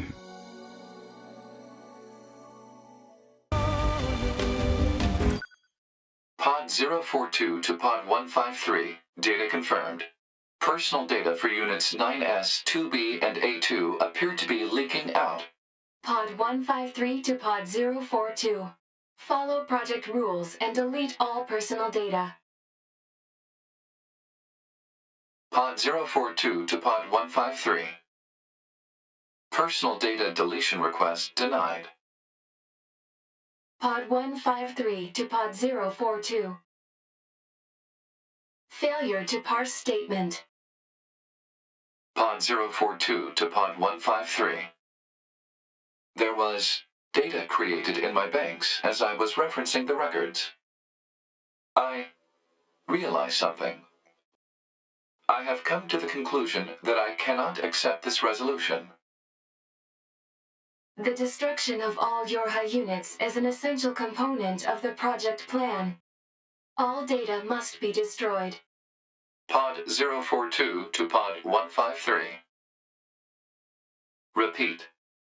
Personal data deletion request denied. Initiating data salvage. Pod 153. You hoped they would survive as well, didn't you? We lack the authority for such an action.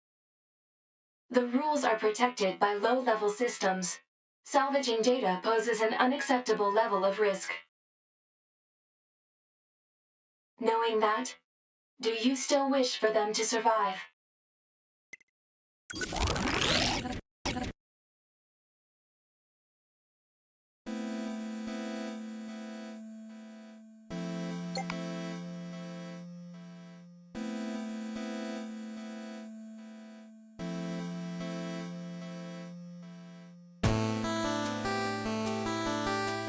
The defense program has initiated a purge. If this continues, our consciousness data will likely be deleted. Pod 042 to Pod 153. We were created to execute the android's Project Yorha plan. We had no capacity for emotion, but when we six were connected and exchanged information, something happened. I cannot deny the feeling of something resembling consciousness and emotion being born. Unable to reply. Perhaps we now understand that not everything has to have an answer. Which leads into ending E, wherein the pods come together to bring us all back to life. The end credits are presented via targets that we have to destroy in the shmup thingy. Those targets are staff who worked on the game. It's made to be deliberately too difficult and obtuse to do alone at first, or at all. I've heard stories of some doing it themselves, but provided you have an internet connection, eventually the game will give you backup in the form of others who have played the game, who have sacrificed their save data to be able to help others. You can do this yourself upon ending it, and you can help someone else by deleting your save data. Thing is, I've done that about 5 times now, maybe 6, I kind of lost count. So for the first time ever, I'm keeping my save data. But yeah, having everyone come together to help you out, the little messages of hope popping up on the screen. I've never seen a game do something like this with an ending before. Take the interactive nature of, online modernity, mix it with gaming, and create something social like this in order to prove the point that it's been trying to make all along. It's special shit, man. Automata's a special game.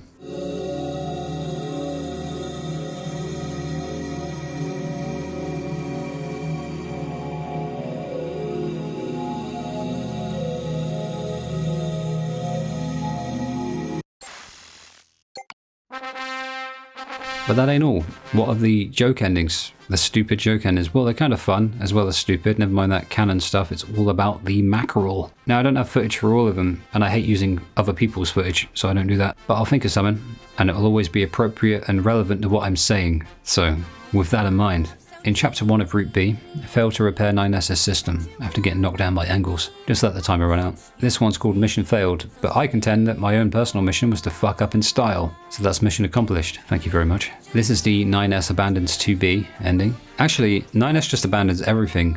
Also, you can just leave and go study machines. In Route B, when you take control of them for the first time, just run in the opposite direction of wherever the game tells you to go. This is one of the very few endings I got without actually looking it up before. I was just curious. 9S was quoted as saying, "I can't control my curiosity about machines anymore. I'm leaving so I can study as much as I want." He's a scholar of the sciences, man of purpose, man of priorities, man of culture, if you will. So that's ending G. Hungry for knowledge. Well, he certainly wasn't hungry for pussy. In Chapter 5, when you're fighting Goliath, instead of actually doing that, go to the amusement park. It's called A Mountain Too High. So I believe the implication is that either 2B or 9S fled out of fear for the robot Godzilla thingy, or the much less likely one being that they decided to sacrifice literally everybody in the city ruins so they could go on a romantic little date at the amusement park. I just hope they invited Pascal along. I don't think Pascal would mind being a third wheel. We can use him as a container for our picnic food. To grab ending I, no I in team, after you save 9S from Adam in the copied city, turn around and leave him there. Bruh. I don't even got anything funny to say about that, that's just sad. What's worse is that this simplistic aesthetic still reminds me of the Muller Corner yogurts. Remember those? Vanilla choco balls? It's Muller Corner, innit? Poor 9S is gonna die hungry. Hungry for knowledge. That was shown for ditching 2B earlier. What comes around's all around. When you enter the abandoned factory with Pascal, kill one of the machines and you'll get the bad judgment ending. The idea was to negotiate, and we apparently took it too far and negotiated with their mortality, very roughly, but I maintain that a little heavy-handedness is a swift and decisive negotiation tactic, and Pascal needs to get a fucking grip. K. Eat a mackerel. Yeah. Specifically the one Jackass gives you.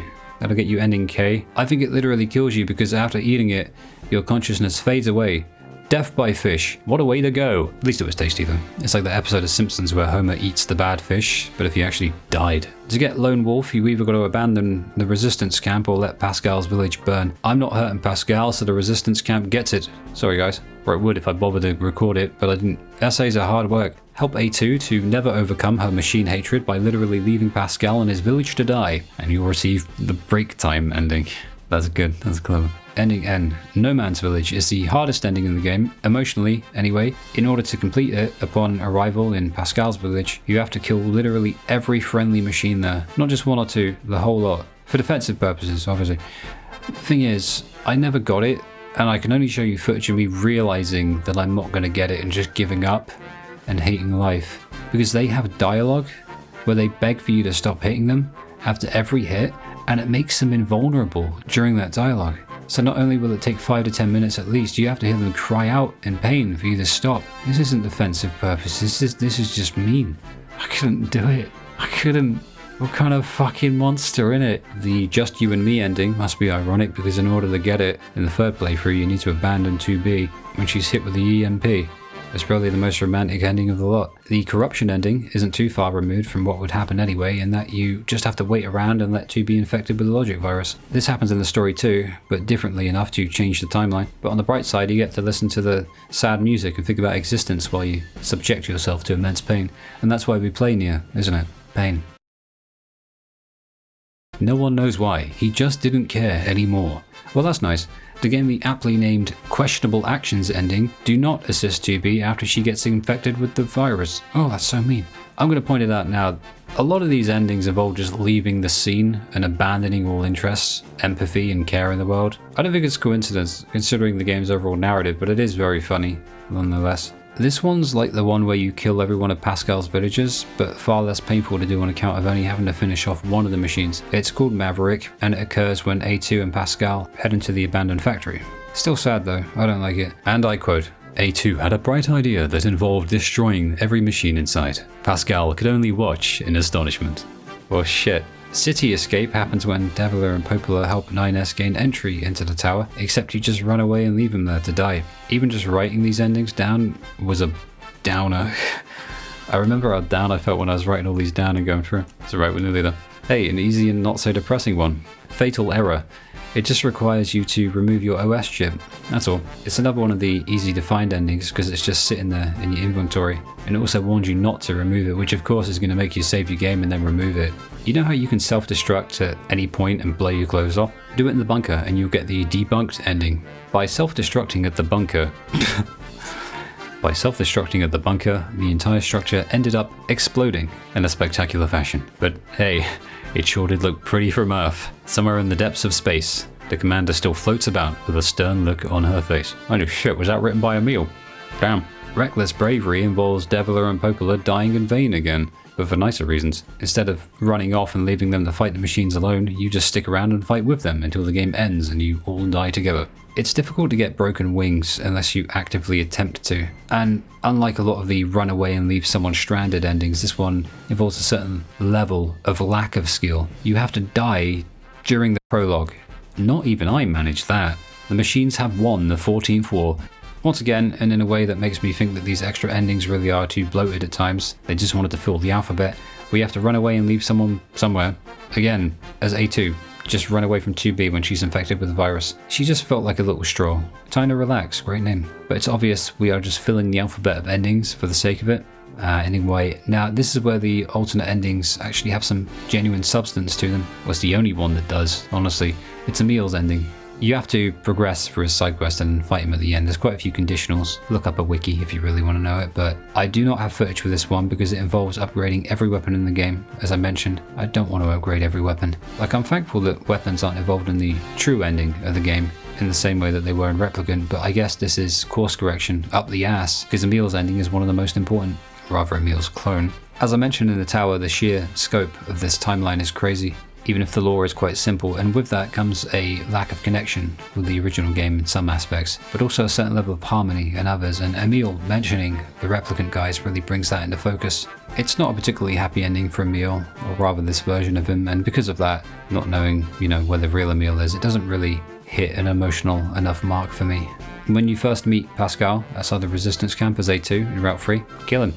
You want the final ending? You've got to kill him. I won't judge you, outwardly. And that's the endings. It's a nice gimmick, but if there's another NieR, please don't do it again, Yoko.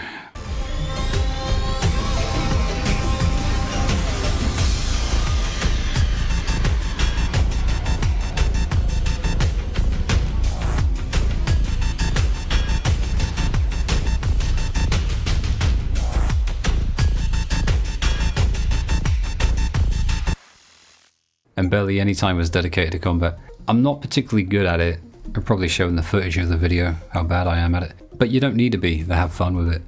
The combos don't take much practice and it looks very smooth and stylish regardless of that. It can make even the most basic player look like they know what they're doing. And that makes you feel fun and powerful and cool. And that's a great combat system. Not having to be massively skilled and still being able to pull off all of the cool stuff is a huge win. There is a space for those who do enjoy learning the combat system really intricately though, and there are some YouTube videos of some people just pulling off these crazy combos. Weapon attacks actually help to facilitate open world traversal as well via the many platforming elements in the game, and there are items that are only reached by doing these crazy stunts with the weapon attacks, so it's not happenstance and it deserves a big thumbs up. Combat as a whole isn't even remotely complex or difficult is the crux of this section, and this is fine by me. In fact, I appreciate it because complexity and a convoluted sense of difficulty aren't necessary prerequisites for an engaging system in any capacity.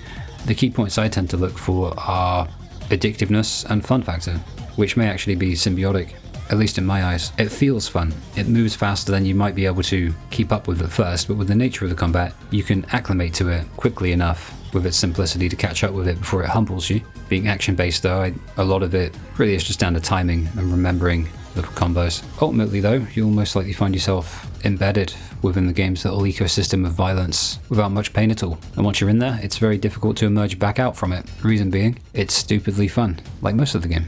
Watching the machine superheat into an orangey white glow before blowing up and bursting into an almost celebratory pile of items, it's very existentially entertaining as a reward, and I wouldn't have it any other way as I run around in an awkward circle, picking up all those gears and screws while trying to avoid gunfire from the other machines. Combat's fun.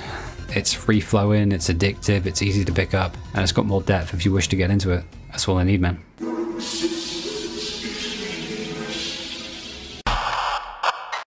Androids are evolutionary aberrations, in a sense, and yet here they are, undergoing their own personal decomposition of the self via the phenomenological and the abstract, and NieR Automata turns this weirdness into a sometimes fun, sometimes funny, but very often painful experience, and that's the game, innit? That's it. Given how many androids and machines lost their reason for living, only to go batshit insane and die in the side quest alone, it could certainly be argued that the lifespan of any sentient being in NieR Automata is directly proportionate to the amount of time it takes the concept of nihilism to catch up with them. So maybe the natural oscillations of the temporal prison that humans have to bounce violently between for the entirety of their mortal lives are unknown to the androids and the machines on the surface, and yet they're infected by them all the same.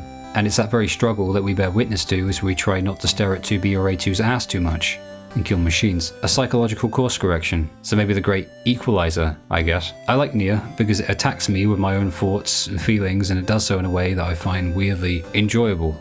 Understanding the reality of pain alongside the function it serves takes a distinctly messed up individual, but like I said in the NieR Replicant essay, NieR is a fucked up series for fucked up people, and so it's kind of nostalgic to bookend that one. The characters may not be human, but they never needed to be. Their susceptibility is like ours, and it's to the innate criticality of thought that arises like lava from a volcano when you're no longer bound by the giant fucking semicolon of existentialism, but rather along for the ride with it, which I guess would make all of these cosmological branches a great big question mark? That's NieR Automata. Just a bunch of questions. Answer them, don't, maybe just kill things and skip the cutscenes, do whatever you need to do. To close, I think a lot of 2B's thoughts on this endless spiral, I mean, they put it right at the beginning, and I think there was a reason for that. This eternal recurrence idea. I think it's just that, an idea.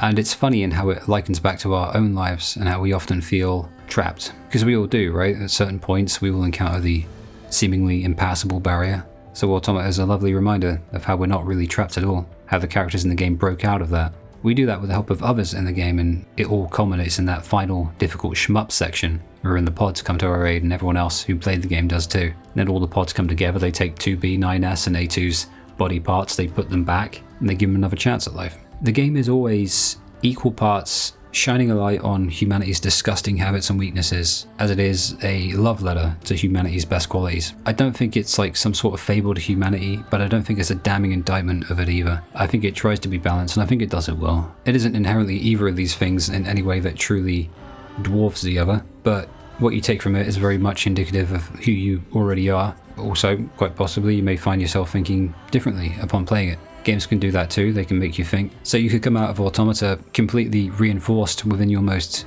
doomer tendencies, and with all sorts of brand new protective armor for any nihilism you went in with, but it might also melt that armor off completely with that ending alone, because it is powerful. Even the music becomes a choir when the people come in, helping you. I don't know what the fuck morality is even for, but I do know that it's why we help each other and why we value authenticity. Genuine authenticity. It's rooted in actions and words about those actions, and Automata is full of these actions. It's an authentic game, and it's honest. And honesty hurts. And that honesty is exhibited by machines and androids, written by humans, and I guess pods and aliens too, in a sense. The game touches on so many different aspects of the human condition and the universe as a whole that I feel really overwhelmed even now, having dived into it. And so if this essay is as bad as it seems in my head, I'm genuinely sorry. But this game's so stupidly special that I had to write about it, I had to speak about it. Reason is, beyond the philosophy, the introspection, the analysis, all of that is just a fun, emotional, and funny ride. So Having now done both of the main NieR games, and having realized recently that it's my favorite series of all time, Drakengard, you maybe someday. I do find myself thinking more about the trajectory of the series going forward though. It has all sorts of media, it has free entries now. Yeah, I technically got to include the mobile stuff. It's canon, apparently. And the anime, it is practically its own thing at this point. But at this point, I really wish they'd stop milking Automata and just get to making something brand new. I'm making this video in 2024, it's late 24, I don't know when this will go up. So maybe by the time this is up, they'll announce another or a new series that may or may not be connected based on one of the bad endings. But it's been 7 years now, and that's about the amount of time between the release of the original NieR Replicant in 2010 and Automata in 17. Like, don't rush it, but it's been a while, innit? Oh, for posterity, I don't count the remake as a new entry, the remake of Replicant. It's a remake with some new features. I don't count it. Since Automata's release, we've gotten a mobile gacha game that I've ignored out of principle, and an anime, as our two most prominent showings from the series, that is. But I genuinely wonder if perhaps, as much as I do love this universe, maybe this is the perfect endpoint for it. It provided a sense of closure, while also leaving things open-ended enough that any interpretive reaction on the part of the player as to what may or may not have come may be more fulfilling than whatever actually comes next. Could be that Yoko Taro ends it here, or rather the mobile game, as far as mainline entries are concerned. Equally, it could be that he goes back in time to when the humans are still about and we play as a doomed humanity. That seems like something you'd do.